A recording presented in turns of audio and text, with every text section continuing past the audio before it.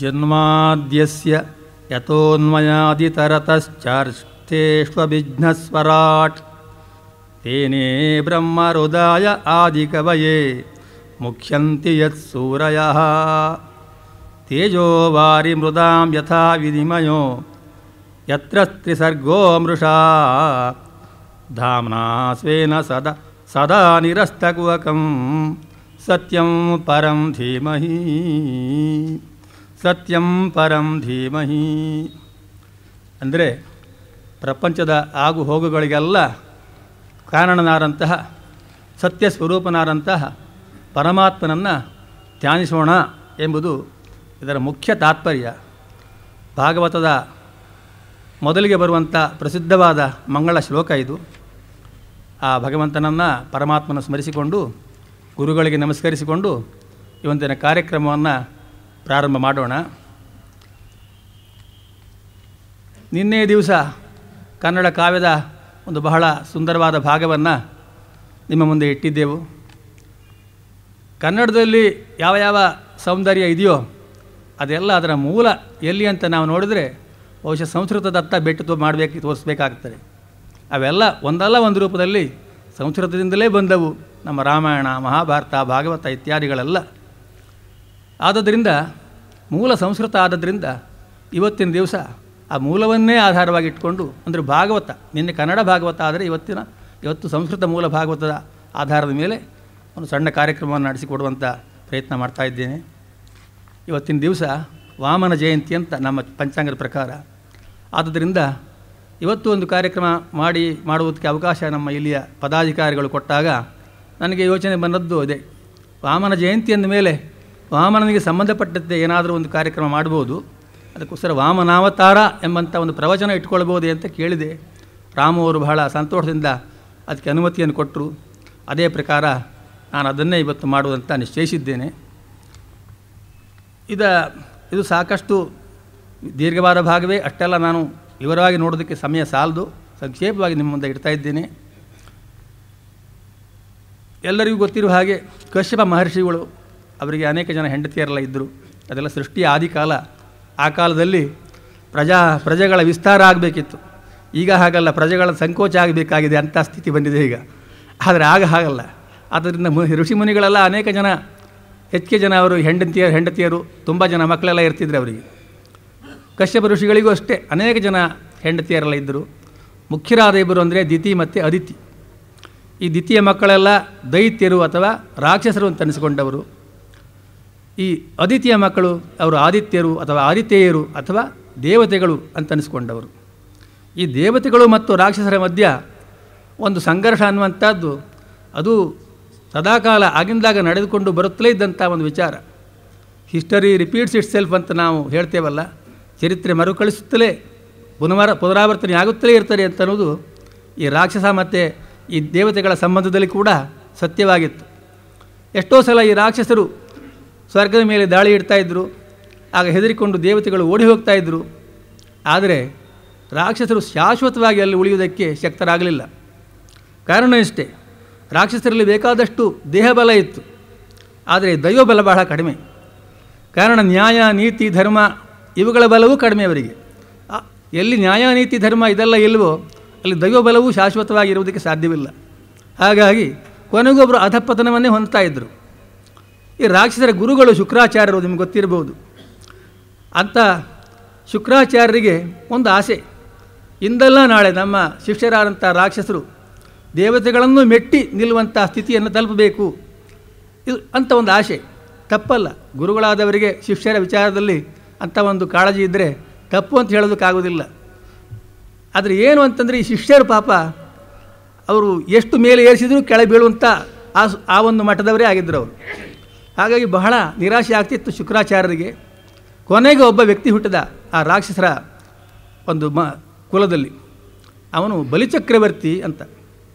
ಅವನಲ್ಲಿ ಬಲವೂ ಇತ್ತು, ದೇಹ ಬಲವೂ ಇತ್ತು, ದೈವಬಲವೂ ಇತ್ತು. ಧರ್ಮ, ನೀತಿ, ದೈವಭಕ್ತಿ ಎಲ್ಲ ಬಲವೂ ಅವನಲ್ಲಿದ್ವು. ಹಾಗಾಗಿ ಇವನ ಕಾಲದಲ್ಲಾದರೂ ನಮ್ಮ ಈ ರಾಕ್ಷಸರು ಉದ್ಧಾರ ಆದರೂ ಆಗಬಹುದು, ಹೆಚ್ಚಿನ ಸ್ಥಾನವನ್ನು ಪಡಿಬೋದು ಅಂತ ಒಂದು ಆಸೆ ಹುಟ್ಟಿತು ಶುಕ್ರಾಚಾರ್ಯರಿಗೆ. ಬರೀ ಆಸೆ ಅಷ್ಟೇ ಇಟ್ಕೊಂಡು ಇದ್ದರೆ ಪ್ರಯೋಜನ ಇಲ್ಲ, ಪ್ರಯತ್ನಶೀಲರೂ ಆಗಬೇಕು. ಅದಕ್ಕೋಸ್ಕರ ಒಂದು ಕೆಲಸ ಮಾಡಿದರು ಅವರು. ಆ ಶುಕ್ರಾಚಾರ್ಯರು ಆ ಬಲಿಚಕ್ರವರ್ತಿಯ ಮೂಲಕ ಒಂದು ಯಾಗವನ್ನು ಮಾಡಿಸಿದರು. ವಿಶ್ವಜಿತ್ ಯಾಗ ಅಂತ ಅದರ ಹೆಸರು. ಆ ಯಾಗವನ್ನು ಮಾಡಿದ ಫಲವಾಗಿ ಆ ಬಲಿಚಕ್ರವರ್ತಿಗೆ ವಿಶೇಷವಾದ ಶಕ್ತಿ ಮತ್ತೆ ಸಂಚಯನ ಆಯಿತು. ಆ ಶಕ್ತಿಯ ಒಂದು ಉಪಯೋಗದಿಂದ, ಅದರ ಪ್ರಭಾವದಿಂದ ಅವನು ಸ್ವರ್ಗದ ಮೇಲೆ ಗುರುಗಳ ಆಜ್ಞೆಯಂತೆ ದಾಳಿ ಮಾಡಿದ.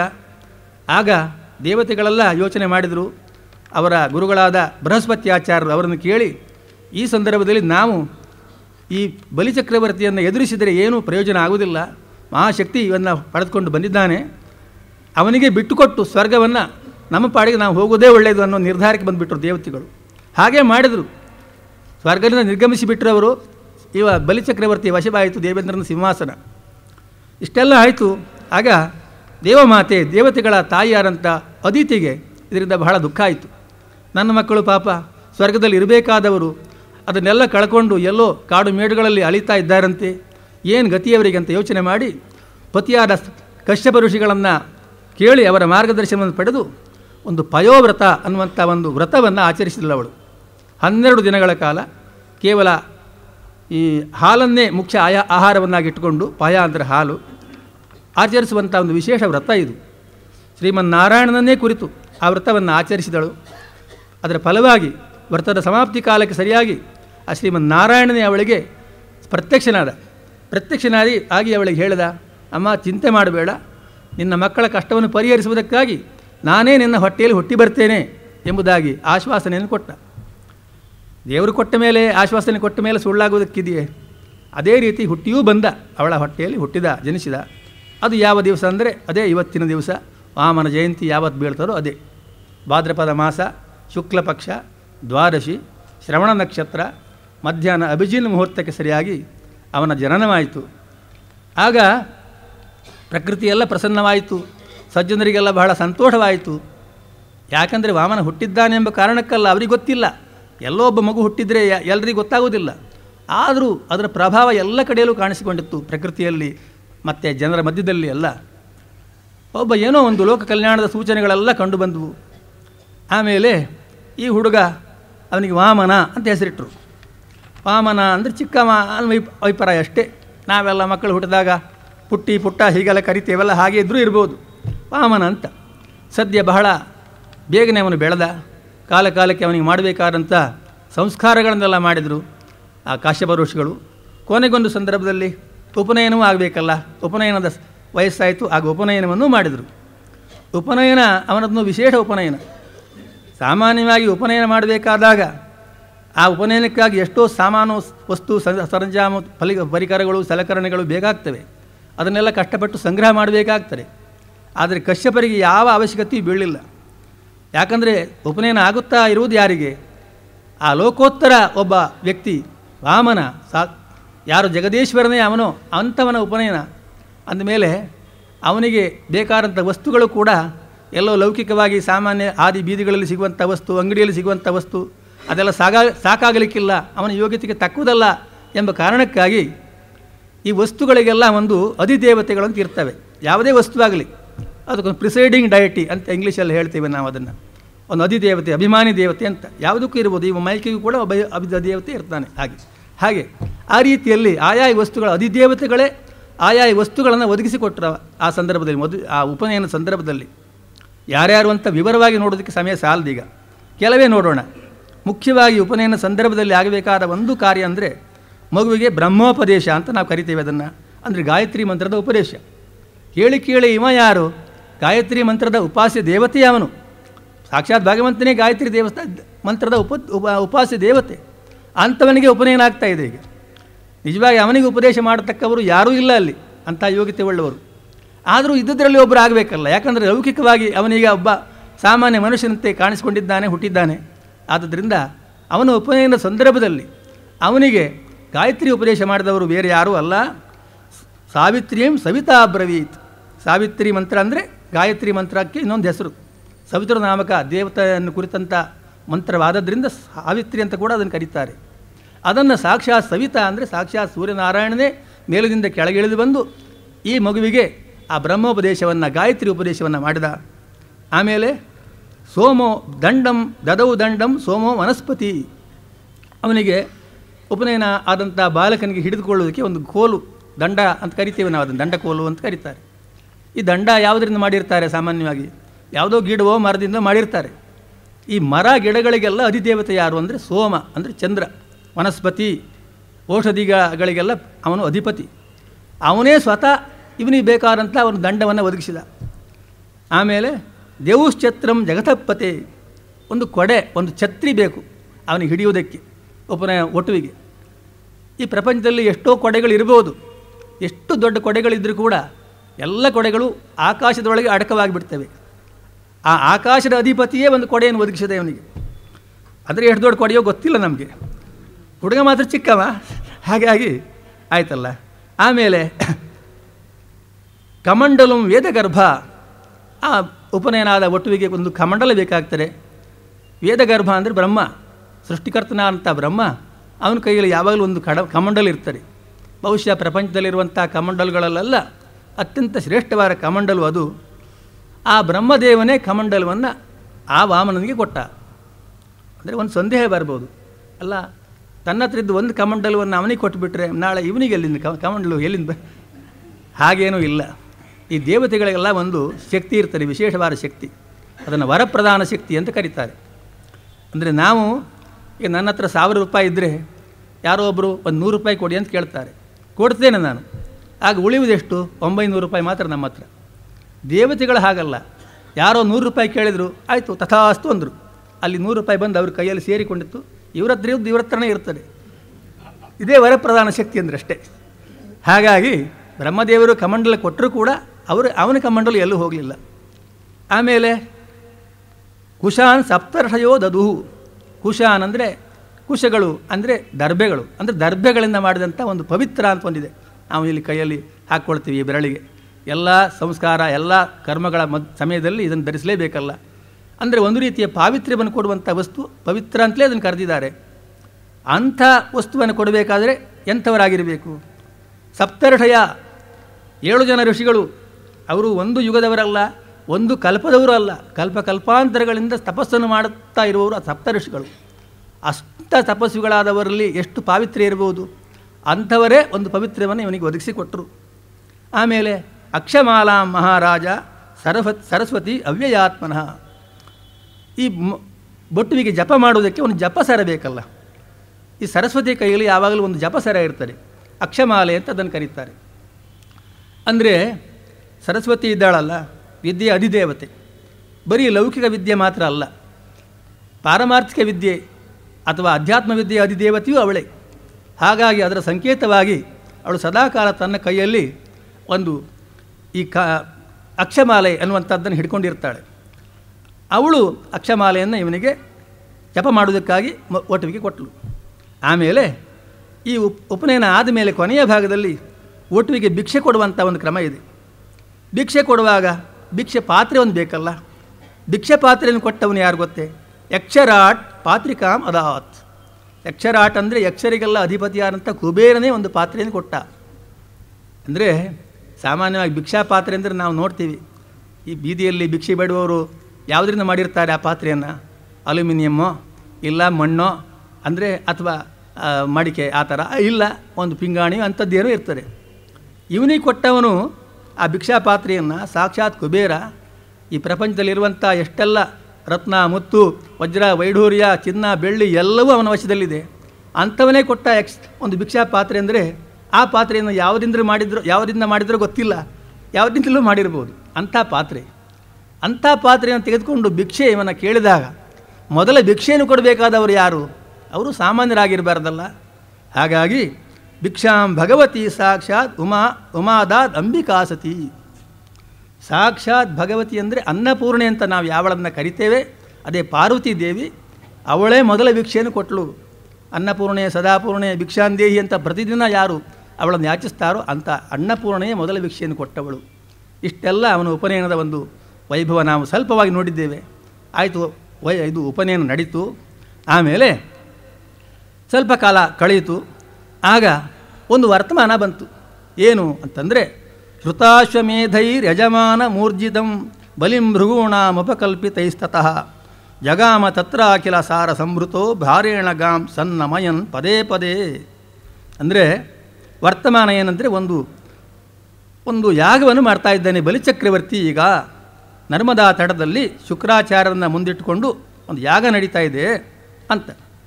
ಯಾಗ ನಡೆದದ್ದು ಒಂದು ಮಾತ್ರ ಅಲ್ಲ, ಅಲ್ಲಿ ಏನಾಗಿದೆ, ಇವ ಹೋಗಿ ಬಲಿಚಕ್ರವರ್ತಿ ಹೋಗಿ ಸ್ವರ್ಗದ ಸಿಂಹಾಸನವನ್ನು ಈಗಾಗಲೇ ಆಕ್ರಮಿಸಿಕೊಂಡಿದ್ದಾನೆ, ಅದು ಅವನದಾಗಿ ಬಿಟ್ಟಿದೆ. ಶುಕ್ರಾಚಾರ್ಯರು ಯೋಚನೆ ಮಾಡಿದರು, ಈಗೇನೋ ಇದು ಅವನ ವಶದಲ್ಲಿದೆ, ಶಾಶ್ವತವಾಗಿ ಉಳಿತದೆ ಅವನ ವಶದಲ್ಲಿ ಹೇಳೋದು ಕಷ್ಟ. ಯಾಕಂದರೆ ಒಂದು ಆಸ್ತಿ ಒಬ್ಬನದಾಗಿ ಇರಬೇಕಾದ್ರೆ ಅಲ್ಲಿ ಎರಡು ಅಂಶಗಳಿರಬೇಕು. ಒಂದು ಆಸ್ತಿ ಸ್ವಾಮಿತ್ವ ಪೂರ್ಣ ಆಗಬೇಕಾದ್ರೆ ಎರಡು, ಏನು ಇಂಗ್ಲೀಷ್ ನಾವು ಅದನ್ನು ಏನು ಕರಿತೇವೆ ಅಂದರೆ ಟೈಟ್ಲ್ ಅಂತ ಹೇಳ್ತೀವಿ. ಟೈಟ್ಲ್ ಅಂದರೆ ಹಕ್ಕು ಇರಬೇಕು, ಆ ವಸ್ತುವಿನ ಮೇಲೆ ಅಧಿಕಾರ ಇರಬೇಕು. ಎರಡನೆಯದು ಪೊಸೆಷನ್ ಅಂತ ಹೇಳ್ತೀವಿ, ಸ್ವಾಧೀನತೆ ಇರಬೇಕು. ಈ ಎರಡೂ ಇದ್ದರೆ ಮಾತ್ರ ಅದು ಒಂದು ಅವನದ್ದು ಅಂತ ಪರಿಪೂರ್ಣವಾಗಿ ಅವನ ಸ್ವಾಮಿತ್ವ ಅದರ ಮೇಲೆ ಸ್ಥಾಪಿತವಾಗ್ತಾರೆ. ಇಲ್ಲಿ ಏನಾಗಿದೆ, ಈ ಇಂದ್ರನ ಸಿಂಹಾಸನ ಈಗ ಇದು ಬಲಿಯ ಸ್ವಾಧೀನತೆ ಇದೆ, ಆದರೆ ಇವನಿಗೆ ಅರ್ಹತೆ ಇಲ್ಲ. ಆ ದೇವೇಂದ್ರನಿಗೆ ಅರ್ಹತೆ ಇದೆ, ಆದರೆ ಅದು ಸ್ವಾಧೀನದಲ್ಲಿಲ್ಲ. ಇಂಥ ಸಂದರ್ಭದಲ್ಲಿ ಶುಕ್ರಾಚಾರ್ಯರು ಯೋಚನೆ ಮಾಡಿದರು. ಈ ಸ್ವಾಧೀನತೆ ಬಗ್ಗೆ ಒಂದು ಸಣ್ಣ ವಿಚಾರ ನೆನಪಿಗೆ ಬರ್ತಾ ಇದೆ. ಒಂದು ಸಲ ಒಬ್ಬ ಕಳ್ಳ ಎಲ್ಲೋ ಹೋಗಿ ಯಾರ ಮನೆಯಲ್ಲೋ ಏನನ್ನು ಕದ್ದುಕೊಂಡು ಬಂದು ತನ್ನ ಮನೆಯಲ್ಲಿ ಇಟ್ಕೊಂಡ. ರಾತ್ರಿ ಹಾಯಾಗಿ ಮಲಗಿ ನಿದ್ರೆ ಮಾಡಿದ. ಆ ದಿವಸ ಆ ಸಮಯದಲ್ಲಿ ಇನ್ಯಾರೋ ಒಬ್ಬ ಕಳ್ಳ ಈ ಕಳ್ಳನ ಮನೆಗೆ ನುಗ್ಗಿ ಆ ವಸ್ತುವನ್ನು ಕದ್ಕೊಂಡು ಹೋದ. ಆಮೇಲೆ ಈ ಮೊದಲನೇ ಕಳ್ಳ ನ್ಯಾಯಾಲಯಕ್ಕೆ ಹೋದ. ಸ್ವಾಮಿ, ದೊಡ್ಡ ಅನ್ಯಾಯ ಆಯಿತು, ನನಗೆ ಭಾಳ ಕಷ್ಟಪಟ್ಟು ಕದ್ಕೊಂಡು ಬಂದು ಇಟ್ಟಂಥ ವಸ್ತುವನ್ನು ಈ ಮತ್ತೊಬ್ಬ ಕಳ್ಳ ಕದ್ಕೊಂಡು ಹೋಗಿದ್ದಾನೆ, ನನಗೆ ನ್ಯಾಯ ಕೊಡಿಸಬೇಕು ಅಂತ ಅಲ್ಲಿ ಕೇಳ್ದ. ಇವ ಹೇಳ್ದ, ಸ್ವಾಮಿ, ಅದು ಅವನದ್ದು ಅಲ್ಲ, ನನ್ನದು ಅಲ್ಲ, ಆದರೆ ಅವನು ಯಾವ ರೀತಿ ಕಷ್ಟಪಟ್ಟು ಕದ್ಕೊಂಬಂದೋ ನಾನು ಅದೇ ರೀತಿಯಲ್ಲಿ ಅವನ ಮನೆಯಿಂದ ಕಷ್ಟಪಟ್ಟು ಕದ್ಕೊಂಬಂದಿದ್ದೇನೆ, ಇದು ನನಗೆ ಸೇರಿದ್ದು ಅಂತ ಅವನಂದ. ಕೊನೆಗೆ ನ್ಯಾಯಾಧೀಶರು ಒಂದು ತೀರ್ಮಾನ ಕೊಟ್ಟರಂತೆ, ಇದ್ದದ್ರಲ್ಲಿ ಎರಡನೇ ಕಳ್ಳ ಇದ್ದಾನಲ್ಲ, ಇವನ ಹತ್ರ ಇರೋದು ಒಳ್ಳೆಯದು. ಯಾಕಂದರೆ a thief in possession of a property has got better title to it ಅಂತ. ಹಾಗೆ, ಯಾಕಂದರೆ ಇಲ್ಲಿ ನಿಜವಾದ ಅದರ ಹಕ್ಕುದಾರ, ಅದರ ಸ್ವಾಮಿ ಯಾರೋ ಗೊತ್ತಿಲ್ಲ, ಕೋರ್ಟಿಗೆ ಬರಲಿಲ್ಲ, ನ್ಯಾಯಾಲಯಕ್ಕೆ ಬರಲಿಲ್ಲ. ಬಂದದ್ದಿಬ್ಬರು, ಅವರಿಬ್ಬರದು ಅಲ್ಲ, ಅದು ಇದ್ದದ್ರಲ್ಲೇ ಇವನಿಗೆ ಆಗ್ಬೋದು, ಇವನಿಗೆ ಇರಲಿ ಅಂತ ಹೇಳಿಬಿಟ್ರು ಅವರು. ಇದು ಸರಿಯೋ ತಪ್ಪೋ ಗೊತ್ತಿಲ್ಲ, ಕಾನೂನು ತಜ್ಞರು ಯಾರು ಇದ್ದರೆ ಸರಿ ಅಲ್ಲದಿದ್ದರೆ ಅವ್ರನ್ನೇ ಕೇಳಬೇಕು, ಆ ನ್ಯಾಯಾಧೀಶರನ್ನ, ನನಗೆ ಗೊತ್ತಿಲ್ಲ.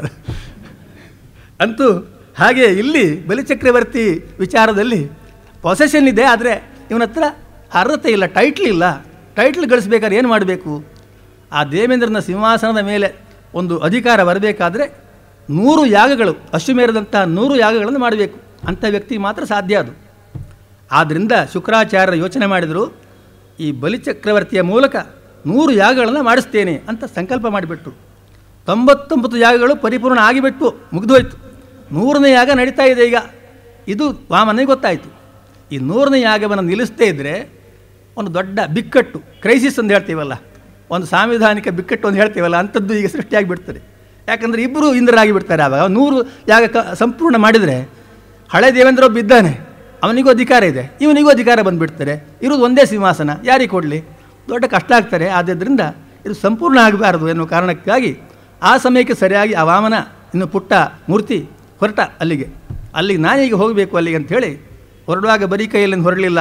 ಈ ಎಲ್ಲ ಒಟ್ಟಿಗೆ ಬೇಕಾದಂಥ ಛತ್ರಿ ಗಿತ್ರಿ ಅದನ್ನೆಲ್ಲ ಇದು ಎಲ್ಲ ಹಿಡ್ಕೊಂಡು ಅದನ್ನೆಲ್ಲ ಹಿಡ್ಕೊಂಡ್ಬಿಟ್ಟು ಭಾರೇಣ ಗಾಂ ಸನ್ನಮಯನ್ ಪದೇ ಪದೇ, ಒಂದು ಕಾಲು ಹೆಜ್ಜೆ ಇಟ್ಟರೆ ಭೂಮಿ ನಡಗಬೇಕು, ಆ ರೀತಿಯಲ್ಲಿ ನಡೆದನಂತೆ. ಅಂದರೆ ಇರುವನು ಬಹಳ ಪುಟ್ಟ ಮೂರ್ತಿ, ಆದರೂ ಸಾಕ್ಷಾತ್ ದೇವರಾದ್ದರಿಂದ ಅಷ್ಟು ಭಾರ ಇದ್ದ. ಮತ್ತು ಅವನು ಆ ಧರಿಸಿಕೊಂಡಂಥ ವಸ್ತುಗಳು ಅಷ್ಟು ಭಾರವಾಗಿದ್ದವು. ಆದ್ದರಿಂದ ಆ ರೀತಿ ಹೋದ. ಆಮೇಲೆ ಹೋಗಿ ಅಲ್ಲಿ ಆ ಬಲಿಚಕ್ರವರ್ತಿಯ ಆ ಯಾಗಶಾಲೆಯನ್ನು ಸಮೀಪಿಸುವಾಗ ಇವನೊಂದು ಕೆಲಸ ಮಾಡಿದ. ತನ್ನ ಆ ಶರೀರದಲ್ಲಿ ವಿಶೇಷವಾದ ಒಂದು ತೇಜಸ್ಸನ್ನು ಅಳವಡಿಸಿಕೊಂಡ. ನಿಜವಾಗಿ ಭಗವಂತ ಮೂಲತಃ ಅವನು ನಿರಾಕಾರ ನಿರ್ಗುಣ ಅಂತ ನಾವು ಹೇಳ್ತೇವೆ. ಅವನದ್ದೇ ಆದ ಆಕಾರ ಅಂತ ಯಾವುದೂ ಇಲ್ಲ. ಮನಸ್ಸು ಮಾಡಿದರೆ ಯಾವ ಆಕಾರವನ್ನು ತೊಳೆಯಬಲ್ಲ. ಹಾಗಾಗಿ ಈಗ ಅವ ಚಿಕ್ಕ ಮೂರ್ತಿಯಾಗಿದ್ದಾನೆ, ಬೇಕಾದರೆ ಯಾವ ರೂಪವನ್ನು ತಳೆಯಬಲ್ಲ. ಆದಷ್ಟು ಹೆಚ್ಚಿನ ಒಂದು ತೇಜಸ್ಸನ್ನು ತನ್ನ ಆ ಶರೀರದಲ್ಲಿ ಅಳವಡಿಸಿಕೊಂಡ. ಬೇಕಂತಲೇ ನಾವು ಹೇಳ್ತೀವಲ್ಲ ದೇವರನ್ನು, ಸೂರ್ಯಕೋಟಿ ಸಮಪ್ರಭ ಅಂತ, ಅಂಥ ಒಂದು ಪ್ರಭೆ ತನ್ನ ದೇಹದಿಂದ ಹೊರಹೊಮ್ಮುವಾಗಿ ವ್ಯವಸ್ಥೆ ಮಾಡಿಕೊಂಡ. ಆ ರೀತಿ ಮಾಡಿಕೊಂಡು ಇನ್ನೇನು ಬಲಿಚಕ್ರವರ್ತಿಯ ಆಸ್ಥಾನವನ್ನು ಪ್ರವೇಶ ಮಾಡಬೇಕು. ಅಷ್ಟರಲ್ಲಿ ಒಳಗೆ ಕುಳಿತಿದ್ದವರೆಲ್ಲ ನೋಡಿದರು, ಏನೋ ಒಂದು ಪ್ರಭೆ ಬರ್ತಾ ಇದೆಯಲ್ಲ, ಎಲ್ಲಿಂದ ಇರಬಹುದು? ಹೊರಗೆ ಅವನಿದ್ದಾನೆ, ಇನ್ನು ಒಳಗೆ ಪ್ರವೇಶ ಮಾಡಲಿಲ್ಲ. ತರುತ್ವಿಜೋ ಯಜಮಾನ ಸದಸ್ಯ ಹತತ್ವಿಷೋ ವಾಮನ ತೇಜಸ ನೃಪ. ಆ ವಾಮನ ತೇಜಸ್ಸು ಹೊರಗಿಂದ ಇದೆ, ಹೊರಗಿಂದ ಬರ್ತಾ ಇರುವಾಗಲೇ ಇವರೆಲ್ಲ ಏನು ಸಾಮಾನ್ಯರಲ್ಲ, ಇವರು ಕೂಡ ಸ್ವತಃ ತೇಜಸ್ವಿಗಳೇ. ಆದರೆ ಅದನ್ನು ನೋಡಿದ ತಕ್ಷಣ ಇವರಿಗೆಲ್ಲ ಬೆರಗಾಗಿಬಿಟ್ರು. ಎಲ್ಲಿಂದಪ್ಪ ಇದು ಇಷ್ಟು ದೊಡ್ಡ ಒಂದು ತೇಜಸ್ಸು ಪ್ರಭೆ ಇದೆಲ್ಲ ಬರ್ತಾ ಇದೆಯಲ್ಲ, ಏನಿರಬಹುದು? ಸೂರ್ಯಕ್ಕಿಲಾಯಾಚ್ಯುತ ವಾ ವಿಭಾವಸು. ಯಾರಿಗೊತ್ತು? ಒಂದು ವೇಳೆ ಈ ಬಲಿಚಕ್ರವರ್ತಿಯಿಂದ ವಿಶೇಷವಾದ ಒಂದು ಯಾಗವನ್ನು ಮಾಡ್ತಾ ಇದ್ದಾನೆ, ಕಣ್ಣಾರೆ ಅದನ್ನು ನೋಡಬೇಕು ಅಂತ ಬಯಸಿ ಆ ಆಕಾಶದಲ್ಲಿರುವಂಥ ಸೂರ್ಯದೇವನೇ ಏನಾದರೂ ಇಳಿದು ಬರ್ತಾ ಇದ್ದಾನೋ ಇಲ್ಲಿಗೆ? ಅವನ ಪ್ರಭೆ ಇದ್ದಾಗಿದೆಯಲ್ಲ ಇದು. ಅದಿರಲಿಕ್ಕಿಲ್ಲ. ಯಾಕಂತಂದರೆ ಸೂರ್ಯ ಬಂದರೆ ಬರೀ ಪ್ರಭೆ ಮಾತ್ರ ಬರುವುದಿಲ್ಲ, ಅವನ ಶಾಖವೂ ಬಹಳ ವಿಶೇಷವಾಗಿರ್ತದಲ್ಲ. ಅವ ಆಕಾಶದಲ್ಲಿದ್ದರೆ ನಮಗೆ ಕೆಲವು ಸಲ ಅವನ ಶಾಖವನ್ನು ತಾಪವನ್ನು ತಡೆಯೋದಕ್ಕಾಗೋದಿಲ್ಲ. ಇನ್ನು ಅವನು ಸ್ವತಃ ಬಂದುಬಿಟ್ರೆ ನಾವು ಇಲ್ಲಿರೋದು ಸಾಧ್ಯ ಆಗ್ತಿತ್ತೆ. ಹಾಗಾಗಿ ಬಹುಶಃ ಇದು ಅದಲ್ಲ, ಸೂರ್ಯ ಅಲ್ಲ. ಹಾಗಾದರೆ ಇನ್ಯಾರಿರ್ಬೋದು? ಇನ್ಯಾರಿರ್ಬೋದು? ವಿಭಾವಸು. ಹೌದು, ಇಷ್ಟು ದಿನಗಳ ಕಾಲ ಇಲ್ಲಿ ಸಾಕಷ್ಟು ಈ ಹವಿಸ್ಸುಗಳನ್ನೆಲ್ಲ ಅರ್ಪಿಸ್ತಾ ಇದ್ರು ಆ ಅಗ್ನಿಗೆ. ವಿಭಾವಸು ಅಂದರೆ ಅಗ್ನಿ. ಆ ಅಗ್ನಿದೇವನೇ ಒಂದು ವೇಳೆ ಈ ಎಲ್ಲ ಹವಿಸ್ಸುಗಳನ್ನು ಸ್ವೀಕರಿಸಿ ತುಷ್ಟನಾಗಿ ಭಾಳ ಸಂತೋಷಪಟ್ಟು ಏನೋ ಕಾಣಿಸಿಕೊಳ್ಳಬೇಕು, ಮೈದೋರಬೇಕಂತ ಪ್ರತ್ಯಕ್ಷ ಆಗ್ತಾ ಇದ್ದಾನೋ ಏನೋ ಅಂತ ಒಂದು ಭಾವನೆ. ಆಮೇಲೆ ಅಷ್ಟರಲ್ಲಿ ನೋಡ್ತಾ ಇದ್ದಾರೆ, ಇವರು ಯಾವುದೂ ಅಲ್ಲ, ಒಂದು ಹುಡುಗ, ಸಣ್ಣ ಪುಟ್ಟ ಹುಡುಗ ಒಳಗೆ ಪ್ರವೇಶ ಮಾಡ್ತಾ ಇದ್ದಾನೆ, ಒಂದು ಮೂರ್ತಿ, ಸಣ್ಣ ಮೂರ್ತಿ. ಆಗ ಅಂದ್ಕೊಂಡ್ರು, ಇಷ್ಟು ಸಣ್ಣ ವ್ಯಕ್ತಿ ಆದರೆ ಎಷ್ಟು ತೇಜಸ್ವಿ, ಯಾರಿರ್ಬೋದು? ಸನತ್ಕುಮಾರೋಥ ದಿದೃಕ್ಷಯಾಕೃತೋ. ಸನತ್ಕುಮಾರರಿರಬಹುದೇ ಅಂತ. ಸನತ್ಕುಮಾರರು ಅಂದರೆ ಬ್ರಹ್ಮ ಮಾನಸ ಪುತ್ರರು ಅಂತ. ಅವರಲ್ಲಿ ಸನಕ, ಸನಂದನ, ಸನತ್ಕುಮಾರ, ಸನತ್ಸುಜಾತ ಅಂತ ಅಥವಾ ಸನಾತನ ಅಂತ. ಇವರು ಮಹಾ ತೇಜಸ್ವಿಗಳು, ತಪಸ್ವಿಗಳು, ಅವಧೂತರು. ಇಷ್ಟೆಲ್ಲರ ಜೊತೆಯಲ್ಲಿ ಒಂದು ವಿಶೇಷ ಏನಂತಂದರೆ ಅವರು ಸದಾ ಕಾಲದಲ್ಲೂ ಚಿಕ್ಕ ಮಕ್ಕಳಾಗಿಯೇ ಇರುವವರು. 4-5 ವರ್ಷಕ್ಕಿಂತ ಹೆಚ್ಚಾಗುವುದೇ ಇಲ್ಲ ಅವರು, ಎಷ್ಟು ವರ್ಷ ಆದರೂ. ಅಂಥ ಒಂದು ವಿಶೇಷ ವ್ಯಕ್ತಿತ್ವವುಳ್ಳವರು ಆ ಸನತ್ಕುಮಾರ ಮೊದಲಾದವರು. ಹಾಗಾಗಿ ಆ ಸನತ್ಕುಮಾರನೇ ಬರ್ತಾ ಇರ್ಬೋದೇ ಅಂತ ಯೋಚನೆ ಅವಂತ. ಇವನು ನೋಡುತ್ತಲೇ ಏನೇ ಆಗಲಿ ಅಷ್ಟರಲ್ಲಿ ಬಂದೇ ಬಿಟ್ಟ ಹತ್ರ. ನೋಡುತ್ತಲೇ ಇವರೆಲ್ಲ ಏನು ಮಾಡಿದರು? ಪ್ರವಿಷ್ಟಂ ವೀಕ್ಷ ಭೃಗವ ಸ್ವಶಿಷ್ಟ್ಯಾಸ್ತೆ ಸಹಾಗ್ನಿಭಿ ಪ್ರತ್ಯಗೃಣ್ಣನ್ ಸಮುತ್ಥಾಯ ಸಂಕ್ಷಿಪ್ತ ತಸ್ಯ ತೇಜಸ. ನೋಡಿಬಿಟ್ರು. ನೋಡಿದ ತಕ್ಷಣ ಒಳಗೆ ಬಂದ ತಕ್ಷಣ ಎದ್ದೇ ಬಿಟ್ಟರು. ಯಾರು? ಶುಕ್ರಾಚಾರ್ಯರು. ಭೃಗು ವಂಶದವರಾದಂಥ ಶುಕ್ರಾಚಾರ್ಯರು ಮತ್ತು ಅವರ ಶಿಷ್ಯರು, ಎಲ್ಲ ಬ್ರಾಹ್ಮಣರು, ಯಾರು ಅಲ್ಲಿ ಋತ್ವಿಜರಾಗಿದ್ದರೋ ಅವರೆಲ್ಲ ಎದ್ದುಬಿಟ್ಟು ಅವನ್ನ ಸ್ವಾಗತಿಸುವುದಕ್ಕೆ ಮುಂದೆ ಹೋಗಿಬಿಟ್ರು. ಮತ್ತು ಇವರೆಲ್ಲ ಸಂಕ್ಷಿಪ್ತ ತಸ್ಯ ತೇಜಸ, ಅವನ ತೇಜಸ್ಸಿನ ಮುಂದೆ ಇವರ ತೇಜಸ್ಸೆಲ್ಲ ಕಡಿಮೆಯಾಗಿ ಹೋಯ್ತಂತೆ, ಮುಸ್ಕಾಗಿ ಹೋಯ್ತು. ಹೇಗೆ ಬೆಳಗಿನ ಹೊತ್ತು ಸೂರ್ಯ ಉದಯಿಸಿದ ತಕ್ಷಣ ಆಕಾಶದಲ್ಲಿ ಕೆಲವು ಸಲ ಚಂದ್ರ ನಕ್ಷತ್ರಗಳೆಲ್ಲ ಇರ್ತವೆ, ಆದರೂ ಕಾಣಿಸೋದಿಲ್ಲ, ಮುಸ್ಕಾಗಿ ಬಿಡ್ತವೆ, ಕೊನೆಗೆ ಕಾಣಿಸೋದೇ ಇಲ್ಲ. ಹಾಗೆ ಇವರ ತೇಜಸ್ಸು ಅವನ ತೇಜಸ್ಸಿನ ಮುಂದೆ ಅವೆಲ್ಲ ಮುಸುಕಾಗಿ ಹೋಯಿತು. ಬರೀ ತೇಜಸ್ಸು ಮಾತ್ರ ಅಲ್ಲ, ಇವರ ಬುದ್ಧಿಯೂ ಮಂಕಾಗೋಯ್ತು. ಅದೊಂದು ವಿಶೇಷ. ತೇಜಸ್ಸು ಮಾತ್ರ ಅಲ್ಲ, ಬುದ್ಧಿಯೂ ಮಂಕಾಯಿತು. ಮುಂದೇನು ಮಾಡೋದಂತೆ ಅರ್ಥ ಆಗ ಎದ್ದು ಬಿಟ್ರು ಅವರು.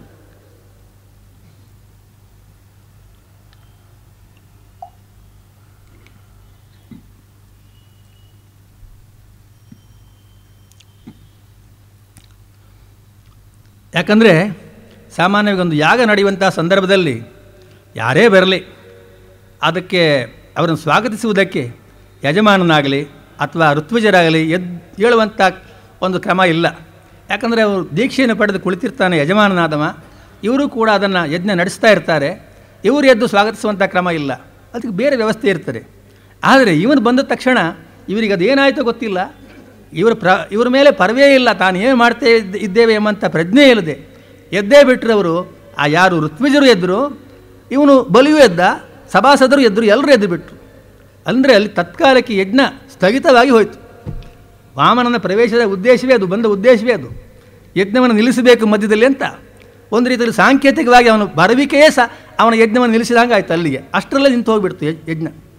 ಆಮೇಲೆ ಇವೆಲ್ಲ ಎದ್ದೇ ಬಿಟ್ಟರು, ಮರ್ತೇ ಬಿಟ್ಟಿದ್ದಾರೆ ತಾವು ಏನು ಕೂತಿದ್ದೇವೆ, ಏನು ಕೆಲಸ ಮಾಡ್ತಾ ಇದ್ದೀವಿ ಎಲ್ಲ ಮರೆತು ಅವನಿಂದ ಅಷ್ಟೊಂದು ಅವನ ಪ್ರಭೆಯಿಂದ ಪ್ರಭಾವಿತರಾಗಿ ಎದ್ದೇ ಬಿಟ್ಟರು. ಎದ್ದುಬಿಟ್ಟು ಬಲಿಚಕ್ರವರ್ತಿ ಯಜಮಾನ ಪ್ರಮುದಿತೋ ಬಹಳ ಸಂತೋಷಪಟ್ಟಾಮ. ಯಾಕೆಂದರೆ ಬನ್ನತ್ತ ಹುಡುಗ ಯಾಂತಮ ಗೊತ್ತೇ, ದರ್ಶನೀಯಂ ಮನೋರಮಂ. ದರ್ಶನೀಯ ಅಂದರೆ ನೋಡೋದಕ್ಕೆ ಅಷ್ಟು ಚೆಂದಾಗಿದ್ದಾನೆ ಅಂದರೆ ನೋಡಿದರೆ ತಿರುಗಿ ನೋಡಬೇಕು, ಮತ್ತೂ ನೋಡಬೇಕು, ಇನ್ನೂ ನೋಡಬೇಕೆನ್ನುವಂಥ ಭಾವನೆಯನ್ನು ಹುಟ್ಟುವಂಥ ಒಂದು ರೂಪವುಳ್ಳವ. ಮನೋರಮಂ, ನೋಡುವವರಿಗೆ ಮನಸ್ಸಿಗೆ ಬಹಳ ಸಂತೋಷವನ್ನು ಉಂಟು ಮಾಡುವವ. ಮತ್ತು ರೂಪಾನುರೂಪಾವಯವಂ, ಬರೀ ರೂಪ ಒಂದೇ ಇದ್ದರೆ ಸಾಲದು, ನೋಡೋದಕ್ಕೆ ತೇಜಸ್ಸು ಒಂದಿದ್ದರೆ ಸಾಲದು, ಅದಕ್ಕೆ ಸರಿಯಾದ ಅವಯವಗಳೂ ಇರಬೇಕು. ಇವನಲ್ಲಿ ಒಂದೊಂದು ಅವಯವೂ ಕೂಡ ಹೇಳಿ ಮಾಡಿಸಿದಾಗಿದೆ. ಒಂದೊಂದು ಅವಯವೂ ಕೂಡ, ಒಂದೊಂದು ಅಂಗಾಂಗಗಳು ಕೂಡ ಸೌಂದರ್ಯದಿಂದ ಯುಕ್ತವಾಗಿವೆ. ಅಂಥ ರೂಪವುಳ್ಳವ. ಅಂಥವನನ್ನು ನೋಡಿ ಇವ ಪ್ರಭಾವಿತನಾದ ಬಲಿಚಕ್ರವರ್ತಿ ಬಹಳ ಸಂತೋಷಪಟ್ಟ. ತಸ್ಮ ಆಸನ ಆಹಾರ, ಅವನಿಗೆ ಆಸನ ಕೊಟ್ಟ. ಆಸನ ಕೊಟ್ಟು ಉಪಚಾರಗಳನ್ನೆಲ್ಲ ಮಾಡಬೇಕು. ಮಾಡಿದ ಹಿಂದಿನ ಕಾಲದಲ್ಲಿ ಮಾಡುವಂಥ ಮುಖ್ಯ ಉಪಚಾರ ಅಂದರೆ ಒಂದು ಅರ್ಘ್ಯ, ಪಾದ್ಯ ಮತ್ತು ಆಚಮನೀಯ. ಇದೆಲ್ಲ ಏನು ಅಂತಂದರೆ ನಿಜವಾಗಿ ನೋಡಿದರೆ ಇವೆಲ್ಲ ನೀರು, ಬೇರೆ ಬೇರೆ ಉದ್ದೇಶಕ್ಕೆ ಕೊಡುವಂಥ ನೀರು ಅಷ್ಟೇ. ಅರ್ಘ್ಯ ಅಂದರೆ ಕೈ ತೊಳೆಯೋದಕ್ಕೆ ಕೊಡುವಂಥ ನೀರು, ಪಾದ ಅಂದರೆ ಪಾದ ತೊಳೆಯೋದಕ್ಕೆ ನೀರು, ಪಾದ್ಯ ಅಂದರೆ. ಇನ್ನು ಆಚಮನೀಯ ಅಂದರೆ ಶುದ್ಧಾಚಮನ ಮಾಡೋದಕ್ಕೆ ಕೊಡುವಂಥ ನೀರು. ಇಷ್ಟೇ. ಇವನ್ನೆಲ್ಲ ಕೊಟ್ಟ. ಇಷ್ಟೇ ಕೊಟ್ಟರು ಸಾಲದು. ಕೆಲವು ಸಲ ಸಾಮಾನ್ಯ ಅತಿಥಿಗಳಾದರೆ ಇಷ್ಟು ಕೊಡ್ತೀವಿ ನಾವು.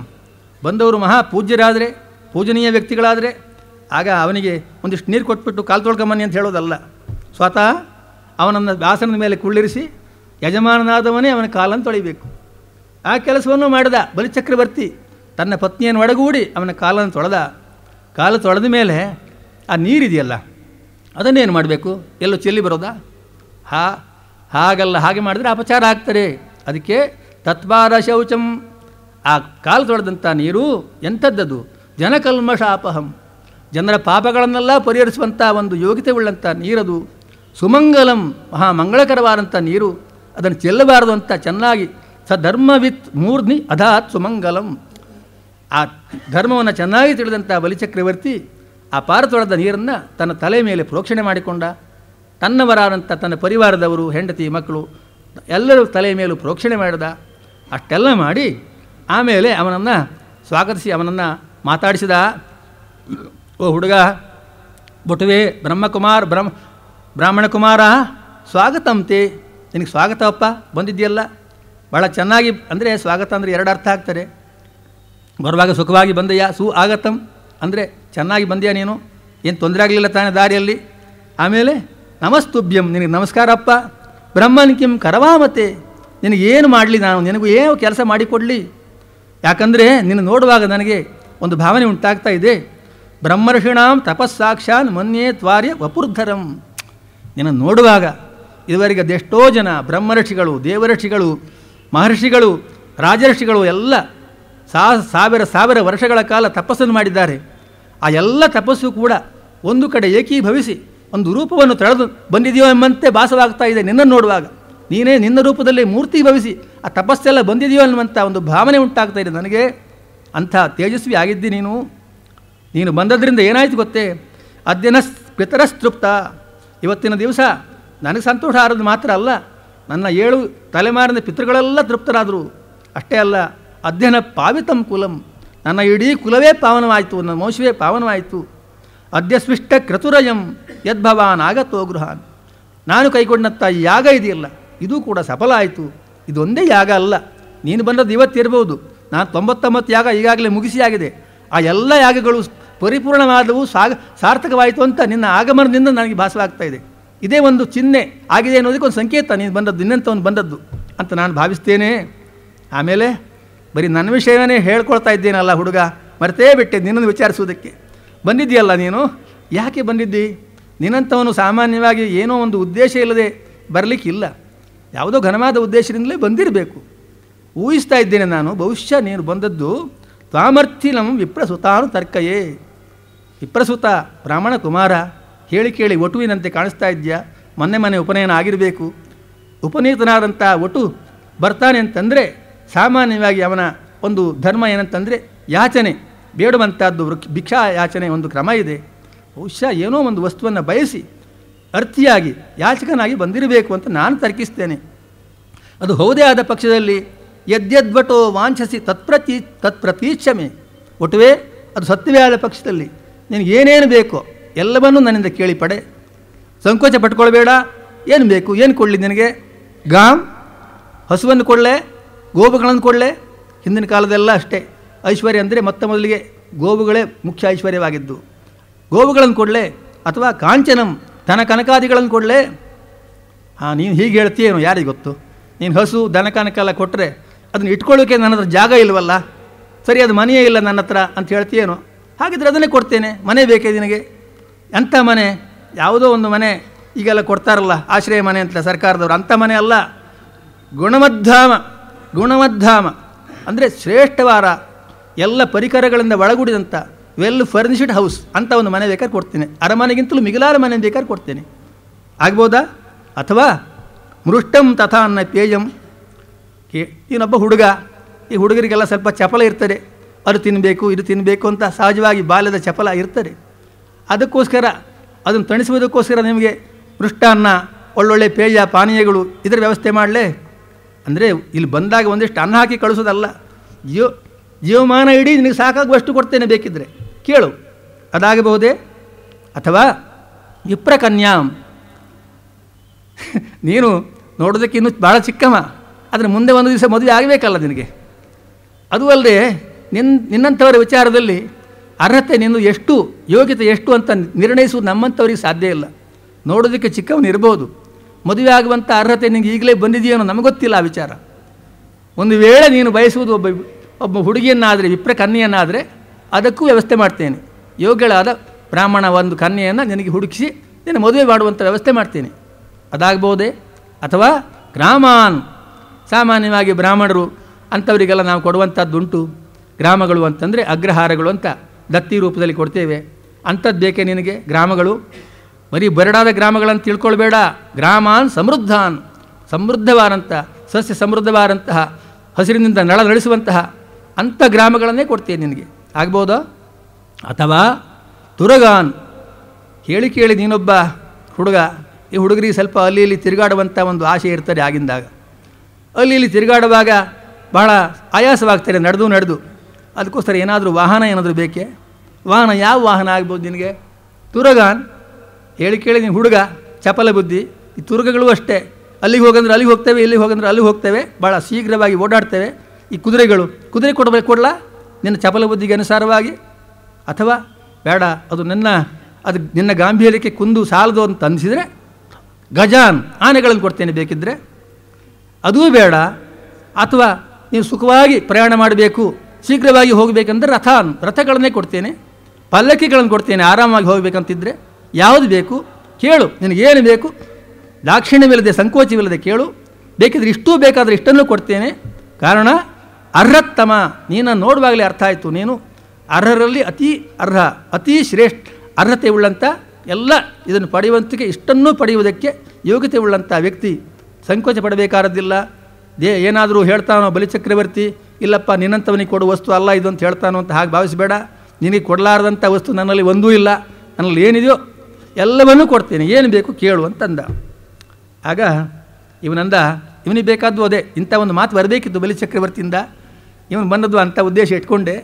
ಇವ ಮಾತಾಡಿದಾಗ ಭಾಳ ಸಂತೋಷ ಆಯಿತು ಅವನಿಗೆ. ಸಂತೋಷವನ್ನು ವ್ಯಕ್ತಪಡಿಸಿದ. ಓ ಜನದೇವ ಅಂದರೆ ಜನರಿಗೆಲ್ಲ ದೇವ ಅಂದರೆ ಅರಸ ಮಹಾರಾಜ ಬಲಿಚಕ್ರವರ್ತಿ, ಎಂಥ ಮಾತನಾಡಿಬಿಟ್ಟಿಯಪ್ಪ ನೀನು. ವಚಸ್ತವೈತಜ್ಜನದೇವ ಸೋನೃತಂ ಕುಲೋಚಿತಂ ಧರ್ಮಯುತಂ ಯಶಸ್ಕರಂ. ಎಂಥ ಮಾತನಾಡಿದಿ ಬಲಿಚಕ್ರವರ್ತಿ ನೀನು.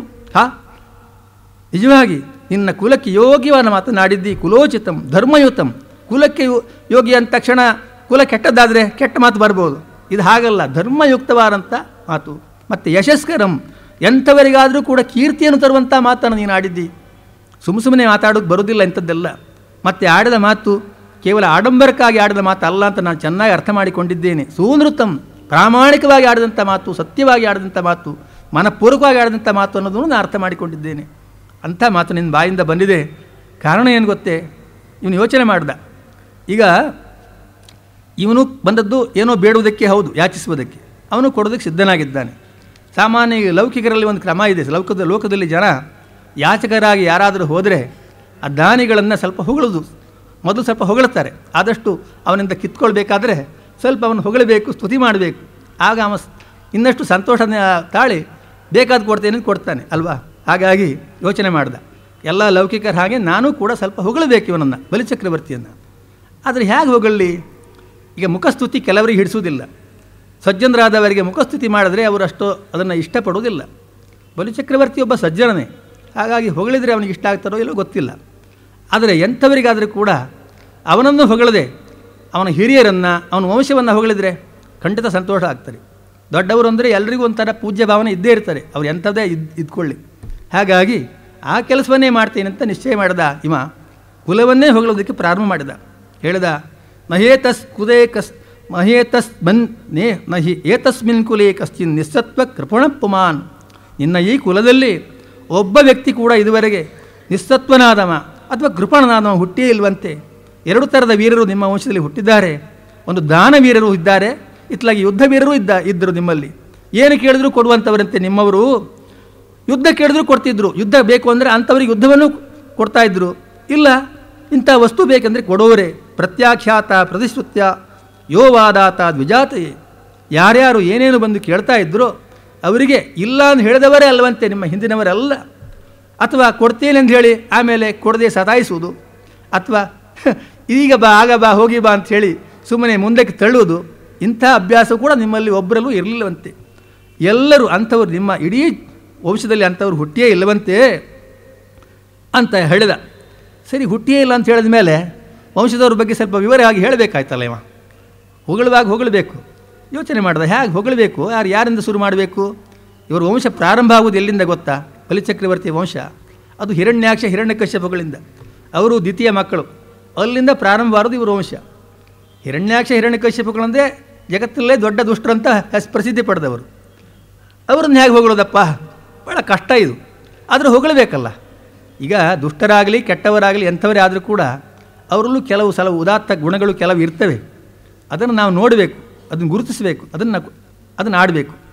ಮತ್ತು ದುಷ್ಟ ಗುಣಗಳನ್ನೇ ಒಳ್ಳೆ ಗುಣಗಳನ್ನು ಹಾಗೆ ಬಿಂಬಿಸಿ ಮಾತಾಡೋದಕ್ಕೂ ಸಾಧ್ಯ ಆಗ್ತದೆ ಚಮತ್ಕಾರದಿಂದ. ಅದೇ ರೀತಿ ಮಾತಾಡಿದ ಇವ, ಅದು ಭಾಳ ತುಂಬ ಚಮತ್ಕಾರವಾಗಿದೆ ಆ ಮಾತು. ಹೇಳ್ದ, ಅಪ್ಪ ನಿನ್ನ ಕುಲದವರ ಬಗ್ಗೆ ಯೋಚನೆ ಮಾಡುವಾಗ ನಿನ್ನ ಅತಿ ಹಿರಿಯರಾದಂಥ ಹಿರಣ್ಯಾಕ್ಷ ಹಿರಣ್ಯಕಶ್ಯಪಗಳು ಎಂಥವರಪ್ಪ ಅವರು. ಆ ಹಿರಣ್ಯಾಕ್ಷ ನಿನ್ನ ಚಿಕ್ಕ ಮುತ್ತಜ್ಜ. ಆಹಾ ಯಥೋ ಜಾತೋ ಹಿರಣ್ಯಾಕ್ಷ ಚರನ್ನೇಕ ಇಮಾ ಮಹಿಂ.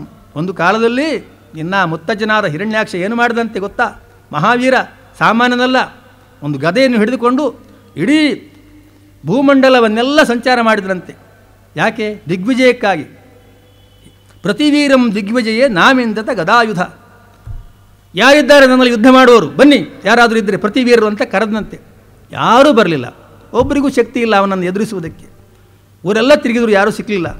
ಕೊನೆಗೆ ಒಂದು ದಿವಸ ನಾರದರು ಬಂದ್ರಂತೆ ಇವನು ಕರಿತಾ ಇರುವಾಗ. ಇವನಂದ, ಓ ನಾರದ್ರೆ ಯುದ್ಧಕ್ಕೆ ಬಂದಿರಾ, ಬನ್ನಿ ಅಂತ. ಅಯ್ಯೋ ನಾನು ಯುದ್ಧ ಮಾಡ್ತೇನಾ ಹಿರಣ್ಯಾಕ್ಷ, ನಾನೊಬ್ಬ ಬಡ ಮುನಿ, ಮತ್ತೆ ಯಾಕೆ ಬಂದ್ರಿ ಮತ್ತೆ? ಆದರೆ ಒಂದು ಕೆಲಸ, ನಿನಗೇನೋ ಯುದ್ಧ ಮಾಡಬೇಕಂತ ಒಂದು ಬಹಳ ಆಸೆ ಆಗಿದೆ ಅಲ್ವಾ? ನಿನ್ನ ಆಸೆಗೆ ನಿನಗೆ ಸಹಾಯ ಮಾಡೋಣಂತೆ ಬಂದೆ ನಾನು. ಸಾಮಾನ್ಯವಾಗಿ ಹಸಿವಾದವರಿಗೆ ಊಟಕ್ಕೆ ಹಾಕಬೇಕು. ಏನೋ ಊಟಕ್ಕೆ ಹಾಕುವುದಕ್ಕೆ ಅನುಕೂಲ ಇಲ್ಲದಿದ್ದರೆ ಕನಿಷ್ಠ ಪಕ್ಷ ಇಂಥಲ್ಲಿ ಹೋದರೆ ಊಟ ಸಿಗ್ತಾರೆ ಅಂತ ಹೇಳಿದರೆ ಅವ್ರಿಗೆ ಉಪಕಾರ ಆಗ್ತಾರೋ ಇಲ್ವೋ? ಆ ರೀತಿ ನಿನಗೊಂದು ಉಪಕಾರ ಮಾಡ್ತೀನಿ ನಾನು. ನನಗೆ ನಿನ್ನಲ್ಲಿ ಯುದ್ಧ ಮಾಡೋಷ್ಟು ಶಕ್ತಿ ಇಲ್ಲ, ಆದರೆ ಅಂಥ ವ್ಯಕ್ತಿಯನ್ನು ನಿನಗೆ ತೋರಿಸಬಲ್ಲೆ. ಹೌದಾ? ಅಂಥವನೊಬ್ಬನಿದ್ದಾನೆ, ಎಲ್ಲಿದ್ದಾನೆ ತೋರಿಸಿ. ಅವನು ಮತ್ತಾರೂ ಅಲ್ಲ, ಮಹಾವಿಷ್ಣು ನಾರಾಯಣ ಇದ್ದಾನೆ. ಎಲ್ಲಿದ್ದಾನವ? ಅವನು ಎಲ್ಲೇ ಇರಲಿ, ಹುಡ್ಕೊಂಡು ನೀನು ಹೋಗಬೇಕಾದಿಲ್ಲ, ನಿನಗೊಂದು ಉಪಾಯ ಹೇಳ್ತೇನೆ.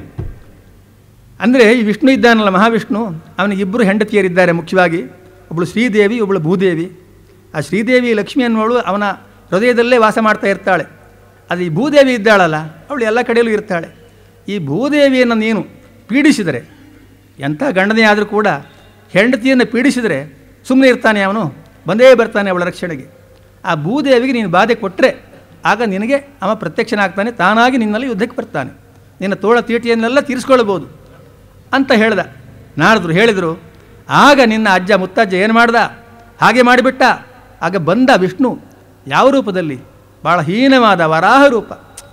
ಕಾಡು ಹಂದಿಯ ರೂಪದಲ್ಲಿ ಬಂದ. ಪಾಪ ಅಷ್ಟು ಕಷ್ಟ ಬಂತು ನಿನ್ನ ಮುತ್ತಜ್ಜನಿಂದ ಆ ವಿಷ್ಣುವಿಗೆ. ಅವನ ಅವಸ್ಥೆ ನೋಡು. ಬಂದ ಕ್ಷ್ಮೋದ್ಧಾರ ಆಗತಂ. ಯಾವುದು? ಭೂಮಿಯನ್ನು ಉದ್ಧರಿಸುವುದಕ್ಕಾಗಿ ಬಂದ. ಆಮೇಲೆ ಕೃಚ್ಛ್ರೇಣ ವಿನಿರ್ಜಿತ್ಯ, ಭಾಳ ಕಷ್ಟಪಟ್ಟು ಪ್ರಯಾಸಪಟ್ಟು ಪಟ್ಟು ಹೇಗೋ ಹೆಣಗಿ ಕೊನೆಗೂ ಹಿರಣ್ಯಾಕ್ಷನನ್ನು ನಿನ್ನ ಮುತ್ತಜ್ಜನನ್ನು ಆ ವಿಷ್ಣು ಕೊಂದನಂತೆ. ಅದು ಸತ್ಯವೇ, ಅದನ್ನು ಅಲ್ಲಗಳೆಯೋ ಹಾಗಿಲ್ವಲ್ಲ, ಕೊಂದ. ಆದರೂ ಕೂಡ ಅಷ್ಟು ಕಷ್ಟಪಟ್ಟಿದ್ದಂತೆ ಅವ. ಆಮೇಲೆ ನಾತ್ಮಾನಂ ಜೈನಂ ಮೇನೆ, ಅವ ಸತ್ತ ಮೇಲೂ ಕೂಡ ಇವ ನಾನು ಗೆದ್ದದ್ದಲ್ಲಪ್ಪ ಹಾಗೆ ಹೇಳೋಕ್ಕೆ ದಮ್ಮೆ ಇರಲಿಲ್ವಂತೆ ವಿಷ್ಣುವಿಗೆ ನಾನು ಗೆದ್ದೆ ಅಂಥೇಳಿ. ಯಾಕಂದರೆ ತದ್ವೀರ್ಯಂ ಭೂರಿ ಅನುಸ್ಮರನ್, ಅವನ ಪರಾಕ್ರಮವನ್ನು ಎಣಿಸಿಕೊಂಡ್ರೆ ಸತ್ತ ಮೇಲೂ ವಿಷ್ಣುವಿಗೆ ನಡುಕ ಉಂಟಾಗಿಸಿತ್ತಂತೆ.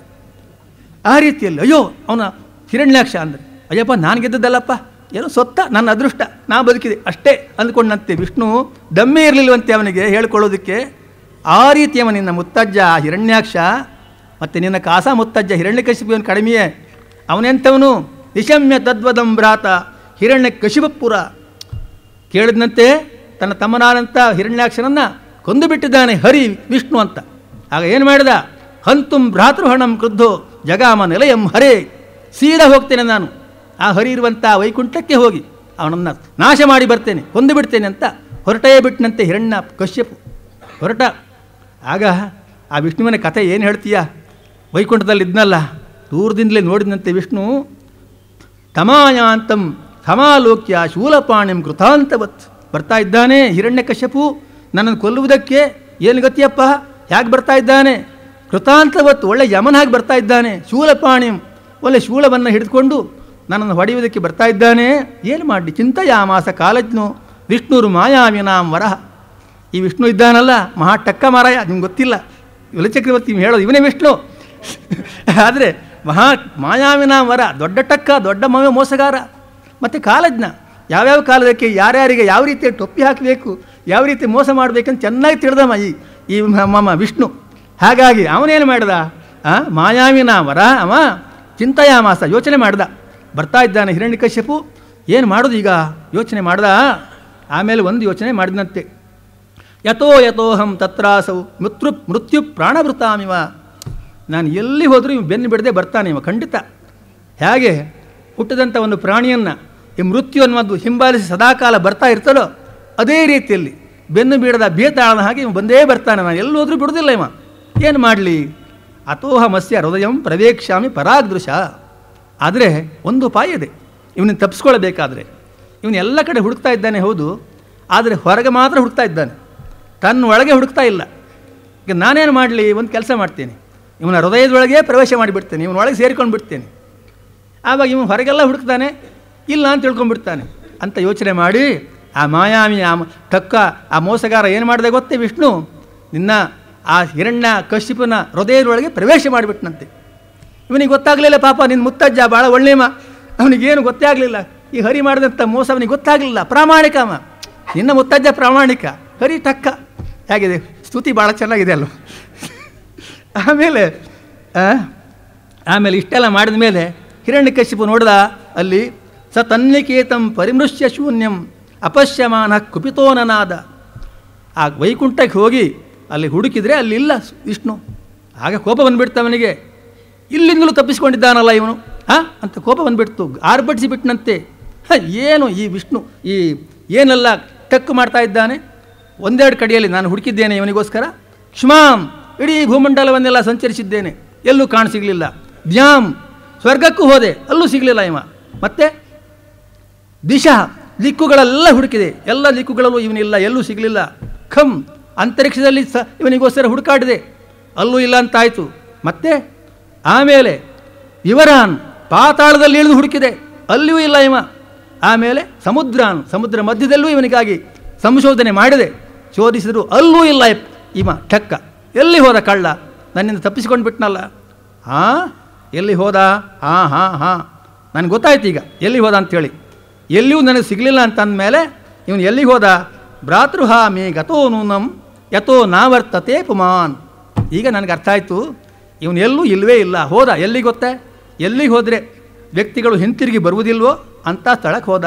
ಅಂದರೆ ಮೃತ್ಯು ಲೋಕಕ್ಕೆ ಹೋಗಿಬಿಟ್ಟು ಆಯ್ತು, ಅವನು ಸತ್ತೇ ಹೋಗಿದ್ದಾನೆ, ಇಂದು ಹಿಂದೆ ತಿರುಗಿ ಬಂತ ಸಂಭವ ಇಲ್ಲ ಅಂತ ನಿರ್ಧಾರ ಮಾಡಿಬಿಟ್ಟನಂತೆ ನಿನ್ನ ಹಿರಣ್ಯ ಕಶ್ಯಪು, ನಿನ್ನ ಮುತ್ತಜ್ಜ.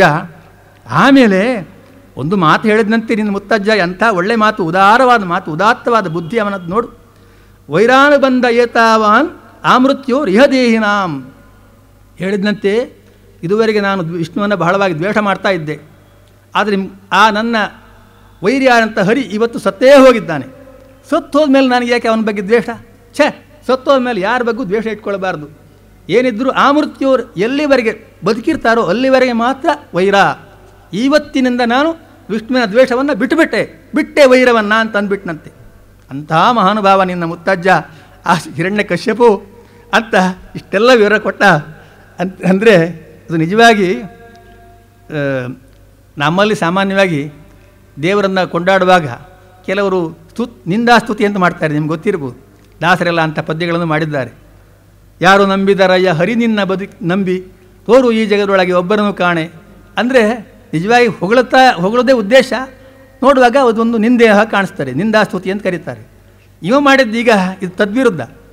ಮಾಡಿದ್ದು ಸ್ತುತಿ ಆದರೂ ನಿಂದೆಯೇ ಹೆಚ್ಚು ಕಡಿಮೆ, ಸ್ತುತಿ ನಿಂದೆ ಅಂತ ಕರಿಬೋದು ಇದನ್ನು ಅಂತ. ಇಷ್ಟೆಲ್ಲ ಹೇಳ್ದ ಅಂತ ಹೊಗಳಿದಾಯಿತು. ಇಷ್ಟೆಲ್ಲ ಹೊಗಳಿ ಆಮೇಲೆ ಇನ್ನು ನಿನ್ನ ಅಜ್ಜ ಪ್ರಹ್ಲಾದ, ಅವನ ಬಗ್ಗೆ ಹೇಳಬೇಕಾದದ್ದೇ ಇಲ್ಲ. ಪ್ರಪಂಚವನ್ನು ಕೊಂಡಾಡ್ತಾ ಇದೆ ಮಹಾನುಭಾವ. ನಿನ್ನ ತಂದೆಯೂ ಅಷ್ಟೇ ವಿರೋಚನ, ಮಹಾದಾನಿ, ಅವನ ವಿಚಾರ. ಮತ್ತು ನಿನ್ನ ವಿಚಾರ ಏನಪ್ಪ? ಎಲ್ಲಿ ಹೋಗಿ ಕೇಳಿದ್ರು ಒಂದೇ ಮಾತು, ಬಲಿಚಕ್ರವರ್ತಿಗೆ ಸಮಾನರಾದ ದಾನಿಗಳು ಎಲ್ಲೂ ಇಲ್ಲ. ಯಾವ ಕಾಲದಲ್ಲಿ ಯಾರು ಏನೇನನ್ನು ಎಷ್ಟೆಷ್ಟು ಕೇಳಿದ್ರು ಅಷ್ಟನ್ನೂ ಕೊಡುವಂಥ ಮಹಾನುಭಾವ ಬಲಿಚಕ್ರವರ್ತಿ ಅಂತ ಲೋಕದಲ್ಲೆಲ್ಲ ಕೊಂಡಾಡ್ತಾ ಇದ್ದಾರೆ. ಅದನ್ನು ಕೇಳಿಕೊಂಡೇ ನಾನು ಇಲ್ಲಿಗೆ ಬಂದೆನಪ್ಪ. ನೀನು ಊಹಿಸಿದ್ದು ಸರಿ, ನನಗೊಂದು ಸ್ವಲ್ಪ ಏನೋ ಬೇಕಾಗಿದೆ ನಿನ್ನಿಂದ. ಏನು ಗೊತ್ತೇ? ಇಷ್ಟೆಲ್ಲ ಹೇಳಿದ ಮೇಲೆ ಹೇಳ್ದ, ತಸ್ಮಾತ್ ವತ್ತು ಮಹೀಮೀಷತ್ ಋಣೇಹಂ ವರದರ್ಶಪಾತ್. ದಾನಿಗಳಲ್ಲಿ ಅತಿ ಶ್ರೇಷ್ಠ, ವರ ಕೊಡುವುದರಲ್ಲಿ ಅತಿ ಶ್ರೇಷ್ಠ ನೀನು. ನಿನ್ನಿಂದ ನಾನು ಒಂದಷ್ಟು ಭೂಮಿಯನ್ನು ಬಯಸಿ ಬಂದಿದ್ದೇನೆ. ಸ್ವಲ್ಪ ಭೂಮಿ ಬೇಕಾಗಿದೆ ನನಗೆ ಒಂದಷ್ಟು. ಮತ್ತು ನನಗೆ ಒಂದು ಸಾಕಾಗಲಿಕ್ಕಿಲ್ಲ, ಬೇಸರ ಮಾಡ್ಕೊಳ್ಬೇಡ. 2 ಕೂಡ ಸಾಕಾಗಲಿಕ್ಕಿಲ್ಲ, 3 ಬೇಕು, ಕೊಡ್ತೀಯಾ ಅಂತ ಕೇಳ್ದ. ಏನು 3? ಏನು ಬೇಕು? 3 ಗ್ರಾಮಗಳೇ, 3 ರಾಜ್ಯಗಳೇ, 3 ಲೋಕಗಳೇ ಬೇಕು. ಅದು ಕೂಡ ನನ್ನ ವಶದಲ್ಲಿದೆ, ಕೊಡ್ತೇನೆ. ಏನು ಬೇಕು ಅಂತ ಕೇಳ್ದ. ಅದೆಲ್ಲ ಅಲ್ಲ, 3 ಬೇಕು. ಏನು ಗೊತ್ತೇ? ಪದಾನಿ 3 ದೈತ್ಯೇಂದ್ರ. 3 ಹೆಜ್ಜೆಯಷ್ಟು ಸ್ಥಳ ಬೇಕು ನನಗೆ, ಅಷ್ಟು ಭೂಮಿ ಬೇಕು. ಮತ್ತು ಒಂದು ವಿಚಾರ, ಯಾರ್ಯಾರ ಕಾಲನ ಅಳತೆಯಲ್ಲೂ ಕೊಡಬೇಡ. ಮತ್ತೆ ಸಂಹಿತಾನಿ ಪದಾಮಮ, ನನ್ನ ಕಾಲನ ಅಳತೆಯಲ್ಲೇ ಆಗಬೇಕು. 3 ಹೆಜ್ಜೆ ಭೂಮಿ ನನ್ನ ಕಾಲನಲ್ಲೇ ಅಳತೆಯಲ್ಲೇ ಆಗಬೇಕು, ನನಗೆ ಅಷ್ಟು ಬೇಕಪ್ಪ ಅಂದ. ಕೇಳಿದೆ ಅವನಿಗೆ, ನಗು ಬಂತು ಬಲಿಚಕ್ರವರ್ತಿಗೆ. ಅಯ್ಯೋ ಹುಡುಗ, ಏನು ಮಾತಾಡ್ತಿದ್ದೀನಿ ನೀನು? ಅಹೋ ಬ್ರಾಹ್ಮಣ ದಾಯಾದ ವಾಚಸ್ತೆ ವೃದ್ಧ ಸಮ್ಮತಃ. ಅಬ್ಬಾ, ಹುಡುಗನೇ, ಬ್ರಾಹ್ಮಣರ ಹುಡುಗ, ಎಂಥ ಮಾತಾಡಿದಿ ಮರೇ ನೀನು. ಏನೆಲ್ಲ ಮಾತಾಡಿದೆ, ದೊಡ್ಡ ದೊಡ್ಡ ಮಾತುಗಳನ್ನೆಲ್ಲ ಆಡಿಬಿಟ್ಟೆ. ವಾಚಸ್ತೆ ವೃದ್ಧ ಸಮ್ಮತ, ನೀನು ಆಡುವ ಮಾತನ್ನು ಕೇಳಿ ಇಲ್ಲಿದ್ದ ಮುದುಕರೆಲ್ಲ ತಲೆ ತೂಗ್ತಾ ಇದ್ದರು. ವೃದ್ಧ ಸಮ್ಮತ, ವೃದ್ಧರು ಜ್ಞಾನಿಗಳು ಕೂಡ ತಲೆ ತೂಗುವಂಥ ಮಾತನ್ನು ಆಡಿಬಿಟ್ಟೆ. ನಾನು ಕೂಡ ನೀನು ಮಹಾದೊಡ್ಡ ಜ್ಞಾನಿ, ಬುದ್ಧಿವಂತ ಅಂತ ತಿಳ್ಕೊಂಡ್ರೆ ಕೊನೆಗೆ ನೀನು ಕೊನೆಗೆ ಆಡುವಂಥ ಮಾತು ಎಷ್ಟು. ಬಹುಶಃ ಕೆಲವು ಹುಡುಗರು ಹೀಗೆ ಮಾಡ್ತಾರೆ. ಅವರು ಇವರು ದೊಡ್ಡವರು ಮಾತಾಡೋದನ್ನು ಕೇಳಿಕೊಂಡು ತಾವು ಅದೇ ರೀತಿ ಮಾತಾಡಿಬಿಡ್ತಾರೆ. ನೋಡಿದ್ರೆ ಇವರು ಯಾರೋ ಅವ್ರಿಗಿಂತ ದೊಡ್ಡ ಅಜ್ಜ ಇರಬೇಕು ಅಂತ ಅಂದ್ಕೊಳ್ತಾರೆ ಜನ. ಆದರೆ ನಿಜವಾಗಿ ನೋಡಿದ್ರೆ ಹುಡುಗರೇ. ನೀನು ಅಷ್ಟೇ ಬಾಲಿಶಮತಿ. ಅಯ್ಯೋ ತೊಂಬಾಲೋ ಬಾಲಿಶಮತಿ. ಆ ವಯಸ್ಸಿನ ಒಂದು ಧರ್ಮ, ವಯೋಧರ್ಮ ಅನ್ನೋದು ಎಲ್ಲಿಗೆ ಹೋಗುತ್ತೆ ಹೇಳು? ಎಷ್ಟಾದರೂ ಕೂಡ, ಎಷ್ಟೇ ತಿಳ್ಕೊಂಡ್ರೂ ಬುದ್ಧಿ ಅನ್ನೋದು ಹುಡುಗ ಬುದ್ಧಿ ಅದಿದ್ದೇ ಇರುತ್ತದೆ ಆ ವಯಸ್ಸಿಗೆ ಸರಿಯಾಗಿ. ನಿನ್ನ ಹಣೆ ಬರುವ ಹಾಗೆ ಆಗಿದೆ ಈಗ. ಬಾಲಿಶಮತಿ, ಅಯ್ಯೋ ಎಷ್ಟು ಹುಡುಗಾಟ ಮಾತಾಡಿದೆಪ್ಪ. ಸ್ವಾರ್ಥಂ ಪ್ರತ್ಯಬುಧೋ ಯಥ. ಕೆಲವರು ಇರ್ತಾರೆ, ಊರಿಗೆಲ್ಲ ಉಪದೇಶ ಮಾಡ್ತಾರೆ, ಬೇಕಾದರೆ ಬಹಳ ವಿಚಾರ ತಿಳ್ಕೊಂಡಿರ್ತಾರೆ, ವಿದ್ವಾಂಸರಾಗಿರ್ತಾರೆ, ಎಲ್ಲ ಸರಿ. ತಮ್ಮ ಸ್ವಾರ್ಥದ ವಿಚಾರಕ್ಕೆ ಬಂದಾಗ, ವ್ಯವಹಾರ ಜ್ಞಾನದ ವಿಚಾರಕ್ಕೆ ಬಂದಾಗ ಏನೂ ಇಲ್ಲ, ಸೊನ್ನೆ. ಒಂದು ವಿಚಾರ ಹೇಗೆ ನಡ್ಕೊಳ್ಬೇಕು, ತಮ್ಮ ಅನುಕೂಲ ಹೇಗೆ ಮಾಡ್ಕೊಳ್ಬೇಕು ಅದು ಗೊತ್ತೇ ಇಲ್ಲ. ಅವ್ರು ತಮಗೆ ಯಾವ ರೀತಿಯ ಪ್ರಯೋಜನ ಪಡ್ಕೊಳ್ಬೇಕು ಗೊತ್ತೇ ಇಲ್ಲ. ಬಹುಶಃ ನೀನು ಅದೇ ವರ್ಗಕ್ಕೆ ಸೇರಿದವನು ಇರಬೇಕು. ಮತ್ತು ಅಲ್ಲದಿದ್ದರೆ ನೋಡು, ನೀನು ಹೀಗೆ ಮಾಡ್ತಾ ಇದ್ದೀಯಾ. ಮಾಂ ವಚೋಭಿ ಸಮಾರಾಧ್ಯ ಲೋಕಾನಾಂ ಏಕಮೇಶ್ವರಂ. ನನ್ನನ್ನು ನೀನು ಯಾವ ಮಾತಾಡಿ ಎಷ್ಟು ನನ್ನ ಸಂತೋಷಪಡಿಸಿದೆ ಗೊತ್ತಾ? ಎಷ್ಟು ಉಬ್ಬಿ ಹೋದೆ ನಾನು, ಸತ್ಯ ಹೇಳ್ತೇನೆ. ಅಷ್ಟು ಸಂತೋಷಪಟ್ಟೆ ನಾನು. ಎಂಥವರನ್ನು ಸಂತೋಷಪಡಿಸಿದ್ದೆ ನೀನು? ಲೋಕಾನಾಂ ಏಕಮೇಶ್ವರಂ, ಎಲ್ಲ ಲೋಕಗಳಿಗೂ ಒಡೆಯನಾದ ವೈಕೈಕ ಒಡೆಯನಾದ ಬಲಿಚಕ್ರವರ್ತಿಯನ್ನು ಇಷ್ಟರ ಮಟ್ಟಿಗೆ ಸಮಾಧಾನ ಪಡಿಸಿ ಸಂತೋಷಪಡಿಸಿ ಆಮೇಲೆ ಅವನನ್ನು ಕೇಳಿದ್ದೆಂತ ಮಾರೇ ನೀನು. ಪರತ್ರಯಂ ವೃಣೀತಿ. ಕೇಳಿ ಇಷ್ಟೆಲ್ಲ ಮಾಡಿದ ಮೇಲೆ ಕೊನೆ ಕೇಳಿದ್ದು 3 ಹೆಜ್ಜೆ ಭೂಮಿ ಅಂತಂದರೆ ಈ ಹುಡುಗ ಬುದ್ಧಿಗೆ ಒಂದು ಮಿತಿಯಾದರೂ ಬೇಕಲ್ಲ. ಇಷ್ಟು 3 ಹೆಜ್ಜೆ ಭೂಮಿ ಕೇಳ್ತಾ ಇದ್ದೀಯಲ್ಲ ಹುಡುಗ, ಏನು ಹೇಳೋಣ? ಅಬುದ್ಧಿಮಾನ್ ದ್ವೀಪದಾಶುತಂ. ಎಂಥ ಬುದ್ಧಿಹೀನ ನೀನು. ಬುದ್ಧಿ ಮಾತ್ರ ಬೆಳಿಲಿಲ್ಲ ಅಂದರೆ ನಿನಗೆ ಜ್ಞಾನ ಇಲ್ಲ ಅಷ್ಟೇ. ಪಾಪ ನಿನ್ನ ವಯಸ್ಸಿನ ಒಂದು ಗುಣ ಅದು. ನಾನು ಏನು ಅಂದ್ಕೊಂಡಿದ್ದೆ ಗೊತ್ತಾ? ದ್ವೀಪದಾಶುತಂ ಅಂದರೆ ನೀನು ಇಷ್ಟೆಲ್ಲ ಕೇಳುವಾಗ ಕನಿಷ್ಠ ಪಕ್ಷ ಭೂಮಿಯನ್ನು ಯಾವಾಗ ಹೇಳಿದೆಯೋ ಒಂದು ದ್ವೀಪವನ್ನಾದರೂ ನಿನಗೆ ಕೊಡಬೇಕು ಅಂತ ಅಂದ್ಕೊಂಡೆ. ದ್ವೀಪ ಅಂದರೆ ಏನು? ಬರೀ ಯಾವುದೋ ಒಂದು ಸಮುದ್ರ ಮಧ್ಯದಲ್ಲೋ ಹೊಳೆಯ ಮಧ್ಯದಲ್ಲೋ ಇದ್ದಂಥ ಒಂದು ಸಣ್ಣ ನಡುಗಡ್ಡೆ ಅಲ್ಲ. ದ್ವೀಪ ಅಂದರೆ ಸಪ್ತದ್ವೀಪ ವಸುಂಧರ ಅಂದರೆ ಇಡೀ ಭೂಮಿಯನ್ನು 7 ದ್ವೀಪಗಳಾಗಿ ವಿಂಗಡಿಸಿದ್ದಾರೆ. ಅದರಲ್ಲಿ ಈ ಜಂಬೂ ದ್ವೀಪ ಅನ್ನೋದು ಒಂದು ದ್ವೀಪ. ಅಂಥ ಒಂದು ದ್ವೀಪವನ್ನೇ ನಿನಗೆ ಕೊಟ್ಟುಬಿಡೋಣ ಅಂತ ಅಂದ್ಕೊಂಡಿದ್ದೆ ನಾನು. ಅದಕ್ಕೆ ನಾನು ಸಿದ್ಧನಾಗಿದ್ದೆ. ನೀನು ಕೇಳ್ತಾ ಇರೋದು ಬರೀ 3 ಹೆಜ್ಜೆ. ಅಯ್ಯೋ ಹುಡುಗ, ಮತ್ತೆ ಇನ್ನೊಂದು ವಿಚಾರ, ನೀನೇನು ಇಷ್ಟು ಕೇಳಿದೆ, ಇಷ್ಟನ್ನೇ ಕೊಟ್ಟುಬಿಟ್ಟು ನಾನು ಕೂಡ ಕೈ ತೊಳ್ಕೊಂಡ್ರೆ ನನಗೂ ಲಾಭವೇ. ಆದರೆ ಜನ ಏನು ಹೇಳಿ ಆದರು, ಯಾವ ಹುಡುಗ ಪಾಪ ತಿಳಿದೆ ಏನೋ ಒಂದು 3 ಹೆಜ್ಜೆ ಅಂತ ಕೇಳಿದಂತೆ, ಬಲಿಚಕ್ರವರ್ತಿ ಅಷ್ಟನ್ನೇ ಕೊಟ್ಬಿಟ್ಟು ಸುಮ್ಮಗಾಗಿಬಿಟ್ಟನಂತೆ. ಎಂಥ ಮೋಸ ಮಾಡಿಬಿಟ್ಟ ಬಲಿಚಕ್ರವರ್ತಿ ಹುಡುಗನಿಗೆ ಅಂತ ಜನ ನನ್ನನ್ನು ಆಡ್ಕೊಳ್ಳಿಕ್ಕಿಲ್ವೇ. ಹಾಗಾಗಬಾರ್ದು, ನನಗೆ ಕೆಟ್ಟ ಹೆಸರು ಬರಬಾರ್ದು. ಆದ್ದರಿಂದ ನೋಡಪ್ಪ, ನೀನು ಕೇಳ್ಬೋದು, ನಿನಗೆ ಗೊತ್ತಿಲ್ಲ, ಆದರೆ ನಾನು ಕೊಡ್ತೇನೆ. ಎಷ್ಟು ಗೊತ್ತೇ, ನಂದೊಂದು ವ್ರತ ಇದೆ. ನಪುಮಾನ್ ಮಾಂ ಉಪವ್ರಜ್ಯ ಭೂಯೋ ಯಾಚಿತು ಮರ್ಹತಿ. ನನ್ನ ವ್ರತ ಏನು ಗೊತ್ತೇ, ಒಂದು ಸಲ ನನ್ನಲ್ಲಿ ಯಾಚನೆಗಾಗಿ ಬಂದಂಥ ವ್ಯಕ್ತಿ ನನ್ನಲ್ಲಿ ಯಾಚಿಸಿ ಏನನ್ನಾದರೂ ಪಡೆದ ಮೇಲೆ ಮತ್ತೆ ಅವ ಇನ್ನೊಬ್ಬರು ಮುಂದೆ ಕೈ ಒಡ್ಡುವಂಥ ಪರಿಸ್ಥಿತಿ ಅವನ ಜೀವಮಾನ ಇಡೀ ಬರಬಾರ್ದು. ಅಷ್ಟನ್ನು ನಾವು ಪಡ್ಕೊಂಡೇ ಹೋಗಬೇಕು. ಇದು ನನ್ನ ವ್ರತ. ಅದಕ್ಕೋಸ್ಕರ ನೀನು ಒಂದು ಕೆಲಸ ಮಾಡು. ಈಗ ನಿಂಗೆ ಗೊತ್ತಾಗಲಿಲ್ಲ, ಆದರೆ ಇಷ್ಟು ಕಡಿಮೆ ಎಲ್ಲ ಕೇಳಿ 3 ಹೆಜ್ಜೆ ಹೀಗೆಲ್ಲ ಕೇಳಿ ನನ್ನ ಮರ್ಯಾದೆ ಕಳಿಬೇಡ. ಎಲ್ಲರ ಎದುರು ಹೀಗೆ ಕೇಳಿದರೆ ಏನು ಅಂದ್ಕೊಂಡಾರು ಜನ, ಕೇಳಿದ್ರೆ ನನಗೆ ಅದು ಅಪಮಾನ. ಹಾಗಾಗಿ ಯೋಚನೆ ಮಾಡು. ಕನಿಷ್ಠ ಪಕ್ಷ ತಸ್ಮಾ ವೃತ್ತಿಕರೀಂ ಭೂಮಿಂ ವಟೋ ಕಾಮಂ ಪ್ರತೀಚ್ಛಮೆ. ಕನಿಷ್ಠ ಪಕ್ಷ ನಿನ್ನ ಜೀವಿಕೆಗೆ, ಜೀವಮಾನಕ್ಕೆ ಸಾಕಾಗುವಷ್ಟು, ನಿನ್ನ ಜೀವನ ನಿರ್ವಹಣೆಗೆ ಸಾಕಾಗುವಷ್ಟು ಭೂಮಿಯನ್ನಾದರೂ ಕೇಳು. ಮತ್ತು ಭೂದಾನ ಅಂತಂದರೆ ಒಂದು ಶಾಸ್ತ್ರ ಕೂಡ ಇದೆ. ಒಂದು ಭೂದಾನ ಅಂದರೆ ಒಂದಿಷ್ಟು ಮಣ್ಣನ್ನು ಹೀಗೆ ದಾನ ಮಾಡಿ ಭೂದಾನ ಅಂತ ಕರೆದ್ರೆ ಭೂದಾನ ಆಗುವುದಿಲ್ಲ. ಅದು ಶಾಸ್ತ್ರದಲ್ಲಿ ಹೇಳ್ತಾರೆ, ಕನಿಷ್ಠ ಪಕ್ಷ ಒಂದು 100 ಗೋವುಗಳು ಮೇಯಷ್ಟು ಸ್ಥಳವನ್ನಾದರೂ ಭೂದಾನವನ್ನಾಗಿ ಕೊಡಬೇಕು, ಭೂಮಿಯನ್ನು ಕೊಡಬೇಕು. ಆಗ ಮಾತ್ರ ಅದು ಭೂದಾನ ಅಂತ ಅನಿಸ್ಕೊಳ್ತದೆ. ಹಾಗಾಗಿ ಇಷ್ಟು ಕಡಿಮೆ ಎಲ್ಲ ಕೇಳಬೇಡ, ಕೇಳು, ಎಷ್ಟು ಬೇಕೋ ಕೇಳು, ಹೆಚ್ಚೇ ಕೇಳು, ಚಿಂತೆ ಇಲ್ಲ, ಕಡಿಮೆ ಮಾತ್ರ ಕೇಳಬೇಡ ಅಂತಂದ. ಆಗ ಇವನಂದ, ಬಲಿಚಕ್ರವರ್ತಿ ಹೇಳಿದ್ದೆಲ್ಲ ಸರಿ ನೀನು, ಆದರೆ ತ್ರಿಭಿಕ್ರಮೈರಸಂತುಷ್ಟೋ ದ್ವೀಪೇನಾಪಿ ನ ಪೂರ್ಯತೆ. ಹೌದಪ್ಪ ಬಲಿಚಕ್ರವರ್ತಿ ಹೇಳಿದ್ದೆಲ್ಲ ಸರಿ, ಆದರೆ ಈ ಯಾರನ್ನಾದರೂ ಯಾಚನೆ ಮಾಡೋದರಲ್ಲಿ 2 ಥರ ಮನೋಭಾವ ಇರ್ತಾರೆ ಜನರಲ್ಲಿ, ಕೇಳುವವರಲ್ಲಿ, ಯಾಚನೆ ಮಾಡುವವರಲ್ಲಿ. ಕೆಲವರು ಏನು ಮಾಡ್ತಾರೆ, ತಮ್ಮ ಅವಶ್ಯಕತೆ ಎಷ್ಟಿದೆ ಅಷ್ಟನ್ನು ಮಾತ್ರ ಕೇಳಿ ಅಷ್ಟನ್ನು ಪಡೆದು ತೃಪ್ತರಾಗ್ತಾರೆ. ಅದಕ್ಕೊಂದು ಮಿತಿ ಅಂತೇಳಿ ಇರ್ತದೆ ಅವರಿಗೆ. ಇನ್ನು ಕೆಲವರು ಹಾಗಲ್ಲ, ಈ ದಾನಿ ಎಷ್ಟು ಕೊಡ್ಬೋದು, ಎಷ್ಟಿದೆ ಇವನ ಹತ್ರ, ನಾನು ಎಷ್ಟು ಕೇಳಿದ್ರೆ ಕೊಟ್ಟಾನು ಅಂತ, ಎಷ್ಟು ಕೊಡು ತಯಾರಿದ್ದಾನೆ ಅಂತ ಅದನ್ನು ತಿಳ್ಕೊಂಡು ಆ ರೀತಿ ಕೇಳ್ತಾರೆ. ಇವನ ಅವಶ್ಯಕತೆ ಎಷ್ಟೇ ಇರಲಿ, ಅದು ಮುಖ್ಯ ಅಲ್ಲ ಅವನಿಗೆ, ಅವನೆಷ್ಟು ಕೊಟ್ಟಾನು ಅಂತ ಆದಷ್ಟು ಹೆಚ್ಚನ್ನು ಅವನಿಂದ ಪಡ್ಕೊಳ್ಬೇಕು ಅನ್ನುವಂಥ ಆಸೆಯವರು ಇನ್ನು ಕೆಲವರು. ಈಗ ಮೊದಲನೇ ವರ್ಗಕ್ಕೆ ಸೇರಿದವ ನಾನು. ನನಗೆ ಬೇಕಾದ್ದು 3 ಹೆಜ್ಜೆ ಭೂಮಿ, ಅಷ್ಟನ್ನು ಕೇಳಿದ್ದೇನೆ, ಅಷ್ಟು ಕೊಟ್ಟರೆ ತೃಪ್ತಿ. ಈಗ ಅದಕ್ಕೆ ನಾನು ತೃಪ್ತಿ ಪಡಲಿಲ್ಲ ಅಂತಂದರೆ, ನೀನು ಹೇಳಿದಾಗೆ ಇನ್ನೂ ಹೆಚ್ಚು ಕೇಳಬೇಕು ಅಂತ ಮನಸ್ಸು ಮಾಡಿದೆ ಅಂದರೆ ಎಷ್ಟು ಕೇಳ್ಬೋದು. ದ್ವೀಪೇನಾಪಿ ನ ಪೂರ್ಯತೆ. 3 ಹೆಜ್ಜೆಯಿಂದ ತೃಪ್ತಿ ಆಗದೇ ಇದ್ದರೆ ಆಗ ನನಗೆ ನೀನು ಒಂದು ದ್ವೀಪ ಇಡೀ ಕೊಡ್ತೇನೆ ಅಂತ ಹೇಳಿದೆಲ್ಲ, ತೃಪ್ತಿ ಆಗ್ತಾರೆ ಅನ್ನುವಂಥ ಭರವಸೆ ಏನಿದೆ?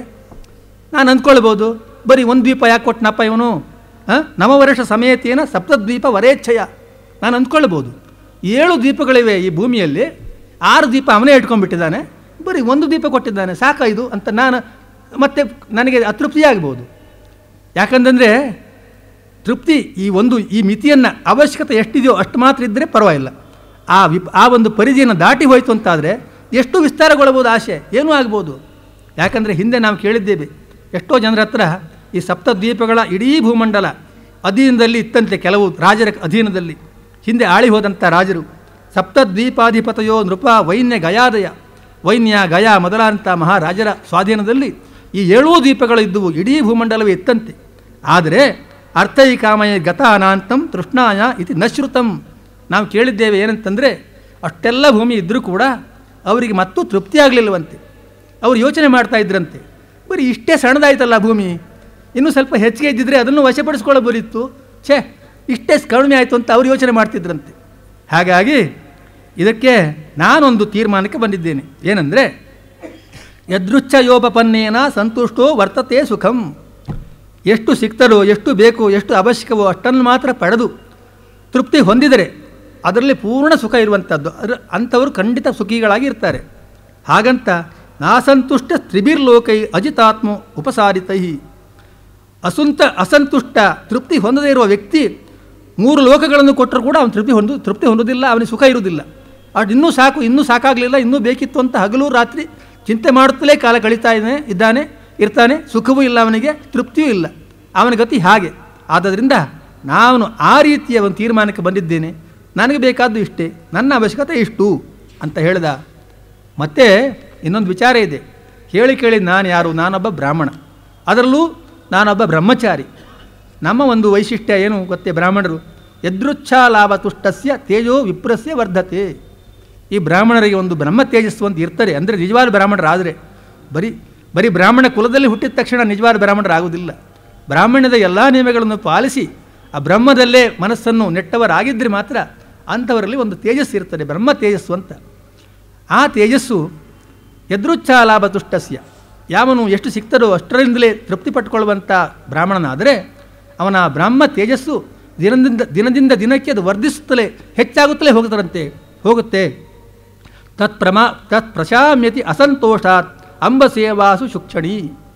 ಒಂದು ವೇಳೆ ಅಸಂತೋಷ ಅಂದರೆ ಅತೃಪ್ತಿ ಅವನಲ್ಲಿ ಉಂಟಾಯಿತು ಅಂತಾದರೆ ಬ್ರಾಹ್ಮಣನಲ್ಲಿ, ಅವನ ಬ್ರಹ್ಮ ತೇಜಸ್ಸು ಏನಾದರೂ ಅಲ್ಪ ಸ್ವಲ್ಪ ಇದ್ದರೂ ಕೂಡ ಅದು ಹೇಗಾಗ್ತಾರೆ ಅಂದರೆ, ಈ ಬೆಂಕಿ ಮೇಲೆ ನೀರೆರೆದರೆ ಹೇಗೆ ಬೆಂಕಿ ನೊಂದಿ ಹೋಗ್ತಾರೋ ಅದೇ ರೀತಿಯಲ್ಲಿ ಅವನ ಸಂಪೂರ್ಣ ತೇಜಸ್ಸು ನಷ್ಟವಾಗಿ ಹೋಗ್ತಾರಂತೆ. ಆದ್ದರಿಂದ ಅವನ ಮಾತನ್ನು ಕೇಳಿ ನೀವು ಅಲ್ಲಿಂದ ಚಪ್ಪಾಳೆ ತಟ್ತಾ ಇದ್ದೀಯ. ಸಂತೋಷ. ಬಹಳ ಉತ್ತಮ ವಿಚಾರ, ಬಹಳ ತಾತ್ವಿಕವಾದ ವಿಚಾರ ಇದು. ಇದು ಎಲ್ಲ ಕಾಲಕ್ಕೂ ಬೇಕಾಗುವಂಥ ವಿಚಾರ. ಬಹುಶಃ ಎಲ್ಲ ವರ್ಗದವರಿಗೂ ಎಂಥವರಿಗೂ ಕೂಡ ಇದು ಅನ್ವಯವಾಗುವಂಥ ವಿಚಾರವೇ. ಅಷ್ಟು ದೊಡ್ಡ ತಾತ್ವಿಕ ವಿಚಾರವನ್ನು ಹೇಳ್ತಾ ಇದ್ದಾನೆ ವಾಮನ. ಇದರಲ್ಲಿ ಮುಖ್ಯವಾಗಿ ತಾತ್ವಿಕ ಭಾಗ ಬರ್ತಾ ಇದೆ. ಬಹಳ ಉತ್ತಮವಾದ ವಿಚಾರ. ಆದ್ದರಿಂದ ಕೊನೆ ಹೇಳ್ದ, ತಸ್ಮಾತ್ ತ್ರೀಣಿ ಪದಾನ್ಯೇವ ವೃಣೇತ್ವಂ ವರವರ್ಷಭಾತ್. ಹೌದಪ್ಪ, ಅದಕ್ಕೋಸ್ಕರ ನೀನು ವರವರ್ಷಭ, ವರವನ್ನೇ ಮಳೆಯಂತೆ ಗರೆಯುವಂಥ ಮಹಾನುಭಾವ ನೀನು. ಗೊತ್ತು, ನೀನು ಮನಸ್ಸು ಮಾಡಿದರೆ 3 ಲೋಕಗಳು ನಿನ್ನ ಅಧೀನದಲ್ಲಿವೆ, ಅಷ್ಟನ್ನು ಕೊಡೋದಕ್ಕೆ ಸಿದ್ಧನಿದ್ದಿ. ಆದರೆ ಪಡೆಯುವಂಥ ನಾನು, ನನ್ನ ಯೋಗ್ಯತೆ ಎಷ್ಟು, ನನ್ನ ಅವಶ್ಯಕತೆ ಎಷ್ಟು, ಇದನ್ನು ಯೋಚನೆ ಮಾಡಬೇಕೋ ಬೇಡವೋ? ಅದಕ್ಕೋಸ್ಕರ ಏತಾವತೈವ ಸಿದ್ಧೋಹಂ. ಈ ಒಂದು ಮಾತು ಬಹಳ ಮುಖ್ಯವಾದ ಮಾತು. ಏತಾವತ ಏವ ಸಿದ್ಧೋಹಂ. ಈ 3 ಹೆಜ್ಜೆ ಕೇಳಿನಲ್ಲ, ಇದರಿಂದಲೇ ನನ್ನ ಉದ್ದೇಶ ನೆರವೇರ್ತದೆ ಅಂತಂದ್ರೆ. ಅದೇನು ಉದ್ದೇಶ ಅಂತ ಅವನು ಹೇಳಲಿಲ್ಲ, ಅವನು ಕೇಳಲಿಲ್ಲ. ಹೇಳಿಬಿಟ್ಟಿದ್ರೆ ಗೊತ್ತಾಗ್ತಿತ್ತು ಬಹುಶಃ ಏನು ಉದ್ದೇಶಪ್ಪ ಅಂತ. 3 ಹೆಜ್ಜೆ ತಗೊಂಡು ಏನು ಮಾಡ್ತೀನಿ ಅಂತ ಕೇಳಲಿಲ್ಲ ಅವನು, ಇವನು ಹೇಳಲಿಲ್ಲ. ಇದರಿಂದ ನನ್ನ ಉದ್ದೇಶ ನೆರವೇರ್ತದೆ. ಏತಾವತ ಏವ ಸಿದ್ಧೋಹಂ. ಯಾಕಂದರೆ ವಿತ್ತಂ ಯಾವತ್ ಪ್ರಯೋಜನಂ, ಎಷ್ಟು ಬೇಕೋ ಅಷ್ಟೇ ಪಡ್ಕೊಳ್ಬೇಕು, ಇಷ್ಟು ಸಾಕು ನನಗೆ ಅಂತಂದ. ಆಗ ಮತ್ತೊಂದು ಮಾತು ಹೇಳ್ದ, ಇಷ್ಟರ ಮೇಲೆ ನಿನಗೆ ಅಪಮಾನ ಆಗುತ್ತೆ, ಇಷ್ಟು ಕಡಿಮೆ ಕೊಡೋದು ಅಂತಿದ್ದರೆ ಕೊಡೋದಿಲ್ಲ ಅಂತ ಹೇಳಿಬಿಡು ಅಂತಂದ. ಇಲ್ಲ ಹಾಗೆಲ್ಲ ಬೇಡ ಅಂತ. ಹಾಗಾದರೆ ಕೊಡ್ತೀಯಲ್ಲ, ಸಂತೋಷ, ಚಿಂತೆ ಮಾಡಬೇಡ. ನೀನು ಕೊಡುವಂಥ 3 ಹೆಜ್ಜೆ ಭೂಮಿಯನ್ನೇ 3 ಲೋಕದ ದಾನವೆಂಬಂತೆ ಸ್ವೀಕರಿಸ್ತೇನೆ. ಇವನಂದ ನಗೆ ಬಂತವನಿಗೆ. ಅಯ್ಯೋ, ಹುಡುಗ ಬುದ್ಧಿ ಎಂತೆಂತೆಲ್ಲ ಮಾತಾಡ್ತಾನೆ. ಕೆಲವೆಲ್ಲ ತುಂಬ ಒಳ್ಳೆ ಮಾತು ಹೌದು, ಆದರೆ 3 ಹೆಜ್ಜೆಯನ್ನು 3 ಲೋಕವೆಂಬಂತೆ ಸ್ವೀಕರಿಸ್ತೇನೆ ಅಂದರೆ ಈ ಹುಡುಗ ಇವನಿಗೆ ಏನಾಗಿದೆ? ಸಾಲದಕ್ಕೆ ಇವನು ಕೇಳ್ತಾ ಇದ್ದಾನೆ, ತನ್ನ ಹೆಜ್ಜೆ ಅಳತೆ ಅಂತ ಕೇಳ್ತಾ ಇದ್ದಾನೆ. ಇವನ 3 ಹೆಜ್ಜೆ ಸೇರಿಸಿದ್ರು ನಮ್ಮಂಥವ್ರು 1 ಹೆಜ್ಜೆ ಕೂಡ ಆಗಲಿಕ್ಕಿಲ್ಲ. ಅದೇ ಅಳತೆಯಲ್ಲಿ ಬೇಕಂತ ಕೇಳ್ತಾ ಇದ್ದಾನೆ. ಮತ್ತೆ ಹೇಳ್ತಾನೆ 3 ಲೋಕದ ದಾನ ಎಂಬಂತೆ ಸ್ವೀಕರಿಸ್ತೇನೆ ಅಂತ ಏನೇನೋ ಹೇಳ್ತಾನೆ ಹುಡುಗ ಅಂತ. ಹಸನ್ ನಕ್ಕು ಬಿಟ್ಟ ಬಲಿಚಕ್ರವರ್ತಿ. ಇತ್ಯುಕ್ತ ಸ ಹಸನ್ನಾಹ ವಾಂಚಿತಂ ಪ್ರತಿಗೃಹ್ಯತಾಂ. ಕಡೆ ಹೇಳ್ದ, ಆಯ್ತಪ್ಪ ನಿನ್ನ ಮಾತು ಕೇಳಿದೆ, ನನಗೆ ಸಂತೋಷವಾಯಿತು, ಏನೇನು ಹೇಳಿದಿ, ಸರಿ ಒಪ್ತೇನೆ. ಎಷ್ಟಾದರೂ ಹುಡುಗ ನೋಡು, ಈ ಮಕ್ಕಳು ಅಷ್ಟೇ, ಹಠ ಹಿಡಿದ್ರೆ ಮಕ್ಕಳು ಹಠವೇ ಮೇಲೆ ಗೆಲ್ತಾರೆ ಯಾವಾಗಲೂ, ದೊಡ್ಡವ್ರದ್ದಲ್ಲ. ಅವ್ರಿಗೆ ಕೆಲವು ಸಲ ಇಂಥದ್ದೇ ಬೇಕು, ಇಷ್ಟೇ ಬೇಕಂದ್ರೆ ಅಷ್ಟೇ, ಅದಕ್ಕಿಂತ ಹೆಚ್ಚಿನದು ಕೊಡ್ತೇನೆ ಅಂದರೆ ಮಕ್ಕಳು ಬೇಡ ಅದೇ ಆಗಬೇಕು ಹಠ ಹಿಡಿತಾರೆ ಮಕ್ಕಳು. ಕೊನೆಗೆ ದೊಡ್ಡವರು ಸೋತು ಅವನು ಹೇಳಿದ್ದನ್ನೇ ತಂದು ಕೊಡಬೇಕಾಗ್ತಾರೆ. ನನ್ನ ವಿಚಾರವೂ ಹಾಗೆ ಆಯಿತು.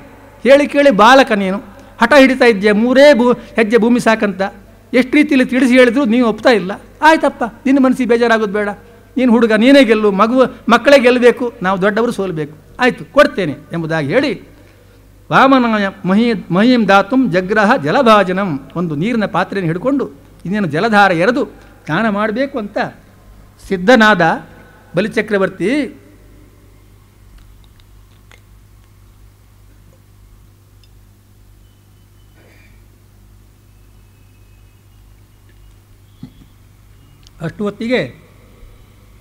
ಅಷ್ಟು ಹೊತ್ತಿಗೆ ಅಲ್ಲಿ ಗುರುಗಳು ಶುಕ್ರಾಚಾರ್ಯರು ಇದರಲ್ಲಿ ಅವರು ನೋಡಿದರು ಅಬ್ಬ ಇವನು ಏನೋ ಮಾಡ್ತಾ ಇದ್ದಾನಲ್ಲ ಅಂತ. ವಿಷ್ಟಮೇಕ್ಷ್ಮಾಂ ಪದಾಸ್ಯಂತಂ ಉಶನ ಅಸುರೇಶ್ವರಂ ಜ್ಞಾನಂ ಸಿಕೀರಸ್ತಂ ವಿಷ್ಣು ಶಿಷ್ಯಂ ಪ್ರಾಹ ವಿದಾಂಬರ. ಅವನು ನೋಡಿದರು ಶುಕ್ರಾಚಾರ್ಯರು, ಈ ಹುಡುಗ ಬಂದಿದ್ದಾನೆ, ಏನೇನೋ ವಿಚಿತ್ರವಾಗಿ ಮಾತಾಡ್ತಾ ಇದ್ದಾನೆ, ಏನೇನೋ ಕೇಳ್ತಾ ಇದ್ದಾನೆ, ಒಂದು ಅರ್ಥವಾಗಲಿಲ್ವಲ್ಲ, ಏನಿರ್ಬೋದು ಅಂತ ಸ್ವಲ್ಪ ಧ್ಯಾನ ಮಗ್ನರಾಗಿ ಸ್ವಲ್ಪ ಯೋಚನೆ ಮಾಡಿ ನೋಡಿದರು. ಆಗ ಅವರಿಗೆ ಹೊಳಿತು, ಆ ಧ್ಯಾನದಲ್ಲಿ ಒಂದು ವಿಶೇಷವಾದ ಜ್ಞಾನ ದೃಷ್ಟಿಯಿಂದ ನೋಡಿದರು. ಓ, ಬಂದವ ಯಾರೂ ಅಲ್ಲ, ಸಾಕ್ಷಾತ್ ವಿಷ್ಣುವೇ ಬಂದಿದ್ದಾನೆ ಈ ರೂಪದಲ್ಲಿ. ಕೂಡಲೇ ಹೋದರು ಬಲಿಚಕ್ರವರ್ತಿ, ನಿಲ್ಲು, ತಡೆ, ಕೊಡಬೇಡ ದಾನ ಅಂತಂದರು. ಯಾಕೆ ಗುರುಗಳೇ, ಏನು ಏನಿಲ್ಲ, ಇವನು ಯಾರಂತ ಅಂದ್ಕೊಂಡಿದ್ದೀನು? ಒಟ್ಟು ಸ್ವಾಮಿ, ಯಾರೋ ಒಬ್ಬ ಬಂದಿದ್ದಾನೆ. ಒಟ್ಟುವಲ್ಲ, ಏಷ ವೈರೋಚನೆ ಸಾಕ್ಷಾತ್ ಭಗವಾನ್ ವಿಷ್ಣು ರವ್ಯಯ, ಸಾಕ್ಷಾತ್ ವಿಷ್ಣುವೇ ಇವ, ನೀನೇನು ಅಂದ್ಕೊಂಡಿದ್ಯಾ? ಏನು ಬಂದಿದ್ದಾನೆ ಇಲ್ಲಿ, ಯಾತಕ್ಕೆ ಬಂದಿದ್ದಾನೆ ಗೊತ್ತಾ? ದೇವಾನಾಂ ಕಾರ್ಯಸಾಧಕ, ದೇವತೆಗಳ ಕಾರ್ಯವನ್ನು ಸಾಧಿಸುವುದಕ್ಕಾಗಿ, ಅವರಿಗೆ ಸಹಾಯ ಮಾಡೋದಕ್ಕಾಗಿ ಬಂದಿದ್ದಾನೆ ಇವ, ಹೀಗಂತ ತಿಳಿಬೇಡ. ಅದಕ್ಕೋಸ್ಕರ ಏನು ನೋಡು, ನೀನು ಭಾಳ ಅನ್ಯಾಯ ಮಾಡ್ತಾ ಇದ್ದೀಗ, ಪಾಪ ನಿನಗೆ ಗೊತ್ತಿಲ್ಲ. ಪ್ರತಿಶ್ರುತಂ ತ್ವಯೈ ತಸ್ಮೈ ಯದನರ್ಥಂ ಅಜಾನತ, ಅನರ್ಥ ಏನಾಗ್ತದೆ ಎಂಬುದನ್ನು ತಿಳಿಯದೆ ಇವನಿಗೊಂದು ಮಾತನ್ನು ಕೊಟ್ಟುಬಿಟ್ಟೆ, ನೀನು ತಪ್ಪು ಕೆಲಸ ಮಾಡಿಬಿಟ್ಟೆ. ನಸಾಧು ಮನ್ಯೆ ದೈತ್ಯಾನಾಂ ಮಹಾನ್ ಉಪಗತೋ ಅನಯ, ದೊಡ್ಡ ಅನ್ಯಾಯ ಆಗಿಬಿಡ್ತು ರಾಕ್ಷಸರಿಗೆಲ್ಲ, ಇದರಿಂದ ಅನ್ಯಾಯ ಆಗಿಬಿಡ್ತಾರೆ. ನೀನು ಅವನಿಗೇನಾದರೂ 3 ಹೆಜ್ಜೆ ಭೂಮಿಯನ್ನು ಕೊಟ್ಟೆ ಅಂತಂದರೆ ರಾಕ್ಷಸರಿಗೆ ದೊಡ್ಡ ಅನ್ಯಾಯ ಆಗ್ತಾರೆ, ಕೊಡಬೇಡ ಅಂತಂದ. ಇವನಂದ, ಸ್ವಾಮಿ ಏನು ಹೇಳ್ತಾ ಇದ್ರಿ ಸ್ವಾಮಿ, 3 ಹೆಜ್ಜೆ ಭೂಮಿ ಕೇಳ್ತಾ ಇರೋದು ಹುಡುಗ, ಪಾಪ ಅದನ್ನು ಕೊಟ್ಟರೆ ರಾಕ್ಷಸರಿಗೆ ಏನು ಅನ್ಯಾಯ ಆದಿತ್ತು, ಅದನ್ನು ಯಾವ ದೊಡ್ಡ ನಷ್ಟ ಆದಿತ್ತು ಈ ಬಲಿಚಕ್ರವರ್ತಿಗೆ, ಏನು ಹೇಳ್ತಾ ಇದ್ದೀರಿ ಗುರುಗಳೇ? ಅಯ್ಯೋ, ಅವನೇನು ಮಾಡ್ತಾನೆ ಗೊತ್ತಾ, ಅವನು ಹೀಗೆ ಇರುವುದಿಲ್ಲ. ಈಗ ಈ ಸಣ್ಣ ಹುಡುಗನಾಗಿ ಕಾಣಿಸ್ಕೊಂಡಿದ್ದಾನೆ, ವಿಶ್ವಕಾಯ, ನಾಳೆ ವಿಶ್ವ ರೂಪವನ್ನು ಧರಿಸಿಬಿಡ್ತಾನೆ, ದೊಡ್ಡ ರೂಪವನ್ನು ಧರಿಸಿಬಿಡ್ತಾನೆ. ಆಮೇಲೆ ಏನು ಮಾಡ್ತಾನೆ, ರಮತೋ ಗಾಂ ಪದೈಕೇನ ದ್ವಿತೀಯೇನ ದಿವಂ ವಿಭೋ, ಒಂದು ಪಾರದಿಂದಲೇ ಇಡೀ ಭೂಮಂಡಲವನ್ನು ಅಳೆದುಬಿಡ್ತಾನೆ, ಮತ್ತೊಂದು ಪಾರದಿಂದ ಇಡೀ ಸ್ವರ್ಗಲೋಕ, ಉಳಿದ ಎಲ್ಲ ಲೋಕಗಳನ್ನು, ನಿನ್ನ ವಶದಲ್ಲಿರುವ ಸರ್ವಲೋಕಗಳನ್ನು ಅಳೆದುಬಿಡ್ತಾನೆ. ಕೊನೆಗೆ ಕಂಚಕಾಯೇನ ಮಹತಾ ತಾರ್ತೀಯಸ್ಸ ಕುತೋಗತಿ. ಆವಾಗ ಒಂದು ಪ್ರಶ್ನೆ ಹೇಳ್ತದೆ, 3 ಹೆಜ್ಜೆ ಕೊಡ್ತೇನೆ ನೀನು ಹೇಳಿದ್ಯಾ, 2 ಹೆಜ್ಜೆ ಅಳೆದು ಬಿಡ್ತಾನೆ, 2 ಹೆಜ್ಜೆಯಲ್ಲಿ ಎಲ್ಲವನ್ನು ಅಳ್ಕೊಂಡು ಬಿಡ್ತಾನೆ, ಕೊನೆಯ ಹೆಜ್ಜೆ 3ನೇ ಹೆಜ್ಜೆ ಕೊಡೋದಕ್ಕೆ ನಿನ್ನಲ್ಲಿ ಏನು ಉಳಿತಾರೆ ಆವಾಗ ಯೋಚನೆ ಮಾಡು. ಮತ್ತೆ ಆಗ ಏನಾಗ್ತಾರೆ ಗೊತ್ತಾ ನಿನಗೆ? ನಿಷ್ಠಾಂತೆ ನರಕೆ ಮನ್ಯೆ ಹೆಪ್ರದಾತು ಪ್ರತಿಶ್ರುತಂ. ಈ ರೀತಿಯಲ್ಲಿ ವಚನ ಕೊಟ್ಟು ವಚನದಂತೆ ನಡೆದುಕೊಳ್ಳುವುದಕ್ಕೆ ಅಸಮರ್ಥನಾದರೆ ಅದರ ಫಲವಾಗಿ ನಿನಗೆ ನರಕವಾಸ ಕಟ್ಟಿಟ್ಟದ್ದು. ಅದಕ್ಕೋಸ್ಕರ ಒಂದು ಕೆಲಸ ಮಾಡು, ಪ್ರತಿಶ್ರುತ, ಅದಕ್ಕೆ ಒಂದು ಕೆಲಸ ಮಾಡು, ಏನು ಗೊತ್ತೇ, ನರಕ ಹೇಗಿದ್ರೂ ನಿನಗೆ ತಪ್ಪುವುದಿಲ್ಲ. ಈಗ ಹೇಳಿ ಆಯಿತು ನೀನು, ಇನ್ನು ಹೇಳಿದ ಮೇಲೆ ಕೊಡೋದಿಲ್ಲ ಅಂತ ಹೇಳಿದ್ರೆ ಅದು ಒಂದು ರೀತಿಯಲ್ಲಿ ನರಕಕ್ಕೆ ಕಾರಣ ಆಗ್ಬೋದು. ಆದರೆ ಆಗಲಿ, ಸದ್ಯ ಈಗ ಈ ಲೋಕದಲ್ಲಿ ಆದರೂ ಸುಖಪಡು, ಏನಿದೆಯೋ ಅದನ್ನು ಉಳಿಸ್ಕೊ, ನಿನ್ನದಾದ್ದನ್ನು ಎಲ್ಲವನ್ನೂ ಕಳ್ಕೊಳ್ಬೇಡ. ಎಲ್ಲವನ್ನು ಕಳ್ಕೊಂಡು ಈ ಲೋಕದಲ್ಲೂ ಕಷ್ಟಪಟ್ಟು ಮುಂದೆ ನರಕಕ್ಕೂ ಹೋಗಿ ಮುಂದೆ ಪರಲೋಕದಲ್ಲೂ ನರಕಕ್ಕೆ ಹೋಗೋದಕ್ಕಿಂತ ಈ ಲೋಕದಲ್ಲಿ ಇದ್ದದ್ದನ್ನೆಲ್ಲ ಇಟ್ಕೊಂಡು ಇಲ್ಲಿ ಸುಖವಾಗಿದ್ದು ಮುಂದೆ ಬೇಕಾದರೂ ನೋಡಿಕೊಳ್ಳುವಂತೆ, ನರಕ ಬಂದರೆ ನೋಡಿಕೊಳ್ಳು. 2 ರೀತಿಯಲ್ಲೂ ನರಕ ತಪ್ಪುವುದಿಲ್ಲ ನನಗೆ, ಆವಾಗ ನೋಡ್ಕೊಳ್ವಿ ಅಂತೆ, ಈಗ ಬೇಡ ಅಂತಂದರು ಶುಕ್ರಾಚಾರ್ಯರು. ಮತ್ತು ಇನ್ನೊಂದು ವಿಚಾರ, ನತದ್ದಾನಂ ಪ್ರಶಂಸಂತಿ ಏನ ವೃತ್ತಿರ್ ವಿಪದ್ಯತೆ. ಮತ್ತು ಇನ್ನೊಂದು ವಿಚಾರ ಶಾಸ್ತ್ರದಲ್ಲೂ ಕೂಡ ಹೇಳಿದ್ದಾರೆ ಈ ವಿಚಾರದಲ್ಲಿ, ಸರ್ವಸ್ವ ದಾನ, ಏನತ್ರ ಇರುವ ಸರ್ವಸ್ವವನ್ನು ಒಬ್ಬ ತಗೊಳ್ತಾನೆ ಅಂತಾದರೆ ಅಂಥ ದಾನವನ್ನು ಕೊಡಬಾರ್ದು. ಯಾಕೆ ಕೊಡಬಾರ್ದು ಅಂತಂದರೆ, ದಾನಂ ಯಜ್ಞಸ್ತಪಕರ್ಮ ಲೋಕೆ ವೃತ್ತಿಮತೋ ಯತಃ. ಈ ಲೋಕದಲ್ಲಿ ಒಬ್ಬ ದಾನವ ಅಥವಾ ಯಾವುದೇ ಒಂದು ಸತ್ಕರ್ಮ ಮಾಡಬೇಕಿದ್ದರೂ ಕೂಡ ಮೊದಲು ಅವ ಜೀವಂತನಾಗಿರಬೇಕು, ತನ್ನ ದೇಹ ಪೋಷಣೆಯನ್ನು ಮಾಡಿಕೊಳ್ಬೇಕು. ಶರೀರ ಮಾಧ್ಯಮ ಖಲು ಧರ್ಮ ಸಾಧನಂ ಅಂತ ಹೇಳಿದ್ದಾರೆ. ಧರ್ಮ ಸಾಧನದಲ್ಲಿ ಮೊದಲನೆಯದೇ ದೇಹ. ದೇಹ ಇದ್ದರೆ ಮತ್ತುಳಿದ ಸಾಧನಗಳೆಲ್ಲ ಪ್ರಯೋಜನಕ್ಕೆ ಬರುವಂಥದ್ದು. ಹಾಗಾಗಿ ತನ್ನ ದೇಹವನ್ನು ರಕ್ಷಣೆ ಮಾಡಿಕೊಳ್ಳಬೇಕಾದ್ದು ಪ್ರತಿಯೊಬ್ಬನ ಕರ್ತವ್ಯ. ತನ್ನ ದೇಹ ಅನ್ನುವಾಗ ತಾನೊಬ್ಬನೇ ಬದುಕಿರುವುದಂತ ಅರ್ಥ ಅಲ್ಲ. ತಾನು, ತನ್ನವರು, ತನ್ನ ಪರಿವಾರ, ತನ್ನ ಅನುಯಾಯಿಗಳು ಅಂದರೆ ಎಲ್ಲ ರಾಕ್ಷಸ ವರ್ಗ ಇವರೆಲ್ಲರೂ ಕೂಡ ಸುಖವಾಗಿರುವ ಹಾಗೆ ನೋಡ್ಕೊಳ್ಳಬೇಕಾದ್ದು ಮೊದಲ ಕರ್ತವ್ಯ. ಯಾಕೆ ಗೊತ್ತಾ? ಈ ದಾನ, ಯಜ್ಞ, ತಪಸ್ಸು ಇತ್ಯಾದಿ ಧರ್ಮ ಕಾರ್ಯಗಳನ್ನು ಮಾಡಬೇಕಾದ್ರೆ ಮೊದಲು ನಾವು ಬದುಕಿರಬೇಕು. ಬದುಕಿದ ಮೇಲೆ ಇದೆಲ್ಲ ಮಾಡುವಂಥದ್ದು. ಸ್ವಲ್ಪ ನಮ್ಮ ಜೀವನ ಮುಗಿದ ಮೇಲೆ ಏನಾದರೂ ಸ್ವಲ್ಪ ನಮ್ಮ ಹತ್ರ ದುಡ್ಡೋ ಕಾಸೋ ಇದ್ದರೆ ಇಂಥದ್ದೆಲ್ಲ ಮಾಡೋದಕ್ಕೆ ಸಾಧ್ಯ ಇದೆ. ಏನೂ ಇಲ್ಲದೆ ಎಲ್ಲವನ್ನು ಕಳ್ಕೊಂಡ ಮೇಲೆ ಯಾವ ದಾನ, ಯಾವ ಸತ್ಕರ್ಮ ಆಚರಣೆ ಮಾಡೋಕ್ಕೆ ಸಾಧ್ಯ ಆಗ್ತಾರೆ ಹೇಳು? ಹಾಗಾಗಿ ಅದನ್ನು ಮಾಡಬೇಡ. ಮತ್ತು ಇನ್ನೊಂದು ವಿಚಾರ, ಕೆಲವು ಸಂದರ್ಭದಲ್ಲಿ ನಿನಗೆ ಯೋಚನೆ ಬರ್ಬೋದು, ಅಲ್ಲ ಸುಳ್ಳು ಹೇಳಿದಂಗೆ ಆಗ್ತಾರಲ್ಲ, ನಾನು ಮಾತು ಕೊಟ್ಟಾಯಿತು ಈಗ ಕೊಡೋದಿಲ್ಲ ಅಂತಂದರೆ ಆಡಿದ ಮಾತಿಗೆ ತಪ್ಪಿದಾಗ ಆಗ್ತಾರಲ್ಲ, ಸುಳ್ಳು ಹೇಳ್ಬೋದೇ ಗುರುಗಳೇ ಅಂತ ಕೇಳಿದೆವ. ಆಗ ಅವರಂದರು, ಸುಳ್ಳು ಹೇಳ್ಬೋದಪ್ಪ, ಕೆಲವು ಸಂದರ್ಭಗಳಲ್ಲಿ ಸುಳ್ಳು ಹೇಳಬೇಕು ಅಂತೇಳಿ ಇದೆ ಶಾಸ್ತ್ರದಲ್ಲಿ, ಹೇಳ್ಬೋದು ಅಂತೇಳಿ. ಯಾವಾಗ ಗೊತ್ತೇ ಹೇಳ್ಬೋದು? ಯಾವಾಗ? ಸ್ತ್ರೀಷು, ಹೆಂಗಸರಲ್ಲಿ ಸುಳ್ಳು ಹೇಳ್ಬೋದಂತೆ ಗುರುಗಳು ಹೇಳ್ತಾ ಇದ್ದಾರೆ. ಅಂದರೆ ಮೋಸ ಮಾಡಬೇಕು ಹೆಂಗಸರಿಗೆ ಅಂತ ಅರ್ಥ ಅಲ್ಲ. ಸ್ತ್ರೀಯರು ಸಾಮಾನ್ಯವಾಗಿ ಸ್ವಲ್ಪ ಕೋಮಲ ಸ್ವಭಾವದವರು ಇರ್ತಾರೆ. ಅದು ನಿಷ್ಠುರವಾದ ಸತ್ಯವನ್ನು ಅವರ ಬಳಿಯಲ್ಲಿ ಒಂದೇ ಸಲ ಕೇಳಿಬಿಟ್ರೆ ತಡೆದುಕೊಳ್ಳೋದಕ್ಕೆ ಕಷ್ಟ ಆಗ್ಬೋದು. ಸ್ವಲ್ಪ ಸುಳ್ಳು ಹೇಳ್ಬೋದು ಅಂತ ಸಮಾಧಾನಕ್ಕಾಗಿ. ಯಾವನೋ ಒಬ್ಬ ಸೀರೆ ಬೇಕು ಅಂತ ಪಾಪ ಬಡ ಹೆಂಗಸು ಬಡವರು ಗಂಡ ಹೆಂಡತಿಯಲ್ಲ ಒಂದು ಸೀರೆ ಬೇಕು ಅಂತ ಕೇಳ್ತಾ ಇದ್ದಾಳೆ. ಈ ಸೀರೆ ತೆಗೆದುಕೊಳ್ಳೋದು ದುಡ್ಡೇ ಇಲ್ಲ ಅಂತ ಹೇಳೋಕ್ಕಿಂತ ಮುಂದಿನ ತಿಂಗಳು ತೆಗೆದುಕೊಡ್ತೇನೆ ಅಂತ ಹೇಳಿಬಿಟ್ರೆ ಎಷ್ಟು ಆಗ್ಬೋದು. ತೆಗೆದುಕೊಡೋದಿಲ್ಲ ಅವನಿಗೆ ಗೊತ್ತು, ಹೇಳುವವನಿಗೆ, ಆದರೂ ಕೂಡ ಹೇಳ್ಬೋದು. ಹಾಗೆ ಮತ್ತು ಇನ್ನೊಂದು ವಿಚಾರ, ಇದು ಸ್ತ್ರೀಷು ಅಂತ ಗಂಡಸರು ಹೇಳುವಂಥ ಮಾತು. ಇಬ್ಬರು ಗಂಡಸರು ಇವರು, ಯಾರೊಬ್ಬ ಶುಕ್ರಾಚಾರ್ಯ, ಇನ್ನೊಬ್ಬರು ಬಲಿಚಕ್ರವರ್ತಿ. ಬಹುಶಃ ಹೆಂಗಸರೊಳಗೂ ಇಂಥ ಒಂದು ಅಂಡರ್ಸ್ಟ್ಯಾಂಡಿಂಗ್ ಇರ್ಬೋದೇನು, ಯಾರಿಗೆ ಗೊತ್ತು. ಗಂಡಸ್ರ ಹತ್ರ ಸತ್ಯ ಹೇಳಬಾರ್ದು ಯಾವಾಗಲೂ, ಸ್ವಲ್ಪ ಆಗಿಂದಾಗ ಸ್ವಲ್ಪ ಸುಳ್ಳು ಹೇಳ್ಬೋದು ಅಂತ ಅವರಲ್ಲೂ ಒಂದು ಇರ್ಬೋದು ನಿಯಮ. ಇದು ಗಂಡಸರ ನಿಯಮ ಇವನು ಹೇಳ್ತಾ ಇದ್ದಾನೆ ಈ ಶುಕ್ರಾಚಾರ್ಯ. ಪುರುಷೇಷು ಅಂತ ಬೇಕಾದ್ರೆ ಸೇರಿಸ್ಕೊಂಡು ಬಿಡೋಣ ಸ್ತ್ರೀಯರ ದೃಷ್ಟಿಯಿಂದ. ಅಂತೂ ಹೆಂಗಸರಲ್ಲಿ ಗಂಡಸರಲ್ಲಿ ಕೆಲವು ಸಂದರ್ಭದಲ್ಲಿ ಸುಳ್ಳು ಹೇಳ್ಬೋದು ಅಂತ ಅರ್ಥ ಮಾಡ್ಕೊಳ್ಬೋದು. ಇನ್ನು ನರ್ಮ ವಿವಾಹೇಚ, ನರ್ಮ ಅಂದರೆ ವಿನೋದ, ಹಾಸ್ಯಕ್ಕಾಗಿ ಸುಳ್ಳು ಹೇಳ್ಬೋದು. ಹಾಸ್ಯ ಹುಟ್ಟುವುದೇ ಸುಳ್ಳಿನಿಂದ, ಅಂದರೆ ಪೂರ್ಣ ಸುಳ್ಳಲ್ಲ, ಸ್ವಲ್ಪ ಸತ್ಯ, ಸ್ವಲ್ಪ ಚಮತ್ಕಾರ, ಸ್ವಲ್ಪ ಸುಳ್ಳು ಎಲ್ಲ ಮಿಶ್ರ ಮಾಡಿ ಮಾತಾಡಿದರೆ ಆಗ ಅದು ಹಾಸ್ಯ ಅಂತ ಅನಿಸ್ಕೊಳ್ಳುತ್ತೆ. ಆವಾಗ ನಗೆ ಬರ್ತಾರೆ. ಬರೀ ಇದ್ದದಿದ್ದಂಗೆ ಹೇಳಿದರೆ ಯಾರಿಗೂ ನಗು ಬರೋದಿಲ್ಲ. ಹಾಗಾಗಿ ಹಾಸ್ಯ ಅನ್ನೋದು ಬಹಳ ಮುಖ್ಯ ಜೀವನದ ಒಂದು ಉತ್ಸಾಹ ಕೊಡುವಂಥ ಒಂದು ವಿಚಾರ ಹಾಸ್ಯ. ಅದು ಹುಟ್ಟಬೇಕಾದ್ರೆ ಸತ್ಯ ಒಂದೇ ಸಾಕಾಗುವುದಿಲ್ಲ, ಸುಳ್ಳು ಬೇಕು. ಹಾಗೆ ವಿವಾಹೇ ಈ ಮದುವೆ ಮಾಡುವಾಗ ಸುಳ್ಳು ಹೇಳ್ಬೋದು ಅಂತ ನಮ್ಮಲ್ಲಿ ಒಂದು ಮಾತೇ ಇದೆ. 100 ಸುಳ್ಳು ಹೇಳಿ ಒಂದು ಮದುವೆ ಮಾಡು ಅಂತ ಕೆಲವರು ಹೇಳಿದರು. ಇನ್ಯಾರಿಗೂ ಸಾಕಾಗಲಿಕ್ಕಿಲ್ಲ ಅಂತ ಅನಿಸ್ತು, 1000 ಸುಳ್ಳು ಹೇಳಿ ಮದುವೆ ಮಾಡು ಅಂತ ಕೆಲವರು ಯಾರು ಸೇರಿಸ್ಬಿಟ್ರೆ ಆಮೇಲೆ. ಹಾಗಾಗಿ ಅದೊಂದಿದೆ. ಆಮೇಲೆ ವೃತ್ತ್ಯರ್ಥೆ, ಈ ವೃತ್ತ್ಯರ್ಥ ಅಂದರೆ ಜೀವನ ವೃತ್ತಿಗಾಗಿ ಅಥವಾ ವ್ಯಾಪಾರಕ್ಕಾಗಿ ಎಲ್ಲ ಸುಳ್ಳು ಹೇಳ್ಬೋದು. ವ್ಯಾಪಾರದಲ್ಲಿ ಸುಳ್ಳು ಹೇಳಿದ್ರೆ ನಡೆಯೋದೇ ಇಲ್ಲ, ಸುಳ್ಳು ಹೇಳ್ಬೋದು. ಆಮೇಲೆ ಪ್ರಾಣ ಸಂಕಟೆ, ಪ್ರಾಣಕ್ಕೆ ಕುತ್ತು ಒದಗಿದಾಗ ಖಂಡಿತ ಸುಳ್ಳು ಹೇಳಬೇಕು, ಪ್ರಾಣವನ್ನು ರಕ್ಷಣೆ ಮಾಡಿಕೊಳ್ಳಲೇಬೇಕು ಸುಳ್ಳು ಹೇಳುವ ಮೂಲಕ. ಆಮೇಲೆ ಗೋಬ್ರಾಹ್ಮಣಾರ್ತೆ, ಗೋಬ್ರಾಹ್ಮಣರನ್ನು ರಕ್ಷಣೆ ಮಾಡುವ ಸಲುವಾಗಿ ಸುಳ್ಳು ಹೇಳ್ಬೋದು. ಹಿಂಸಾಯಾಮ್, ನಾನು ಸತ್ಯ ಹೇಳುವುದರಿಂದ ಯಾರಿಗಾದರೂ ಹಿಂಸೆ ಆಗುತ್ತದೆ ಅಂತ ಆದರೆ ಆ ಹಿಂಸೆಯನ್ನು ತಡೆಯುವುದಕ್ಕಾಗಿ ಸುಳ್ಳು ಹೇಳ್ಬೋದು. ಮತ್ತು ಇಂಥ ಸಂದರ್ಭದಲ್ಲಿ ಸುಳ್ಳು ಹೇಳ್ಬೋದು ಅಂತ ಶುಕ್ರಾಚಾರ್ಯರು ತನ್ನ ಅಭಿಪ್ರಾಯವನ್ನು ಕೊಟ್ಟರು. ಆಗ ಬಲಿಚಕ್ರವರ್ತಿ ಹೇಳಿದ, ಸ್ವಾಮಿ ಗುರುಗಳೇ, ನೀವು ಹೇಳಿದ ಎಲ್ಲ ಮಾತು ಸತ್ಯ ಸ್ವಾಮಿ. ಸತ್ಯಂ ಭಗವತಾ ಪ್ರೋಕ್ತಂ ಧರ್ಮೋಯಂ ಗೃಹಮೇಧಿನಾಂ. ಸ್ವಾಮಿ, ಭಾಳ ಉತ್ತಮವಾದ ವಿಚಾರವನ್ನು ಹೇಳಿದ್ದೀರಿ, ಎಲ್ಲ ಸತ್ಯವೇ ನೀವು ಹೇಳಿದಂಥ ಮಾತು. ಗೃಹಮೇಧಿನಾಂ, ಯಾರ್ಯಾರು ಗೃಹಸ್ಥರಿದ್ದಾರೋ ಅಂಥ ಗೃಹಸ್ಥರು ಇದೇ ರೀತಿ ನಡ್ಕೊಳ್ಬೇಕು ಅಂತ ನೀವು ಹೇಳಿದ್ದೀರಲ್ಲ, ಪರಮ ಸತ್ಯ ಅದು. ಅರ್ಥಂ ಕಾಮಂ ಯಶೋ ವೃತ್ತಿಂ ಯೋನ ಬಾಧೇತ ಕರ್ಹಿಚಿತ್. ಆ ದಾನ ಮಾಡುವುದರಿಂದ ಅರ್ಥಕ್ಕಾಗಲಿ ಕಾಮಕ್ಕಾಗಲಿ ಯಶಸ್ಸಿಗಾಗಲಿ ಅವನ ಜೀವಿಕೆಗಾಗಲಿ ತೊಂದರೆ ಬರದ ರೀತಿಯಲ್ಲಿ ಮಾಡಬೇಕು ಎಂಬುದು ಅದು ಗೃಹಸ್ಥರ ಧರ್ಮ ಅಂತ ತಾವು ಯಾವುದನ್ನು ಅಪ್ಪಣೆ ಕೊಡಿಸಿದರೋ ಅದು ಸತ್ಯ ಸ್ವಾಮಿ, ಸತ್ಯ ಒಪ್ತೇನೆ. ಆದರೆ ಸ್ವಾಮಿ, ನನ್ನ ಪರಿಸ್ಥಿತಿ ಅರ್ಥ ಮಾಡಿಕೊಳ್ಳಿ. ಅಯ್ಯೋ, ನೀವು ಹೇಳಿದ್ರಿ ನನ್ನ ರಾಜ್ಯ ಹೋಗ್ತಾರಲ್ಲ ಅಂತ ನಾನು ಹೆದರಿಕೊಂಡು ವಿತ್ತಲೋಭೇನ ಸಚಾಹಂ ವಿತ್ತಲೋಭೇನ ಪ್ರತ್ಯಾಚಕ್ಷೆ ಕಥಂ ದ್ವಿಜಂ. ನೀವೇನೋ ಹೇಳಿದ್ರಿ, ಅಯ್ಯೋ ನನ್ನ ಹೋಗ್ತಾರಲ್ಲ ಎಲ್ಲ ಅಂತ ಲೋಭರಿಂದ, ವಿತ್ತಲೋಭೇನ, ನನಗೆ ಉಳಿಸ್ಕೊಳ್ಬೇಕು ನನ್ನ ಐಶ್ವರ್ಯ ರಾಜ್ಯ ಅನ್ನುವ ಆ ಒಂದು ಲೋಭರಿಂದ ಈಗ ಈ ಬಂದಂಥ ಈ ಹುಡುಗ ಇವನಿಗೆ ಕೊಡುದಿಲ್ಲಪ್ಪ ಹೋಗುವಂತ ಹೇಗೆ ತಿರಸ್ಕಾರದಿಂದ ಅವನ ಕಳಿಸ್ಕೊಡ್ಲಿ, ನಾನು ತಿರಸ್ಕಾರ ಮಾಡಿಬಿಡ್ಬೋದು ಇಂಥ ತೇಜಸ್ವಿಯಾದ ಬಾಲಕನ ವಿಚಾರದಲ್ಲಿ. ಹೇಗೆ ಪ್ರತ್ಯಾಚಕ್ಷೆ ಕಥಂ, ಅದು ಕೂಡ ಪ್ರತಿಶ್ರುತ್ಯ ದದಾಮೀತಿ.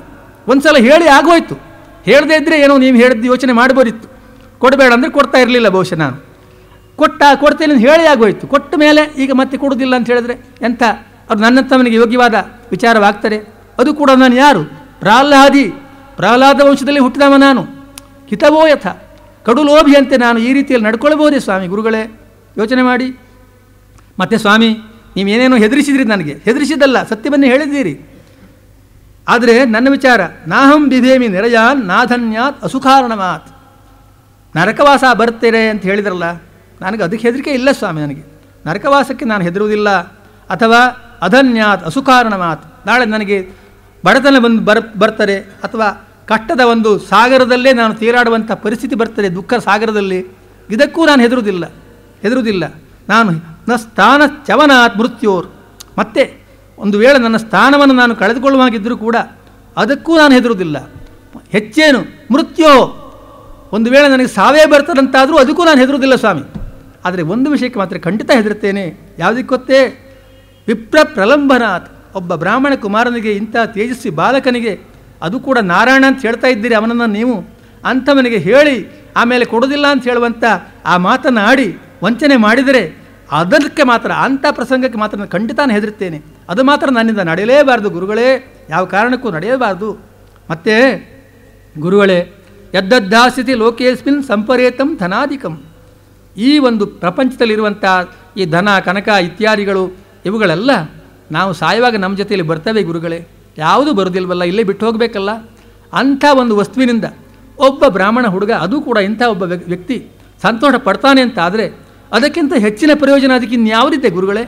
ಆದ್ದರಿಂದ ಸ್ವಾಮಿ, ಮತ್ತೆ ಇನ್ನೊಂದು ವಿಚಾರ ಕೇಳಿದ್ದೇನೆ ನಾನು ಹಿಂದಿನವರ ಬಗ್ಗೆ. ನೀವೇ ಹೇಳಿದ್ದದು ಶ್ರೇಯಕ್ ಕುರ್ವಂತಿ ಭೂತಾನಾಂ ಸಾಧವೋ ದುಸ್ತ್ಯಜಾಸುಭಿ. ಕೆಲವರು ಸಾಧುಗಳು, ಸಜ್ಜನರು, ದಾನಿಗಳು ಎಷ್ಟೋ ಜನ ಹಿಂದೆ ಆಗಿ ಹೋಗಿದ್ದಾರೆ. ಅವರೆಲ್ಲ ಏನು ಬರೀ ಧನಕನಕ ಕೊಟ್ಟದ್ದು ಮಾತ್ರ ಅಲ್ಲ, ಈ ಅಸುಭಿ ಅಂದರೆ ತಮ್ಮ ಪ್ರಾಣಗಳು, ಮನುಷ್ಯನಿಗೆ ಎಂಥವನಿಗಾದರೂ ಕೂಡ ಪ್ರಾಣ ರಕ್ಷಣೆ ಅನ್ನುವಂಥ ಒಂದು ಆಸೆ ಇದ್ದೇ ಇರ್ತದೆ. ತಾನು ಬದುಕಿರಬೇಕೆನ್ನುವ ಆಸೆ ಪ್ರತಿಯೊಂದು ಜೀವಿಗೂ ಇರುವಂಥದ್ದೇ. ಅಂಥವರು ತಮ್ಮ ಪ್ರಾಣವನ್ನೇ ಅರ್ಪಣೆ ಮಾಡಿದ್ದಾರಂತೆ. ಯಾರ್ಯಾರು? ದಧ್ಯಂಗ್ ಶಿಬಿ ಪ್ರಭೃತಯ ವಿಕಲ್ಪೋ ಧರಾದಿಷು. ದಧೀಚಿ ಮಹರ್ಷಿ ಆ ದೇವೇಂದ್ರನ ಒಂದು ವಜ್ರಾಯುಧವನ್ನು ನಿರ್ಮಾಣ ಮಾಡುವುದಕ್ಕಾಗಿ, ವೃತ್ರಾಸುರನ ಸಂಹಾರ ಮಾಡುವುದಕ್ಕಾಗಿ ತನ್ನ ಬೆನ್ನೆಲುಬನ್ನೇ ದಾನವಾಗಿ ಕೊಟ್ಟಂತೆ ದಧೀಚಿ ಮಹರ್ಷಿಗಳು. ಆಮೇಲೆ ಶಿಬಚಕ್ರವರ್ತಿ ಒಂದು ಪಾರಿವಾಳವನ್ನು ಉಳಿಸುವುದಕ್ಕಾಗಿ ತನ್ನ ದೇಹದ ಮಾಂಸ ಖಂಡಗಳನ್ನೇ ಕಡಿದುಕೊಟ್ಟನಂತೆ. ಆ ಎಲ್ಲ ದಾನಗಳ ಮುಂದೆ ಇದೇನಿದು ಕೋ ವಿಕಲ್ಪೋ ಧರಾದಿಷು. ಹೋದರೆ ಹೋದೀತು, ಏನು ಹೋದೀತು? ಭೂಮಿ ಹೋಗ್ಬೋದು, ರಾಜ್ಯ ಹೋಗ್ಬೋದು, ದೇಹ ಪ್ರಾಣ ಉಳಿತಾರಲ್ಲ ನಂದು, ಅಷ್ಟು ಸಾಕಲ್ವಾ, ಇನ್ನೇನು ಮತ್ತೆ? ಹಾಗಾಗಿ ಇದೆಲ್ಲ ದೊಡ್ಡ ವಿಚಾರ ಅಲ್ಲದ್ರ ಮುಂದೆ ಗುರುಗಳೇ. ಮತ್ತು ಇನ್ನೊಂದು ವಿಚಾರ, ಮನಸ್ವಿನ ಇದೊಂದು ಬಹಳ ತುಂಬ ಚೆನ್ನಾದ ಮಾತು. ಮನಸ್ವಿನ ಕಾರುಣಿಕಸ್ಯ ಶೋಭನಂ ಯದರ್ಥಿ ಕಾಮೋಪ ನಯೇನ ದುರ್ಗತಿ. ಈಗ ಒಬ್ಬ ಇದ್ದಾನೆ ದಾನಿ, ದಾನ ಕೊಟ್ಟು ಬಡವರು, ದುಃಖಿಗಳು, ದೀನರು, ದಲಿತರು, ಬಡವರು, ಯಾಚಕರು ಎಲ್ಲರಿಗೂ ಅವ್ರು ಕೇಳಿದ ಹಾಗೆ ಕೊಟ್ಟು ಎಲ್ಲವನ್ನೂ ಕಳೆದುಕೊಂಡು ಕೊನೆಯಲ್ಲಿ ತಾನೇ ಬಡವನಾಗಿಬಿಟ್ಟ, ದೀನನಾಗಿಬಿಟ್ಟ ಅಂತ ಇಟ್ಕೊಳ್ಳೋಣ. ಆದರೆ ಆ ಬಡತನವೇ ಅವನಿಗೆ ಶೋಭೆ. ಆ ರೀತಿಯಿಂದ ಬಂದಂಥ ಬಡತನ ನಿಜಕ್ಕೂ ಅವನಿಗೆ ಶೋಭೆ. ಅದು ಅವನ ಯೋಗ್ಯತೆಯನ್ನು ಹೆಚ್ಚು ಮಾಡ್ತಾರೆ. ಅದೇ ಯಾವುದೋ ಒಂದು ದುರಭ್ಯಾಸಕ್ಕೋ ಕೆಟ್ಟ ಒಂದು ಚಟಕ್ಕೋ ಬಿದ್ದು ಅಥವಾ ಯಾವ್ಯಾವುದು ಬೇಡದ ಕೆಲಸಕ್ಕೆಲ್ಲ ದುಡ್ಡನ್ನು ಖರ್ಚು ಮಾಡಿ ಎಲ್ಲವನ್ನೂ ಕಳೆದುಕೊಂಡು ಬಡವ ಆದಂತಂದರೆ ಅದು ಅಪಕೀರ್ತಿ ಅವನಿಗೆ. ಆದರೆ ಇಂಥ ಒಂದು ಉದ್ದೇಶಕ್ಕಾಗಿ ನಾನು ಎಲ್ಲವನ್ನೂ ಕಳೆದುಕೊಂಡೆ ಅಂತಾದರೆ ಅದು ಒಂದು ರೀತಿಯಲ್ಲಿ ನನ್ನ ಶೋಭೆಯನ್ನು ಹೆಚ್ಚು ಮಾಡ್ತಾರೆ ಗುರುಗಳೇ. ಮತ್ತೆ ನೀವೇನೋ ಹೇಳಿದ್ರಿ, ಬಂದವ ಇವ ಹರಿ ಅಂತ ಹೇಳಿದ್ರಿ. ಅವನು ಎಂಥವನು? ಪತ್ರ ಪುಷ್ಪ ಫಲ ತೋಯ ಯಾವುದನ್ನಾದರೂ ಸಮರ್ಪಣೆ ಮಾಡಿದರೆ ಸ್ವೀಕಾರ ಮಾಡಿ ಸರ್ವರಿಗೂ ಅವರವರಿಗೆ ಬೇಕಾದಂಥ ವರಗಳನ್ನು, ಅವರಿಗೆ ಬೇಕಾದ ಇಷ್ಟಾರ್ಥಗಳನ್ನು ಕೊಡುವಂಥ ಮಹಾನುಭಾವ. ಅಂಥವನೇ ಈಗ ನನ್ನ ಮುಂದೆ ಬಂದು ಕೈ ಒಡ್ಡಿ ನಿಂತಿದ್ದಾನೆ. ಈಗ ನಾನು ಅವನಿಗೆ ಈ ಜಲಧಾರಿಯನ್ನು ಅರೆದು ಅವನಿಗೆ ನನ್ನ ಕೈ ಮೇಲಿರ್ತಾರೆ, ಆವಾಗ ಅವನ ಕೈ ಕೆಳಗಿರ್ತದೆ, ಅದ್ರ ಮೇಲೆ ಜಲಧಾರಿಯನ್ನು ನಾನು ಅರಿಬೇಕು. ಅಂಥ ಸ್ಥಿತಿಯಲ್ಲಿ ಅವನಿದ್ದಾನೆ ಅನ್ನುವಾಗ ಒಂದು ರೀತಿಯಲ್ಲಿ ಇದು ನನ್ನ ಒಂದು ವಿಶೇಷವಾದ ಭಾಗ್ಯವೇ ಅಲ್ವೇ? ಮತ್ತು ಗುರುಗಳೇ, ಬಂದವ ವಿಷ್ಣುವೇ ಹೋದಾದರೆ ನಾನು ಕೊಡೋದಿಲ್ಲ ಅಂದರೆ ಅವನು ಬಿಟ್ಟು ಹೋಗ್ತಾನೇನು? ನಾನು ಎರಡು ಬಡಿದು ಬೇಕಾದ್ರೆ ನಾನು ಕಟ್ಟಾಕಿ ಬೇಕಾದ್ರೆ ತಗೊಂಡು ಹೋಗ್ಬಿಡ್ತಾನೆ, ಬಡಿದು ತೆಗೆದುಕೊಂಡು ಹೋಗ್ತಾನೆ, ಏನು ಬೇಕಾದ್ರೂ ಮಾಡಬಲ್ಲವ. ಅವನಾಗಿ ಬಲಾತ್ಕಾರದಿಂದ ತೆಗೆದುಕೊಂಡು ಹೋಗುವಂಥ ಶಕ್ತಿ ಅವನಿಗಿದೆ. ಆದರೆ ನೋಡಿ, ಅವ ಆ ರೀತಿ ಮಾಡಲಿಲ್ಲ. ಬದಲು ಒಬ್ಬ ಚಿಕ್ಕ ಹುಡುಗನಾಗಿ, ಒಬ್ಬ ಯಾಚಕನಾಗಿ ನನ್ನ ಮುಂದೆ ಕೈಯೊಡ್ಡಿ ನಿಂತಿದ್ದಾನೆ ಅಂದರೆ ನನ್ನನ್ನು ಎಷ್ಟು ದೊಡ್ಡ ವ್ಯಕ್ತಿಯನ್ನಾಗಿ ಮಾಡುವಂಥ ಮನಸ್ಸಿದೆ ಅವನಿಗೆ ಅರ್ಥವಾಗ್ತದೆ. ನನ್ನನ್ನು ದೊಡ್ಡವನನ್ನಾಗಿ ಮಾಡಿ ತಾನು ಚಿಕ್ಕವನಾಗಬೇಕು ಅಂತ ಬಯಸಿದ್ದಾನಲ್ಲ ಸ್ವಾಮಿ. ಇದೆಂಥ ಒಂದು ಭಾಗ್ಯ ಬಲಿಚಕ್ರವರ್ತಿಯ ಪಾಲಿಗೆ ಇದು. ಯೋಚನೆ ಮಾಡಿ ಗುರುಗಳೇ. ಮತ್ತು ನನಗೆ ವಿಷ್ಣು ಅಂದರೆ ನನಗೆ ಭಯ ಇಲ್ಲ. ಯಾಕಂದರೆ ನನ್ನ ಆರಾಧ್ಯ ದೈವ ಅವ. ನನ್ನ ಅಜ್ಜ ಪ್ರಹ್ಲಾದ, ಅವನಿಗೆ ಈ ಎಲ್ಲ ಒಂದು ನಮ್ಮ ಐಶ್ವರ್ಯವನ್ನೆಲ್ಲ ಕೊಟ್ಟವನೇ ಆ ಮಹಾವಿಷ್ಣು. ಆ ಐಶ್ವರ್ಯವನ್ನೇ ನಾನು ಇವತ್ತು ಅನುಭವಿಸ್ತಾ ಇದ್ದೇನೆ. ಹಾಗಿರುವಾಗ ಅವನು ಕೊಟ್ಟಂಥ ವಸ್ತುವನ್ನೇ ಅವನು ಕಿತ್ಕೊಂಡು ಹೋಗ್ತಾನಂತಾದರೆ ನಾವೇ ಕಳಬೇಕು ಗುರುಗಳೇ. ಅವನಿಗೆ ಸಲ್ಲತಕ್ಕದ್ದು ತೆಗೆದುಕೊಂಡು ಹೋಗಲಿ. ಅವನಾಗಿ ಬಲಾತ್ಕಾರದಿಂದ ತೆಗೆದುಕೊಂಡು ಹೋಗೋ ಬದಲು ಪ್ರೀತಿಯಿಂದ ಭಕ್ತಿಯಿಂದ ನಾನೇ ಕೊಟ್ಟರೆ ಅದೆಷ್ಟು ಶ್ರೇಯಸ್ಸಲ್ವೇ ಗುರುಗಳೇ. ಆದ್ದರಿಂದ ಸಯೇವ ವಿಷ್ಣುರು ವರದೋಸ್ತು ವಾಪರೋ ದಾಸ್ಯಾಮುಷ್ಮೈ ಕ್ಷಿತಿ ಮೀಪ್ಸಿತಾ ಮುನೇ. ಇವನು ಯಾವನೇ ಆಗಿರಲಿ, ವಿಷ್ಣುವೇ ಆಗಿರಲಿ, ಮತ್ತೊಬ್ಬನೇ ಆಗಿರಲಿ, ಅಥವಾ ವಿಷ್ಣು ಆಗಿದ್ದು ಇವನು ಮುಂದೆ ನನಗೆ ಒಳ್ಳೆಯದನ್ನು ಮಾಡ್ತಾನೋ ಕೆಟ್ಟದ್ದು ಮಾಡ್ತಾನೋ, ನನ್ನನ್ನು ಹಾಲಲ್ಲಾದರೂ ಹಾಕಲಿ, ನೀರಲ್ಲಾದರೂ ಅದ್ದಲಿ, ನಾನು ಇವನಿಗೆ ಕೊಡ್ತೇನೆ. ವಾಚನ ಯಾವ ಒಂದು ರೀತಿಯಲ್ಲಿ ಮಾತು ಕೊಟ್ಟಿದ್ದೇನೋ ಅದೇ ರೀತಿಯಲ್ಲಿ 3 ಹೆಜ್ಜೆ ಕೊಡ್ತೇನೆ ಗುರುಗಳೇ. ದಯವಿಟ್ಟು ತಪ್ಪು ತಿಳಿಯಬಾರ್ದು, ನೀವು ದಯವಿಟ್ಟು ಮನ್ನಿಸಬೇಕು, ನಿಮ್ಮ ಆಜ್ಞೆ ಮೀರ್ತೇನೆ ಎಂಬ ಕಾರಣಕ್ಕಾಗಿ ನನ್ನ ಮೇಲೆ ಕೋಪಗೊಳ್ಳಬಾರದು ಗುರುಗಳೇ ಅಂತ ಕೇಳಿಕೊಂಡ. ಆದರೆ ಅವರಿಗೆ ಬಹಳ ಕೋಪ ಬಂದೇ ಬಿಡ್ತು. ಬಲಿಚಕ್ರವರ್ತಿ ಎಷ್ಟು ಮಾತಾಡ್ತಾ ಇದೆಯೋ, ಏನು ದೊಡ್ಡ ಪಂಡಿತ ಅಂತ ತಿಳ್ಕೊಂಡಿದ್ದೀಯಾ ನೀನು? ದೃಢಂ ಪಂಡಿತ ಮಾನ್ಯಜ್ಞ, ಏನು ಭಾವ ದೃಢವಾಗಿ ನಂಬಿದ್ದಿ, ಪಂಡಿತ ಮಾನಿ ಅಂದರೆ ದೊಡ್ಡ ಪಂಡಿತ ಅಂತ ತಿಳ್ಕೊಂಡಿದ್ದಿ, ನನಗೆ ಉಪದೇಶ ಮಾಡೋಕ್ಕೆ ಬರ್ತಾ ಇದ್ದೀಯಲ್ಲ, ಅಜ್ಞಾನಿ ನೀನು, ಸ್ತಬ್ಧ ಮೂಢ, ಅಸ್ಮದ್ ಉಪೇಕ್ಷೆಯ, ನನ್ನ ಮಾತನ್ನು ಉಪೇಕ್ಷೆ ಮಾಡ್ತಾ ಇದ್ದಿ. ಅಷ್ಟೇ ಅಲ್ಲ, ಶಾಸನಾತಿಗೋ, ನಾನು ಕೊಟ್ಟಂಥ ಆದೇಶ, ನನ್ನ ಆಜ್ಞೆಯನ್ನು ಮೀರ್ತಾ ಇದ್ದಿ. ಎಸ್ತ್ವಂ ಅಚಿರಾತ್ ಭ್ರಶ್ಯಸೇ ಶ್ರಿಯ, ಅಂಥ ನನ್ನ ಆಜ್ಞೆಯನ್ನು ಮೀರುವ ನಿನ್ನ ಐಶ್ವರ್ಯವೆಲ್ಲ ನಷ್ಟವಾಗಿ ಹೋಗಲಿ, ನೀನು ಸ್ಥಾನ ಭ್ರಷ್ಟನಾಗಿ ಹೋಗು ಅಂತ ಶಾಪ ಕೊಟ್ಟೇ ಬಿಟ್ಟರು ಗುರುಗಳು. ಆದರೆ ಅದಕ್ಕೂ ಏನು ಜಗ್ಲಿಲ್ಲ. ಸ್ವಾಮಿ ಗುರುಗಳೇ, ನಿಮ್ಮ ಪರಮಾನುಗ್ರಹ ಅಂತಲೇ ಶಾಪವನ್ನು ಕೂಡ ಸ್ವೀಕರಿಸ್ತೇನೆ ಅಂತ ಅಂದ್ಬಿಟ್ಟ. ಆಮೇಲೆ ತಾನು ಆ ಜಲಧಾರೆ ಎರೆಯುವುದಕ್ಕೆ ಸಿದ್ಧನಾದ. ಹೆಂಡತಿ ವಿಂಧ್ಯಾವಳಿ ಅವಳು ಬಂದು ನೀರೆರೆದಲು, ಕೊಟ್ಟ ದಾನವನ್ನು ಕೊಟ್ಟ. ಈ ಗುರುಗಳು ಹೇಗೆ ಹೇಳಿದ್ರು ಅದೇ ರೀತಿ ಆಯಿತು, ಎಲ್ಲವನ್ನೂ ಕೊಟ್ಟ. ಆಗ ಅಲ್ಲಿ ಇವು ಕೊಟ್ಟ ಸಂದರ್ಭದಲ್ಲಿ ನೇದುರ್ ಮುಹುರ್ದುಂದುಭಯ ಸಹಸ್ರಶೋ ಗಂಧರ್ವ ಕಿಂಪುರುಷ ಕಿನ್ನರ ಜಗುಹು, ದೇವತೆಗಳೆಲ್ಲ ಆಕಾಶದಲ್ಲಿ ನಿಂತು ನೋಡ್ತಾ ಇದ್ದರು ಈ ಘಟನೆಯನ್ನು. ಅವರಿಗೂ ಸಂತೋಷ ಆಯಿತು ಬಲಿಚಕ್ರವರ್ತಿಯ ಬಗ್ಗೆ. ಬಲಿಚಕ್ರವರ್ತಿ ನಿಜವಾಗಿ ಅವರ ವಿರೋಧಿ, ಆದರೂ ಕೂಡ ಈಗ ಅವರೆಲ್ಲ ಹಾಡುವುದಕ್ಕೆ ಶುರು ಮಾಡಿಬಿಟ್ರಂತೆ. ಯಾರು ಕುರಿತು? ಬಲಿಚಕ್ರವರ್ತಿಯ ಗುಣಗಳನ್ನು. ಅಬ್ಬಾ ಎಂಥ ಬಲಿಚಕ್ರವರ್ತಿಯಪ್ಪ ಇವನು, ಮನಸ್ವಿನಾನೇನ ಕೃತಂ ಸುದುಷ್ಕರಂ ವಿದ್ವಾನ್ ಅದಾದ್ಯ ವಿಪ್ರವೇ ರಿಪವೇ ಜಗತ್ರಯಂ. ಎಂಥ ಕೆಲಸ ಮಾಡಿಬಿಟ್ಟ ಬಲಿಚಕ್ರವರ್ತಿ. ಪ್ರಪಂಚದಲ್ಲಿರುವಂಥ ಯಾವ ಮನುಷ್ಯನಿಗೂ ಮಾಡುವುದಕ್ಕೆ ಮನಸ್ಸು ಬಾರದಂಥ ಅಸಾಧ್ಯವಾದ ಕೆಲಸವನ್ನೇ ಮಾಡಿಬಿಟ್ಟಿದ್ದಾನಲ್ಲ ಈ ಬಲಿಚಕ್ರವರ್ತಿ. ವಿದ್ವಾನ್, ಗೊತ್ತಿದ್ದೂ ಕೂಡ ತನ್ನ ಶತ್ರು, ತನ್ನ ಕೆಡಕನ್ನು ಉಂಟು ಮಾಡುವುದಕ್ಕಾಗಿ ಬಂದವ ಈ ವಾಮನ ಅಂತ ತಿಳಿದು ಮೂರು ಜಗತ್ತನ್ನು ಅವನಿಗೆ ದಾನ ಮಾಡ್ತಾ ಇದ್ದಾನಲ್ಲ ಕೈಯಾರೆ. ಅಂದರೆ ಕೊಡೋದು 3 ಹೆಜ್ಜೆ ಆದರೂ 3 ಮೂಲಕಗಳ ದಾನ ಅನ್ನೋದು ಈಗಾಗಲೇ ಅವನಿಗೆ ಸ್ಥಿರಪಟ್ಟಿದೆ. ಗುರುಗಳು ಹೇಳಿಬಿಟ್ರು, ಗೊತ್ತಾಗಿದೆ, ಗೊತ್ತಿದ್ದು ಕೂಡ ಕೈಯಾರೆ ದಾನ ಮಾಡ್ತಾ ಇದ್ದಾನಲ್ಲ, ಎಂಥ ಮಹಾನುಭಾವ ಅಂತ ಅವರೆಲ್ಲ ಹಾಡಿದ್ರಂತೆ, ಹೊಗಳಿದ್ರಂತೆ. ದೇವದುಂದುಭೆಗಳೆಲ್ಲ ಮೊಳಗಿದವು. ಹೀಗೆಲ್ಲ ಆಯಿತು. ಆಮೇಲೆ ಅವನು ಯಾವಾಗ ದಾನವನ್ನು ದಾರೆ ಎರೆದನೋ ಆಗ ಏನಾಯಿತು, ವಾಮನ ಇದ್ದವ ತದ್ವಾಮನಂ. ಈಗ ಒಂದೊಂದು ಸ್ವಲ್ಪ ಸಮಯ ಇದೆ, ಒಂದು 10 ನಿಮಿಷ ತಡ ಆಗ್ಬೋದು. ದಯವಿಟ್ಟು ಯಾರಿಗೆ ಅನುಕೂಲ ಇದೆಯೋ ದಯವಿಟ್ಟು ಕೇಳ್ಕೊಂಡು ಹೋದರೆ ಒಂದು 10 ನಿಮಿಷ ತಡ ಆಗ್ಬೋದು. ನಾನು ರಾಮವರಿಗೆ ಹೇಳಿದ್ದೇನೆ, ಯಾಕಂದರೆ ಇದು ಒಂದು ಘಟ್ಟಕ್ಕೆ ಬರಬೇಕು, ಸ್ವಲ್ಪ ಬಹಳ ಮುಖ್ಯವಾದ ಒಂದು ಭಾಗ ಇದೆ. 10 ನಿಮಿಷ ತಡ ಆಗ್ಬೋದು ಅಷ್ಟೇ, 8 ಗಂಟೆ 10ರೊಳಗೆ ಬಿಡ್ತೀವಿ. ತದ್ವಾಮನಂ ರೂಪಂ ಅಮರ್ಧತಾದ್ಭುತಂ ಹರೇರನಂತಸ್ಯ ಗುಣತ್ರಯಾತ್ಮಕಂ. ಆಗ ಇದ್ದಕ್ಕಿದ್ದ ಹಾಗೆ ವಾಮನ ರೂಪ ಇದ್ದದ್ದು ಆ ರೂಪ ಬೆಳೆಯುವುದಕ್ಕೆ ಪ್ರಾರಂಭ ಆಯಿತು. ಬೆಳೆದು ಅದೇನು ವಿರಾಟ್ ರೂಪ ಅದನ್ನೇ ಧರಿಸಿಬಿಟ್ಟ. ಆ ವಾಮನ ಧರಿಸಿಬಿಟ್ಟ. ಅದು ಹೇಗೆ? ಅನಂತಸ್ಯ, ಅವನು ಎಂಥವನು? ಅನಂತ ಅಂದರೆ ಇನ್ಫಿನಿಟ್ ಅಂತ ನಾವು ಇಂಗ್ಲೀಷ್ನಲ್ಲಿ ಹೇಳ್ತೇವೆ. ಅವನ ಲೋಪಕ್ಕೆ ಇಷ್ಟೇ ಇತಿಮಿತಿ ಅಂತೇನೂ ಇಲ್ಲ. ಯಾವ ರೂಪ ಬೇಕಾದರೂ ಧರಿಸಬಲ್ಲ, ಎಷ್ಟು ದೊಡ್ಡವನು ಬೇಕಾದರೂ ಆಗಬಲ್ಲ ಅಂಥ ಯೋಗ್ಯತೆ ಉಳ್ಳ ಮಾವ. ಆದ್ದರಿಂದ ಅಷ್ಟು ಬೆಳೆದು ಬಿಟ್ಟ. ಗುಣತ್ರಯಾತ್ಮಕಂ ಅಂದರೆ ಈ ರೂಪ ಧರಿಸಬೇಕಾದ್ರೆ ಭಗವಂತ ನಿರ್ಗುಣ ನಿರಾಕಾರ ಅಂತ ನಾವು ಅವನು ಕೊಂಡಾಡ್ತೇವೆ. ಆದರೆ ನಿರ್ಗುಣ ಸ್ಥಿತಿಯಲ್ಲಿದ್ದರೆ ರೂಪವನ್ನು ತಳೆಯುವುದಕ್ಕೆ ಸಾಧ್ಯ ಇಲ್ಲ. ಈ 3 ಗುಣಗಳ ಆಶ್ರಯ ಬೇಕೇ ಬೇಕು. ಅದನ್ನು ಯಾವುದು? ಸತ್ವ ರಜಸ್ಸು ತಮಸ್ಸು ಅನ್ನುವಂಥ 3 ಗುಣಗಳ ಆಶ್ರಯವನ್ನು ಪಡೆದು ಧರಿಸಿರುವಂಥ ರೂಪ. ಆ ರೂಪ ಈಗ ಬೆಳೆಯುವುದಕ್ಕೆ ಪ್ರಾರಂಭ ಆಯಿತು. ಬಹುಶಃ ನಾನು ಹೇಳಿದ್ದೇ ತಪ್ಪಾಯ್ತೇನೋ, ಕೆಲವರು ಈಗಲೇ ಹೋಗೋಕ್ಕೆ ಶುರು ಮಾಡಿದ್ದಾರೆ. 10 ನಿಮಿಷ ಮತ್ತೆ ಸ್ವಲ್ಪ ತಡ ಆಗ್ತಾರೆ ಅಂತ ಹೇಳಿ 10 ನಿಮಿಷ ಮೊದಲು ಹೋಗಿ ಆಯ್ತಾ ಅಂದಾಗಿ ಕೇಳಿಸ್ತೇನೋ ಗೊತ್ತಿಲ್ಲ. ಏನೇ ಇರಲಿ ಪರವಾಗಿಲ್ಲ, ಹೋಗೋರ ವಿಚಾರದಲ್ಲಿ ನಾವೇನು ಇದಿಲ್ಲ. ಪಾಪ ಏನೇನು ಕಷ್ಟಗಳಿರ್ತಾವೋ ನಾವು ಅದನ್ನೆಲ್ಲ ಯಾವ ತೀರ್ಮಾನಕ್ಕೂ ಬರೋಕ್ಕಾಗೋದಿಲ್ಲ. ಇಷ್ಟಾದರೂ ಬಂದು ಕೇಳ್ತಾರಲ್ಲ, ಅವ್ರು ನಿಜವಾಗಿ ಬಹಳ ಸಂತೋಷದ ವಿಚಾರ. ಮತ್ತು ನಮಗೆ ಪ್ರೋತ್ಸಾಹ ಕೊಟ್ಟಿದ್ದಾರೆ, ನಾವು ಕೃತಜ್ಞರಾಗಿರಬೇಕು ಅಂಥವರಿಗೆ. ಆದ್ದರಿಂದ ಅದಿರಲಿ, ಆ ವಿಚಾರಕ್ಕಲ್ಲ. ಆದ್ದರಿಂದ ಅಲ್ಲ, ಹೇಳಿದ ತಕ್ಷಣ ಕೆಲವರು ಎದ್ದೋದ್ರೆ ನಾನು ಹಂಗೆ ಅಂದ್ಕೊಂಡೆ ಅಷ್ಟೇ. ಮತ್ತಿಲ್ಲಿದ್ರೆ ನಾನು ಅಂದ್ಕೊಳ್ತಾ ಇರಲಿಲ್ಲ. ಅದು ನಾನು ಯಾವುದನ್ನು ನಿರೀಕ್ಷೆ ಮಾಡಿದ್ರೆ ತದ್ ವಿರುದ್ಧ ಆಯ್ತಲ್ಲ ಅಂತ ಅಷ್ಟೇ.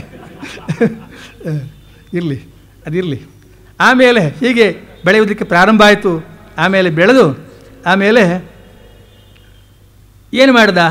ಮೊದಲೇ ಗೊತ್ತಿತ್ತಲ್ಲ, ಅದೇ ರೀತಿ ಮಾಡ್ದ. ಕ್ಷಿತಿಂ ಪದೈಗೇನ ಬಲಿರ್ವಿಚಕ್ರಮೆ, ಒಂದು ತನ್ನ ಪಾರದಿಂದ ಈ ಬಲಿಯ ಎಲ್ಲ ಆ ಭೂಲೋಕವನ್ನು ಅಳೆದುಕೊಂಡ. ಪದಂ ದ್ವಿತೀಯಂ ಕ್ರಮದ ತ್ರಿವಿಷ್ಟಪಂ, 2ನೇ ಪಾದದಿಂದ ಸ್ವರ್ಗಾದಿ ಎಲ್ಲ ಲೋಕಗಳು ಅವನ ವಶದಲ್ಲಿ ಯಾವುದೆಲ್ಲ ಇತ್ತು ಎಲ್ಲವನ್ನು ಅಳೆದುಕೊಂಡು ಬಿಟ್ಟ. ಆಮೇಲೆ ನವೈ ತೃತೀಯಾಯ ತದೀಯ ಮಣ್ವಪಿ, ಆಗ 3ನೇ ಹೆಜ್ಜೆಗೆ ಒಂದು ಅಣುವಿನಷ್ಟು ಸ್ಥಳ ಕೂಡ ಉಳಿಲಿಲ್ಲ, ಬಲಿಚಕ್ರವರ್ತಿಗೆ ಸೇರಿದ ಸ್ಥಳ ಉಳಿಲಿಲ್ಲ. ಆಗ ಏನಾಯಿತು? ಉರುಕ್ರಮಸ್ಯಾಂಗ್ರಿ ಉಪರ್ಯಥೋ ಮಹರ್ಜನಾಭ್ಯಾಂ ತಪಸ ಪರಂಗತಃ. ಆಗ ಅವನ ಆ ಅಂಗ್ರಿ, ಅವನ ಪಾದ ಕಮಲ, ಆ ಉರುಕ್ರಮ ಅಂತ ಅವನಿಗೆ ಹೆಸರು. ಇನ್ನು ತ್ರಿವಿಕ್ರಮ ಅಂತ ಕೂಡ ಹೆಸರಿದೆ. ತ್ರಿವಿಕ್ರಮ ಅಂದರೆ 3 ಹೆಜ್ಜೆಯಿಂದ ಭೂಮಿಯನ್ನೆಲ್ಲ ಅಳ್ದವ ಅಂತ ಅಷ್ಟು ಅರ್ಥ ಮಾಡ್ಕೊಳ್ಬೇಕು. ಉರುಕ್ರಮ ಅಂದರೆ ವಿಸ್ತಾರವಾದ ಹೆಜ್ಜೆ ಉಳ್ಳವ ಅಂತ ಒಂದು. ನಾವು ವೇದ ಮಂತ್ರದಲ್ಲಿ ಕೂಡ ಹೇಳ್ತೇವಲ್ಲ, ಚನ್ನೋ ವಿಷ್ಣುರು ಉರುಕ್ರಮ. ಉರುಕ್ರಮ ಅಂದರೆ ಅಷ್ಟೇ, ವಿಸ್ತಾರವಾದ ಹೆಜ್ಜೆ ಉಳ್ಳವ. ತ್ರಿವಿಕ್ರಮ ಅನ್ನೋದು ಸರಿ, ಅದು ಕೂಡ ವೇದದಲ್ಲೇ ಬರ್ತದೆ. ತ್ರೀಣಿ ಪದಾಭಿಚಕ್ರಮೆ ವಿಷ್ಣುರ್ಗೋಪ ಅದಾಭ್ಯ ಇದಂ ವಿಷ್ಣುರ್ವಿಚಕ್ರಮೆ, ಇದೆಲ್ಲ ನಾವು ಕೇಳಿದ್ದೇವೆ. ಅವೆಲ್ಲ ಅದೇನೆ. ಇದು ವೇದದಲ್ಲೂ ಕೂಡ ಬರ್ತದೆ. ಈ ವಾಮನ ಅವತಾರದ ವಿಚಾರ ಕಥೆ ಅಲ್ಲಿ ಕೂಡ ಇದೆ ಒಂದು ರೀತಿಯಲ್ಲಿ. ಅದನ್ನು ಹಾಗೆ ಆ ಉರುಕ್ರಮ ಅನ್ನಿಸ್ಕೊಳ್ಳಂಥ ಅವ ಏನು ಉಪರಿ ಮೇಲೆ ಮೇಲೆ ಮೇಲೆ ಹೋಯ್ತಂತೆ. ಅವನ ಪಾದ ಎಷ್ಟು ಮೇಲೆ ಹೋಯ್ತಂತಂದರೆ ಮಹರ್ಜನಾಭ್ಯಾಂ ತಪಸ ಪರಂಗತ. ಮಹರ್ಲೋಕ, ಜನಲೋಕ, ತಪೋಲೋಕ ಅದನ್ನೆಲ್ಲ ಮೀರಿ ಕೊನೆಯದಾದ ಸತ್ಯಲೋಕದವರೆಗೂ ತಲುಪಿಬಿಡ್ತು. ಅಲ್ಲಿ ಬ್ರಹ್ಮ ಇರುವಂಥ ಸ್ಥಳ ಅದು. ಅವನು ತನ್ನ ಕಮಂಡಲುವಿನ ನೀರಿನಿಂದ ಅವನ ಪಾದವನ್ನು ತೊಳೆದ, ಅದರಿಂದ ಗಂಗೆ ಉದ್ಭವ ಆಯಿತು. ಈ ಎಲ್ಲ ಕತೆ ಭಾಳ ವಿಸ್ತಾರವಾಗಿ ಬರ್ತಾರೆ. ಅದನ್ನೆಲ್ಲ ಹೇಳೋದಕ್ಕೆ ಸಮಯ ಸಾಲದು. ಇಷ್ಟೆಲ್ಲ ಆಯಿತು. ಆಮೇಲೆ ಇವನು ಇದೆಲ್ಲ ಇಷ್ಟಾದ ಮೇಲೆ ಬಲಿಚಕ್ರವರ್ತಿ ಒಂದು ಕೆಲಸ ಮಾಡಿದ. ಇವನು ವಾಮನ ಇಷ್ಟೆಲ್ಲ ತನ್ನ ಉದ್ದೇಶ ನೆರವೇರಿದ ಮೇಲೆ ಹಿಂದಿನ ರೂಪವನ್ನೇ ತಡೆದ. ಈಗ ಸಾಕು, ವಿಶ್ವಕಾಯನಾಗಿ ದೊಡ್ಡ ರೂಪವನ್ನು ಧರಿಸಿ ಬೇಕಾದನ್ನೆಲ್ಲ ಅಳಕೊಂಡಾಯ್ತಲ್ಲ, ಇನ್ನು ತನ್ನ ನಿಜ ರೂಪದಲ್ಲಿ ಪ್ರತ್ಯಕ್ಷನಾದ ಬಲಿಚಕ್ರವರ್ತಿಯ ಮುಂದೆ. ಆಗ ಒಂದು ಕೆಲಸ ಮಾಡಿದ. ಈ ಗರುಡನನ್ನು ಕರೆದ, ತನ್ನ ವಾಹನ ವಿಷ್ಣುವಿನ ವಾಹನವಾದ ಗರುಡನನ್ನು ಕರೆದು, ಈ ಬಲಿಚಕ್ರವರ್ತಿಯನ್ನು ಮೊದಲು ಕಟ್ಟುಹಾಕು, ಒಂದು ವರುಣಪಾಶ ಅಂತ ಒಂದಿದೆ, ಆ ವರುಣಪಾಶದಿಂದ ಬಿಗಿದು ಬಿಡು ಇವನಂತಂದ. ಯಾಕೆಂತಂದರೆ ಈಗ ಬಲಿಚಕ್ರವರ್ತಿ ಇವನಿಗೆ ಋಣಿಯಾಗಿದ್ದಾನೆ. ಇವನ ಲೆಕ್ಕದಲ್ಲಿ ಬೇಕಂತ ಇದೆಲ್ಲ ಒಂದು ನಾಟಕ, ನಾವು ಅರ್ಥ ಮಾಡ್ಕೊಳ್ಬೇಕು, ಒಂದು ಲೀಲೆ ಇದು. ಯಾಕಂತಂದರೆ ಇವನು ಋಣಿಯಾಗಿದ್ದಾನೆ. 3 ಹೆಜ್ಜೆ ಕೊಡ್ತೇನೆ ಅಂತ ಹೇಳಿದ್ದು ಹೌದು, 2 ಹೆಜ್ಜೆಯಲ್ಲೇ ಎಲ್ಲ ಮುಗಿದೋಯ್ತು. ಇವನ ಕೈಯಲ್ಲಿ ಏನೂ ಇಲ್ಲ. ಆ ಸಂದರ್ಭದಲ್ಲಿ ಅಂಥವ್ರನ್ನ ನಾವು ನೋಡ್ತೇವೆ. ಕೆಲವು ಸಲ ಯಾರೊಬ್ಬ ಸಾಲ ತೆಗೆದುಕೊಂಡಿರ್ತಾನೆ, ಸಾಲ ತೀರಿಸೋದಕ್ಕೆ ಏನೂ ಇಲ್ಲ, ಮನೆಗೆ ಹೋದರೆ ಜಪ್ತಿ ಮಾಡಿದರೂ ಕೂಡ ಮನೆಯಲ್ಲಿ ಅಂಥದ್ದು ಇಲ್ಲ. ಆವಾಗ ಏನು ಮಾಡ್ತಾರೆ, ಆವಾಗ ನ್ಯಾಯಾಲಯಕ್ಕೆ ಹೋಗಿ ಒಂದು ಬಂಧನ, ಒಂದು ಆಜ್ಞೆಯನ್ನು ತರ್ತಾರೆ, ಅರೆಸ್ಟ್ ವಾರೆಂಟ್ ಅಂತ. ಅಂಥವನನ್ನು ಬಂಧನಕ್ಕೆ ಗುರಿ ಮಾಡ್ತಾರೆ. ಯಾಕಂದರೆ ಸಾಲ ತಗೊಂಡಿದ್ದಾನೆ, ವಾಪಸ್ ಕೊಡೋದಕ್ಕೆ ಏನೂ ಇಟ್ಕೊಂಡಿಲ್ಲ. ಏನು ಮಾಡಬೇಕು ಇವನನ್ನು? ಕನಿಷ್ಠ ಪಕ್ಷ ಬಂಧನಕ್ಕೆ ಈಡು ಮಾಡಿದರೆ ಯಾರಾದರೂ ಸ್ನೇಹಿತರೋ ಅಥವಾ ಬೇಕಾದವರೋ ಬಂಧುಗಳೋ ಯಾರೋ ಬಂದು ಕನಿಷ್ಠ ಪಕ್ಷ ಆ ದುಡ್ಡನ್ನು ಕೊಟ್ಟು ಬಿಡಿಸ್ಕೊಂಡು ಹೋದರೂ ಹೋಗ್ಬೋದು ಅನ್ನೋ ಅಭಿಪ್ರಾಯ ಇದ್ದರೂ ಇರ್ಬೋದು. ಅಂತೂ ಈ ರೀತಿ ಮಾಡ್ತಾರೆ. ಅದೇ ರೀತಿಯಲ್ಲಿ ಇವನು ಅದೇ ಮಾಡಿಬಿಟ್ಟ. ಇಲ್ಲಿ ನಿಜವಾಗಿ ಈ ಬಲಿಚಕ್ರವರ್ತಿ ಯಾವ ಸಾಲವನ್ನು ಅವನ ಹತ್ರ ತೆಗೆದುಕೊಂಡಿಲ್ಲ. ಈ ಸಾಲದ ಒಂದು ಕಲ್ಪನೆ ಭಾಳ ವಿಶಾಲವಾದ ಕಲ್ಪನೆ. ಕೊಡ್ತೇನೆಂದು ಹೇಳಿದ್ದು ಕೊಡಲಿಲ್ವಲ್ಲ, ಅದಕ್ಕೆ ಋಣಿ ಇವ ಅಷ್ಟೇ, ಅದಕ್ಕೆ ಸಾಲ, ಅದಕ್ಕೋಸ್ಕರ ನಾವು ಕಟಾಕು ಇವನು ಅಂತಂದ. ಆ ವರುಣಪಾಶದಿಂದ ಬಿಗಿದು ಬಿಟ್ಟ. ವರುಣಪಾಶ ಅಂದರೆ ಸಾಮಾನ್ಯವಾದಲ್ಲ, ಅದರ ನೋವೇ ಬಹಳ ವಿಶೇಷವಾದ ನೋವುಂಟು ಮಾಡುವಂಥದ್ದು. ಬಲಿಚಕ್ರವರ್ತಿ ಅದನ್ನು ಸಹಿಸಿಕೊಂಡ, ಮಾಡಿದ. ಆಮೇಲೆ ಹೇಳಿದ ವಾಮನ, ಬಲಿಚಕ್ರವರ್ತಿ ಏನು ಹೇಳಿದಿ ನೀನು? ಇದು ಕೂಡ ಒಂದು ನಾಟಕ, ನಾವು ಅರ್ಥ ಮಾಡ್ಕೊಳ್ಬೇಕು. ಪದಾನಿ ತ್ರೀಣಿ ದತ್ತಾನಿ ಭೂಮಿರ್ ಮಹ್ಯಂ ತ್ವಯಾಸುರ. ಎಷ್ಟು ಕೊಟ್ಟಿದ್ದೀನಿ ನನಗೆ ದಾನ ಎಷ್ಟು ಕೊಡ್ತೇನೆ ಅಂತ ಹೇಳಿದ್ದೀನಿ ನೀವು? 3 ಹೆಜ್ಜೆ ಕೊಡ್ತೇನೆ ಅಂತ ಹೇಳಿದ್ಯಲ್ಲ. ಆದರೆ ಈಗ ದ್ವಾಭ್ಯಾಂ ಕ್ರಾಂತ ಮಹೀ ಸರ್ವ ತೃತೀಯಂ ಉಪಕಲ್ಪಯ. ಈಗ 2 ಹೆಜ್ಜೆಯಿಂದ ನಿನ್ನ ಎಲ್ಲವನ್ನು ನಾನು ತೆಗೆದುಕೊಂಡಾಯಿತು. ಈಗ 3 ಹೆಜ್ಜೆಗೆ ಸ್ಥಳ ಎಲ್ಲಿ? ಕೊಡು 3ನೇ ಹೆಜ್ಜೆ ಸ್ಥಳ. ಎಲ್ಲಿಂದ ಕೊಡ್ತೀನಿ ನೀನು? ನಿನ್ನ ಕೈಯಲ್ಲಿ ಏನಿದೆ ಕೊಡೋದಕ್ಕೆ? ಇಲ್ಲ, ಕೊಡುವ ಸ್ಥಿತಿಯಲ್ಲಿ ಇಲ್ಲ ನೀನು, ನನಗೆ ಗೊತ್ತಿದೆ. ಅದಕ್ಕೋಸ್ಕರ ಏನು ಮಾಡಬೇಕು ಗೊತ್ತೇ ನೀನೀಗ? ಪ್ರತಿಶ್ರುತಂ ಅದಾತುಸ್ತೆ ನಿರಯೇ ವಾಸಯಿಷ್ಯತೆ. ಕೊಡ್ತೇನೆಂದು ಹೇಳಿ ಕೊಡುವುದಕ್ಕೆ ಅಸಮರ್ಥನಾದ ನಿನಗೆ ಈಗ ನರಕವಾಸವೇ ಗತಿ. ಅದಕ್ಕೋಸ್ಕರ ಒಂದು ಕೆಲಸ ಮಾಡು. ವಿಷತ್ವಂ ನಿರಯಂ ತಸ್ಮಾತ್ ಗುರುಣ ಚಾನುಮೋದಿತ. ಒಂದು ಕೆಲಸ ಮಾಡು, ಕೂಡಲೇ ಹೋಗು, ನರಕಕ್ಕೆ ಹೋಗು, ಅಲ್ಲಿ ನರಕವಾಸವನ್ನು ಅನುಭವಿಸು. ಹೋಗುವ ಮೊದಲು ಒಂದು ಕೆಲಸ ಮಾಡು. ನಿನ್ನ ಗುರುಗಳಾದ ಶುಕ್ರಾಚಾರ್ಯರು ಇಲ್ಲೇ ಇದ್ದಾರೆ, ಅವರ ಅನುಮತಿಯನ್ನು ತೆಗೆದುಕೊಂಡು ಹೋಗು. ಇಷ್ಟು ಕೆಲಸ ಮಾಡು. ಏನಂತ ತಿಳ್ಕೊಂಡಿದ್ದೀನಿ ನೀನು? ಎಲ್ಲ ತಮಾಷೆ ಅಂತ ಅಂದ್ಕೊಂಡಿದ್ಯಾ? ವಿಪ್ರಲಬ್ಧೋ ದದಾಮೀತಿ ತ್ವಯಾಹಂ ಚಾಢ್ಯಮಾನಿನ. ಮಹಾದೊಡ್ಡ ಶ್ರೀಮಂತ ಅಂತ ಭಾವಿಸಿದ್ದೀನಿ ನೀನು. ಕೇಳಿದ್ದನ್ನು ಕೇಳಿದವರಿಗೆ ಕೇಳಿದಷ್ಟು ಕೊಡ್ತೇನೆ, ಕೇಳು ಅಂತ ಕೇಳ್ತಾ ಇದ್ದೀಯಲ್ಲ. ಅಷ್ಟು ದೊಡ್ಡ ಶ್ರೀಮಂತ ತಿಳ್ಕೊಂಡವ ಈಗ ಯಾಕೆ ಕೊಡ್ತಾ ಇಲ್ಲ ನನಗೆ? ವಿಪ್ರಲಬ್ಧೋ ದದಾಮೀತಿ, ದೊಡ್ಡ ಮೋಸ ಮಾಡಿಬಿಟ್ಟೆ ನನಗೆ. ನೀನು ಕೊಡ್ತೀಯ ಅಂತ ನಾನು ಅಂದ್ಕೊಂಡಿದ್ದೆ. ಎಂಥ ಮೋಸ ಆಗೋಯ್ತು ಈಗ. ಈ ರೀತಿ ಮೋಸ ಮಾಡಿದ್ಯಲ್ಲ ನನಗೆ. ಅದಕ್ಕೆ ತದ್ವೇಲೀಕ ಫಲಂ ಮುಂಕ್ಷ್ವ, ಅದರ ಫಲವಾಗಿ ಬಂದಂಥ ಪಾಪವನ್ನು ನೀನು ಉಂಡಲೇಬೇಕು. ಅದಕ್ಕಾಗಿ ನಿರಯಂ ಕತುಚಿತ್ ಸಮ, ನರಕಕ್ಕೆ ಹೋಗಲೇಬೇಕು, ಕೆಲವು ಕಾಲ ನರಕದಲ್ಲಿ ಇರಲೇಬೇಕು, ಹೋಗು ಅಂತಂದ ವಾಮನ. ಆಗ ಬಲಿಚಕ್ರವರ್ತಿ ಕೇಳಿದ, ಅವನು ಹೇಳ್ದ, ಓ ಸ್ವಾಮಿ, ಉತ್ತಮ ಶ್ಲೋಕ. ಅಂತಹ ಸಂದರ್ಭದಲ್ಲೂ ಅವನು ಹೇಗೆ ಹೇಳ್ದ ಅವನಿಗೆ, ಯದ್ಯುತ್ತಮ ಶ್ಲೋಕ ಭವಾನ್ ಅಮೇರಿತಂ ವಚೋ ವೆಲೀಕಂ ಸ್ವರವರ್ಯ ಮನ್ಯತೆ. ಸ್ವಾಮಿ, ಓ ಉತ್ತಮ ಶ್ಲೋಕ, ಸರ್ವರಿಂದಲೂ ಹೊಗಳಿಸಿಕೊಳ್ಳುವಂಥ ಓ ಮಹಾನುಭಾವ, ಎಂಥ ಮಾತನಾಡಿದೆ ನೀನು ಹೇಳಿದೆ ನಾನು ದೊಡ್ಡ ಅಪರಾಧ ಮಾಡಿದ್ದೇನೆ, ದೊಡ್ಡ ಪಾಪ ಮಾಡಿದ್ದೇನೆ, ವಂಚನೆ ಮಾಡ್ತಾ ಇದ್ದೇನೆ ಅಂತ ಹೇಳಿದೆಯಲ್ಲ. ಕರೋಮಿ ಋತಂ ತಮ್ನ ಭವೇತ್ ಪ್ರಲಂಬನಂ. ನಾನೀಗ ಏನು ಮಾಡ್ತೇನೆ ಗೊತ್ತಾ? ನಿನ್ನ ಮಾತೇ ಸುಳ್ಳಾಗುವಂಗೆ ಮಾಡ್ತೇನೆ ನಾನೀಗ. ನೀನೇನೋ ನಾನು ಸುಳ್ಳು ಹೇಳಿದೆ ಅಂತ ಹೇಳ್ತಾ ಇದ್ದೀಯಲ್ಲ, ಇಲ್ಲ, ನಿನ್ನ ಮಾತೇ ಸುಳ್ಳನ್ನಾಗಿ ನಾನು ಮಾಡ್ತೇನೆ. ಹಾಗೆ ಗೊತ್ತಾ? ಪದಂ ತೃತೀಯಂ ಕುರು ಶೀರ್ಷ್ಣಿಮೇ ನಿಜಂ. ಒಂದು ಕೆಲಸ ಮಾಡು, ಎಲ್ಲವನ್ನು ಸೆಳ್ಕೊಂಡಿರ್ಬೋದು ನೀನು, ಆದರೆ ಇನ್ನೂ ಒಂದು ವಸ್ತು ನನ್ನದಾಗಿಯೇ ಇದೆ. ಈ ದೇಹ ಅನ್ನೋದು ಇದು ನನ್ನದಾಗಿಯೇ ಇದೆಯಲ್ಲ ಇದುವರೆಗೆ. ಈ ದೇಹ, ಇದರಲ್ಲಿ ನೋಡು, ಒಂದು ಉತ್ತಮಾಂಗ ಅಂತ ಕರೀತಾರೆ ಈ ಒಂದು ತಲೆ. ಈ ದೇಹಕ್ಕೆ ಅತಿ ಮೇಲಿನ ಅಂಗ, ಉತ್ತಮವಾದದ್ದು. ಇಡೀ ದೇಹದಲ್ಲಿ ಉತ್ತಮವಾದ ಅಂಗ ಅಂದರೆ ತಲೆ, ಅದು ಉತ್ತಮ ಅಂಗ ಅಂತ ಕರೀತಾರೆ. ಈ ನನ್ನ ತಲೆ ಮೇಲಿನ ಕಾಲನ್ನು ನೀಡು, ಮೂರನೇ ಕಾಲನ್ನು ನಾನು ಅಲ್ಲಿ ಜಾಗ ಕೊಡ್ತೇನೆ, ಕೊಡು. ಮತ್ತೆ ಸ್ವಾಮಿ, ಇನ್ನೊಂದು ವಿಚಾರ, ನನ್ನನ್ನು ಈ ಒಂದು ಬಂಧನಕ್ಕೆ ಈಡು ಮಾಡಿದ್ದಿ, ವರ್ಣಪಾಶಕ್ಕೆ, ನನಗೆ ಚಿಂತೆ ಇಲ್ಲ ಸ್ವಾಮಿ. ಪುಂಸಾಂ ಶ್ಲಾಘ್ಯ ತಮಂ ಮನ್ಯೆ ದಂಡಮರ್ಹತ್ ತಮ ಅರ್ಪಿತಂ. ಈಗ ನೀನೊಂದು ಶಿಕ್ಷೆ ಕೊಟ್ಟಿದ್ದೆ ನನಗೆ ಗೊತ್ತಾಯಿತು, ಸಂತೋಷ ಆಯಿತು ನನಗೆ ಅದರಿಂದ. ಅದರಿಂದ ಕೂಡ ನನಗೆ ಬೇಸರ ಇಲ್ಲ. ಕಾರಣ ಇಷ್ಟೇ ಸ್ವಾಮಿ, ಎನ್ನ ಮಾತಾ ಪಿತಾ ಭ್ರಾತ ಸುಹೃದಶ್ಚಾದಿಶಂತಿ. ಈ ಪ್ರಪಂಚದಲ್ಲಿ ಗೊತ್ತಿದ್ದೋ ಗೊತ್ತಿಲ್ಲದೆಯೋ ನಾವು ಎಷ್ಟೋ ಘೋರವಾದ ಅಪರಾಧಗಳನ್ನೆಲ್ಲ ಮಾಡ್ತಾ ಇರ್ತೇವೆ, ತಪ್ಪುಗಳನ್ನು ಮಾಡ್ತಾ ಇರ್ತೇವೆ. ಆದರೆ ಕೆಲವು ಸಲ ಏನಾಗ್ತದೆ, ನಮ್ಮ ಹಿರಿಯರು, ಬಂಧುಗಳು, ನಮ್ಮ ಮಾತಾ ಪಿತಾ ಅಂದರೆ ತಂದೆ ತಾಯಿ, ಮತ್ತು ಭ್ರಾತ ಅಣ್ಣ ತಮ್ಮಂದಿರು, ಮತ್ತು ಸುಹೃದ ನಮ್ಮ ಸ್ನೇಹಿತರು, ಇಂಥವರೆಲ್ಲ ನಮ್ಮ ಮೇಲಿನ ವಿಶೇಷವಾದ ಪ್ರೀತಿಯಿಂದ ನಮ್ಮ ಈ ಎಲ್ಲ ತಪ್ಪುಗಳನ್ನು, ಘೋರ ಅಪರಾಧಗಳನ್ನು ಕೂಡ ಕೆಲವು ಸಲ ಮನ್ನಿಸಿಬಿಡ್ತಾರೆ, ಮರೆತು ಬಿಡ್ತಾರೆ. ಇದರಿಂದ ನಾವು ತಪ್ಪು ಮಾಡುತ್ತಲೇ ಹೋಗ್ತೇವೆ, ನಮ್ಮ ಪಾಪ ಸಂಚಯವಾಗುತ್ತಲೇ ಇರ್ತದೆ, ಹೀಗಾಗ್ತದೆ. ಆದರೆ ನೀನೀಗ ಸ್ವತಃ ನೀನು ಇಂಥ ದೊಡ್ಡ ಶಿಕ್ಷೆ ನನಗೆ ಕೊಟ್ಟಿದ್ದಂತಾದರೆ ಇದು ನಿಜವಾಗಿ ಅರ್ಹತ್ತಮ. ಯಾವ ಶಿಕ್ಷೆಯನ್ನು ಕೊಡಬೇಕಾದರೂ ಕೂಡ ಆ ಕೊಡುವಂಥ ಒಂದು ಯೋಗ್ಯವಾದಂಥ ಒಂದು ತೀರ್ಮಾನ, ಅದನ್ನು ಕೊಡುವಂಥ ಯೋಗ್ಯತೆ ಉಳ್ಳವಂದರೆ ನಿಜವಾಗಿ ನೀನೇ ನಿಶ್ಚಯಿಸಿ ಒಂದು ಶಿಕ್ಷೆಯನ್ನು ನನಗೆ ಕೊಟ್ಟಿದ್ದಿ ಅಂತಾದರೆ ಇದು ಶ್ಲಾಘ್ಯತಮಂ. ಈ ಶಿಕ್ಷೆ ಏನಿದೆ ಇದು ಒಂದು ರೀತಿಯಲ್ಲಿ ಬಹಳ ಶ್ಲಾಘ್ಯವಾದ, ಎಂಥವರಾದರೂ ಮೆಚ್ಚಬೇಕಾದಂಥ, ಇಷ್ಟಪಡಬೇಕಾದಂಥ ಒಂದು ಶಿಕ್ಷೆ ಇದು. ಯಾವುದೋ ಹೀನವಾದ ಶಿಕ್ಷೆ ಅಲ್ಲ. ಎಂತೆಂಥವ್ರ ಕೈಯಲ್ಲೋ ಏನೋ ಶಿಕ್ಷೆಯನ್ನು ಪಡೆದರೆ ಅದು ನಮಗೂ ಅವಮಾನ, ನಮ್ಮ ಮನಸ್ಸಿಗೂ ಸಮಾಧಾನ ಇಲ್ಲ. ಇದು ಹಾಗಲ್ಲ. ನಿನ್ನಂಥವನ ಕೈಯಲ್ಲಿ ಶಿಕ್ಷೆ ನಾನು ಪಡೆದಿದ್ದೇನಂತಂದರೆ ಇದು ನನ್ನ ಹಿರಿಮೆ ಅಂತಲೇ ನಾನು ಭಾವಿಸ್ತೇನೆ. ಸ್ವತಃ ನೀನೇ ಬರಬೇಕಾಯ್ತಲ್ಲ ನನ್ನ ಶಿಕ್ಷೆ ಕೊಡೋದಕ್ಕೆ. ಅಂಥ ಶಿಕ್ಷೆಯನ್ನು ನೀನು ಕೊಟ್ಟಿದ್ದೀ, ಸಂತೋಷವಾಯಿತು ಅಂತ ಹೇಳ್ದ. ಆಗ ಇವ ಅದನ್ನೇ ಮಾಡಿದ, ತಲೆ ಮೇಲೆ ಕಾಲನ್ನಿಟ್ಟ. ಆಮೇಲೆ ಅವನ ವರ್ಣಪಾಶದಿಂದ ಬಂಧಿಸಿದ್ದನ್ನು ಅದನ್ನು ಮೋಚನ ಮಾಡಿದ, ಅದನ್ನು ಬಿಡಿಸಿದ, ವರ್ಣಪಾಶದಿಂದ ಅವನ ಬಿಡಿಸಿದ. ಆಮೇಲೆ ಅಲ್ಲಿ ಅಷ್ಟೊತ್ತಿಗೆ ಅಲ್ಲಿ ದೇವತೆಗಳೆಲ್ಲ ಬಂದಿದ್ದರು, ಬ್ರಹ್ಮ ಮೊದಲಾದ ದೇವತೆಗಳು, ಅನೇಕರು ಜನರೆಲ್ಲ ಬಂದಿದ್ದರು. ಅವರಲ್ಲಿ ಬ್ರಹ್ಮನನ್ನು ಕುರಿತು ಹೇಳ್ದ. ಬ್ರಹ್ಮ ನೋಡು, ಯಾಕೆ ಇಷ್ಟೆಲ್ಲ ಮಾಡಿದೆ ಗೊತ್ತೇ ಈ ವಾಮನನಿಗೆ, ಈ ಬಲಿಚಕ್ರವರ್ತಿಗೆ? ಬ್ರಹ್ಮನ್ ಯಮ್ ಅನುಗೃಹ್ಣಾಮಿ ತದ್ವಿಶೋ ವಿಧುನೋಮ್ಯಹಂ. ನನ್ನದೊಂದು ಕ್ರಮ ಇದೆಯಪ್ಪ.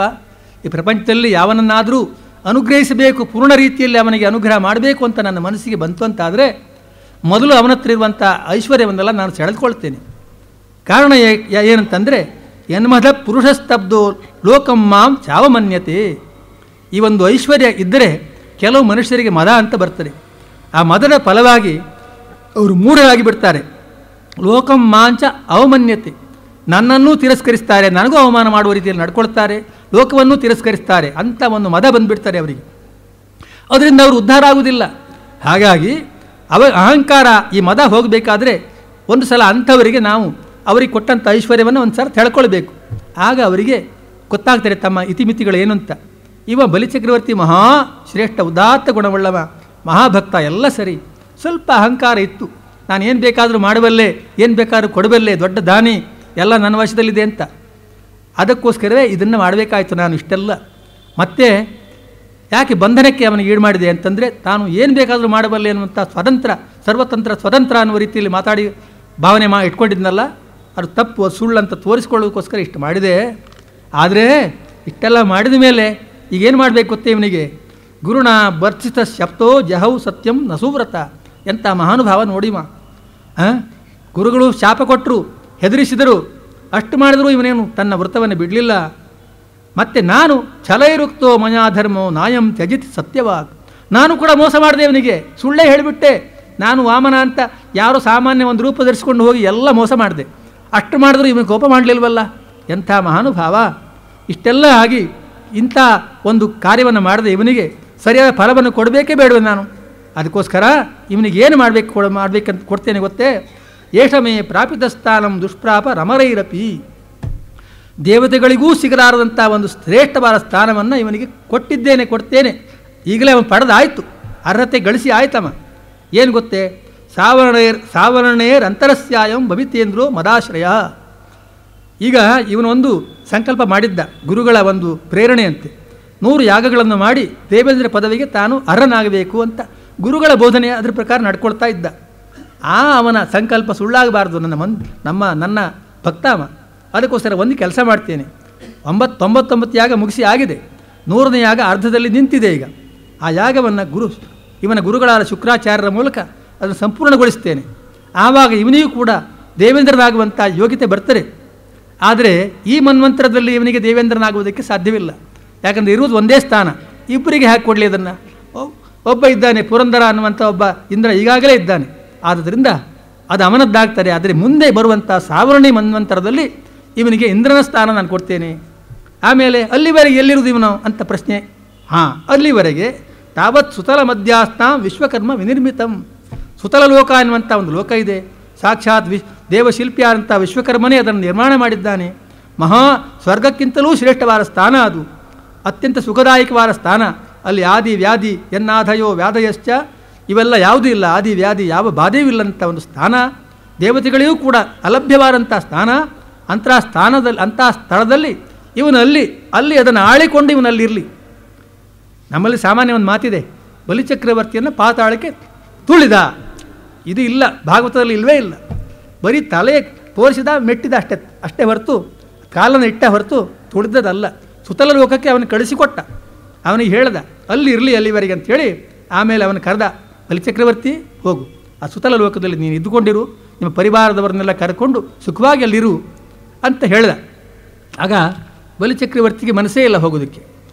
ಸುತಲ ಲೋಕವೇ ಬೇಡ, ಇವನ ಸನ್ನಿಧಿಯಲ್ಲೇ ಇದ್ಬಿಡೋಣ ಅಂತ ಅವನಿಗೆ ಅಷ್ಟೊಂದು ಸಂತೋಷ ಆಗಿಬಿಟ್ಟಿದೆ. ಭಾಳ ಹೊತ್ತಿನಿಂದ ಈ ಒಂದು ವಾಮನನ ಸಂಪರ್ಕ ಅವನ ಸಹವಾಸದಲ್ಲಿದ್ದು ಅವನು ಬಿಟ್ಟು ಹೋಗೋದಕ್ಕೆ ಮನಸ್ಸು ಬರ್ತಾ ಇಲ್ಲ ಇವನಿಗೆ. ಆಗ ಅವನು ಹೇಳ್ದ, ಯಾಕೆ ಚಿಂತೆ ಮಾಡ್ತಾ ಇದ್ದಿ? ನೋಡು, ನಾನು ಎಲ್ಲೆಲ್ಲೂ ಇದ್ದೇನೆ. ರಕ್ಷಿಷ್ಯೆ ಸರ್ವತೋಹಂ ತ್ವಾಂ ಸಾನುಗಂ ಸಪರಿಚ್ಛದಂ.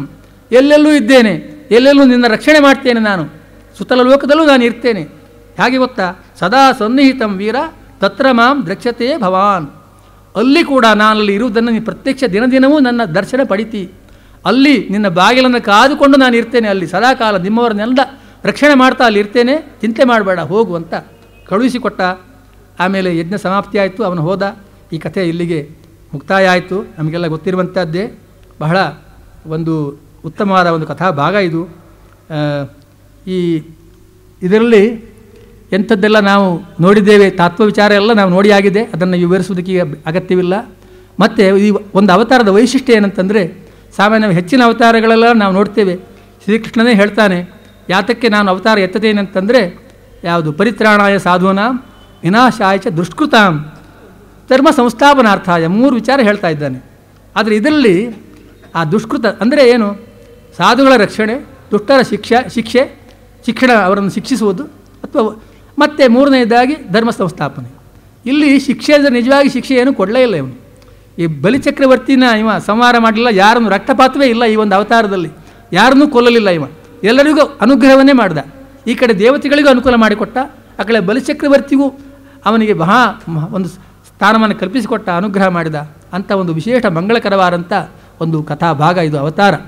ಅಂಥ ಅವತಾರದ ಕಥೆಯನ್ನು ನಾವು ಇದುವರೆಗೆ ಕೇಳಿದ್ದೇವೆ. ಆ ಕಥೆಯನ್ನು ಕೇಳಿದರೆ ಏನು ಫಲ ಆಗ್ತದೆ ಅನ್ನೋದನ್ನು 1-2 ಶ್ಲೋಕ ಇದೆ, ಅದನ್ನು ಓದಿಬಿಟ್ಟು ಇದನ್ನು ಮುಗಿಸ್ತಾ ಇದ್ದೇವೆ. ಯೈದಂ ದೇವದೇವಸ್ಯ ಹರೇರದ್ಭುತ ಕರ್ಮಣ ಅವತಾರಾನುಚರಿತಂ ಶೃಣ್ವನ್ಯಾತಿ ಪರಾಂ ಗತಿಂ. ಈ ಒಂದು ದೇವದೇವನ ಈ ಅದ್ಭುತ ಕಾರ್ಯವನ್ನು ಮಾಡಿದಂಥ ಈ ಒಂದು ಕಥೆಯನ್ನು ಕೇಳಿದರೆ ಅಂಥವರಿಗೆ ಪರಾಂ ಗತಿಂ ಅಂದರೆ ಮೋಕ್ಷ, ಶ್ರೇಷ್ಠವಾದ ಸ್ಥಾನವನ್ನು ಅವರು ಪಡೆಯುತ್ತಾರೆ. ಅಷ್ಟೇ ಅಲ್ಲ, ಲೋಕದಲ್ಲಿ ಕ್ರಿಯಮಾಣೆ ಕರ್ಮಣೇದಂ ದೈವೇ ಪಿತ್ರಿಯಥ ಮಾನುಷೇ ಯತ್ರಾನುಕೀರ್ತಿಯತ ತತ್ತೇಷಾಂ ಸುಕೃತಂ ವಿದುಹು. ಈ ಲೋಕದಲ್ಲಿ ಎಷ್ಟೋ ಕಾರ್ಯಗಳನ್ನೆಲ್ಲ ನಾವು ಮಾಡ್ತಾ ಇರ್ತೇವೆ. ದೇವತಾ ಕಾರ್ಯ ಮಾಡುವ ಸಂದರ್ಭ ಇರ್ತದೆ, ಆಗಲೂ ಇದನ್ನು ಕೇಳಬಹುದು. ಈ ವಾಮನ ಚರಿತ್ರೆ ಕೇಳಿದರೆ ಬಹಳ ಪುಣ್ಯಕರವಾದಂಥ ಚರಿತ್ರೆ ಇದು. ಪಿತೃಕಾರ್ಯ ಶ್ರಾದ್ದಾದಿ ಸಂದರ್ಭದಲ್ಲಿ ಇದನ್ನು ಕೇಳಿದರೆ ಪಿತೃಗಳಿಗೆ ಇದರಿಂದ ವಿಶೇಷವಾದ ಶ್ರೇಯಸ್ಸು ಉಂಟಾಗ್ತದೆ. ಮತ್ತು ನಮಗೂ ಒಳ್ಳೆಯದಾಗ್ತಾರೆ. ಮಾನುಷೇ, ಮನುಷ್ಯರಿಗೆ ಸಂಬಂಧಪಟ್ಟಂಥ ಕರ್ಮಗಳು ಕೆಲವಿರ್ತವೆ. ಉಪನಯನ ಇರ್ಬೋದು. ಉಪನಯನ ಸಂದರ್ಭದಲ್ಲಿ ಇದನ್ನು ಕೇಳಿದರೆ ಬಹಳ ಮಂಗಳಕರ ಅಂತ ಎಷ್ಟೋ ಜನ ಭಾವಿಸ್ತಾರೆ. ಕಾರಣ ಇವನೊಬ್ಬ ಈ ಸಾಕ್ಷಾತ್ ಭಗವಂತನೇ ಲೋಕೋತ್ತರ ವಟುವಾಗಿ ಬಂದಂಥ ಒಂದು ಸಂದರ್ಭ ಇದು. ಆ ಲೋಕೋತ್ತರ ವಟುವಿನ ಕಥೆಯನ್ನು ಕೇಳುವ ಮೂಲಕ ಉಪನೀತನಾದಂಥ ಹೊಸ ವಟುವಿಗೆ ಮತ್ತು ಅವನ ತಂದೆ ತಾಯಿಗಳಿಗೆ ಅವನವರಿಗೆಲ್ಲ ಅದರಿಂದ ಮಂಗಳ ಉಂಟಾಗ್ತಾರೆ. ಆದ್ದರಿಂದ ಅಂಥ ಸಂದರ್ಭದಲ್ಲಿ ಕೇಳಿದರೆ ಬಹಳ ಒಳ್ಳೆಯದು. ಹಾಗೆಯೇ ಗೃಹ ಪ್ರವೇಶ ಇತ್ಯಾದಿ ಸಂದರ್ಭದಲ್ಲೂ ಕೇಳಬಹುದು. ಯಾಕಂದರೆ ಒಬ್ಬ ಏನೋ ಒಂದು ತಗೊಂಡಿರ್ತಾನೆ, ಒಂದಷ್ಟು ಜಾಗ ತಗೊಂಡು ಮನೆ ಕಟ್ಟಿರ್ತಾನೆ, ಅಂದ್ಕೊಳ್ತಾನೆ ಓ ಇದು ನನ್ನ ಮನೆ ಅಂತ. ಆವಾಗ ನೆನಪಿಸಿಕೊಳ್ಬೇಕು, ಒಂದು ಕಾಲದಲ್ಲಿ ಭಗವಂತ ಇದನ್ನೆಲ್ಲ ಇಷ್ಟೂ ಸ್ಥಳವನ್ನು 2 ಹೆಜ್ಜೆಯಿಂದ ಅಳೆದು ಇದು ತನ್ನದು ಅಂತ ಘೋಷಣೆ ಮಾಡಿಬಿಟ್ಟಿದ್ದಾನೆ. ಆ ಭೂಮಿಯಲ್ಲೇ ನಾನು ಮನೆ ಕಟ್ಟಿದ್ದೇನೆ ಅಂತ ನೆನ್ಪಿಟ್ಕೊಂಡ್ರೆ ಇದು ಬಹಳ ಮಂಗಳಕರವಾಗ್ತದೆ. ಯಾಕಂದರೆ ಅವನದ್ದೇ ಭೂಮಿ, ಅವನೇ ರಕ್ಷಣೆ ಮಾಡ್ತಾನೆ. ಸದ್ಯ ನಾನೇನೋ ಇದರಲ್ಲಿ ಇರಬಹುದು, ಇರಬೇಡ ಅಂತ ಅವನೇನು ಹೇಳೋದಿಲ್ಲ. ಆ ಭಾವನೆ ಇರಬೇಕು. ಆದ್ದರಿಂದ ಅಂಥ ಸಂದರ್ಭಗಳೆಲ್ಲ ಇದನ್ನು ಕೇಳುವುದರಿಂದ ಪರಮ ಮಂಗಳವಾಗ್ತಾರೆ ಅಂತ ಇದರಲ್ಲಿ ಹೇಳಿದ್ದಾರೆ. ಅಂಥ ಒಂದು ಕಥಾಭಾಗವನ್ನು ಇದುವರೆಗೆ ನಾವೆಲ್ಲ ಕೇಳಿದ್ದೇವೆ. ಆ ಭಗವಂತ ಸರ್ವರಿಗೂ ಮಂಗಳವನ್ನು ಉಂಟು ಮಾಡಲಿ ಅಂತ ಪ್ರಾರ್ಥನೆ ಮಾಡುತ್ತಾ, ಇಂಥ ಒಂದು ಸನ್ನಿಧಾನದಲ್ಲಿ ನನಗೆ ಇಂಥ ಒಂದು ಕಾರ್ಯಕ್ರಮವನ್ನು ನಡೆಸಿಕೊಡೋದಕ್ಕೆ ಅನುಕೂಲ ಮಾಡಿಕೊಟ್ಟಂಥ ಇಲ್ಲಿಯ ಪದಾಧಿಕಾರಿಗಳು ನಮ್ಮ ಮಾನ್ಯರಾದಂಥ ಶ್ರೀ ರಾಮು ಅವರು ಮತ್ತು ರಾಮಸ್ವಾಮಿಯವರು, ಇವರಿಗೆಲ್ಲ ನನ್ನ ಕೃತಜ್ಞತೆ. ಮತ್ತು ಯಾರೆಲ್ಲ ನೀವೆಲ್ಲ ಬಂದಿದ್ದೀರಿ, ಇಲ್ಲಿ ಅನೇಕರು ಇನ್ನೂ ಇದ್ದಾರೆ, ಎಲ್ಲರಿಗೂ ಕೂಡ ನನ್ನ ಧನ್ಯವಾದಗಳನ್ನು ಅರ್ಪಿಸಿ ಈ ಒಂದು ಕಾರ್ಯಕ್ರಮವನ್ನು ಮುಕ್ತಾಯ ಮಾಡ್ತಾ ಇದ್ದೇನೆ. ಇದು ಸರ್ವರಿಗೂ ಮಂಗಳವಾಗಲಿ ಅಂತ ಮಂಗಳದೊಂದಿಗೆ ಇದನ್ನು ಮುಕ್ತಾಯ ಮಾಡ್ತಾ ಇದ್ದೇನೆ. ಸ್ನೇಹಿತರೆ, ಹೆಚ್ಚು ಸಮಯ ತಗೊಳ್ಳಲ್ಲ. ವಂದನಾರ್ಪಣೆಗೆ ಮೊದಲು ಮುಂದಿನ ಕಾರ್ಯಕ್ರಮದ ಬಗ್ಗೆ ಸೂಚನೆ. 4ನೇ ತಾರೀಕು ಅಂದರೆ ಶುಕ್ರವಾರ ಮತ್ತು 5ನೇ ತಾರೀಕು ಶನಿವಾರ, ಈ 2 ದಿವಸದಲ್ಲಿ ರಾಮಕೃಷ್ಣ ಮಿಷನ್ ಆಶ್ರಮ ಬೆಳಗಾವಿಯ ಅಧ್ಯಕ್ಷರಾದಂತಹ ಪರಮ ಪೂಜ್ಯ ಶ್ರೀಮತ್ ಸ್ವಾಮಿ ರಾಘವೇಶಾನಂದಜಿ ಮಹಾರಾಜ್ ಅವರು ವಚನಕಾರರು ಮತ್ತು ಅವರ ಕೊಡುಗೆಯನ್ನು ಬಗ್ಗೆ ಮಾತನಾಡಲಿದ್ದಾರೆ. ತಾವೆಲ್ಲರೂ ಹೆಚ್ಚಿನ ಸಂಖ್ಯೆಯಲ್ಲಿ ಬಂದು ಪ್ರಯೋಜನ ಪಡಿಬೇಕಾಗಿ ಪ್ರಾರ್ಥನೆ. ಸ್ನೇಹಿತರೆ, ನಿನ್ನೆ ಮತ್ತು ಇಂದು ಒಂದು ವಿಶೇಷವಾದಂಥ ರೀತಿಯಲ್ಲಿ ವಿದ್ವಾನ್ ಅನಂತ ಪದ್ಮನಾಭ ಅಡಿಗ ಅವರು ಭಗವದ್ ಅವತಾರದ ಒಂದು ರೋಚಕ ಪ್ರಸಂಗಗಳನ್ನು ನಮ್ಮ ಮುಂದೆ ಇಟ್ಟಿದ್ದಾರೆ. ಸ್ವಯಂ ಭಗವಂತ ಗೀತೆಯಲ್ಲಿ ಹೇಳಿದಂತೆ ಅವತಾರವೆಂಬುದರಲ್ಲಿ ಜನ್ಮ ದಿವ್ಯ ಕರ್ಮ ದಿವ್ಯ ಅಂತ ಹೇಳ್ತಾರೆ. ನಿನ್ನೆ ಯುದ್ಧದ ರೂಪದಲ್ಲಿ ಕ್ರೀಡೆ ಹೇಗೆ ನಡೀತು ಅನ್ನೋದನ್ನು ಪಾರಿಜಾತಾಪಹರಣ ಪ್ರಸಂಗದಲ್ಲಿ ತಿಳಿಸಿದ್ದಾರೆ. ಇವತ್ತು ಕ್ರೀಡೆಯ ಮೂಲಕ ನಿಗ್ರಹ ಶಕ್ತಿ ಹೇಗೆ ಭಗವಂತ ಪ್ರಯೋಗ ಮಾಡ್ತಾನೆ ಅನ್ನೋದನ್ನು ತೋರಿಸಿಕೊಟ್ಟಿದ್ದಾರೆ. ಎಲ್ಲರೂ ಕೂಡ ತದೇಕಚಿತದಿಂದ ಇದನ್ನು ಸವಿದಿದ್ದೀರಿ. ಈ ಉಪಕೃತಿಗಾಗಿ ವಿದ್ವಾನ್ ಅನಂತ ಪದ್ಮನಾಭ ಅಡಿಗ ಅವರಿಗೆ ಸಂಸ್ಥೆಯ ಪರವಾಗಿ ಮತ್ತು ತಮ್ಮೆಲ್ಲರ ಪರವಾಗಿ ಹೃತ್ಪೂರ್ವಕ ಕೃತಜ್ಞತೆಗಳನ್ನು ಸಲ್ಲಿಸ್ತಾ ಇದ್ದೇನೆ.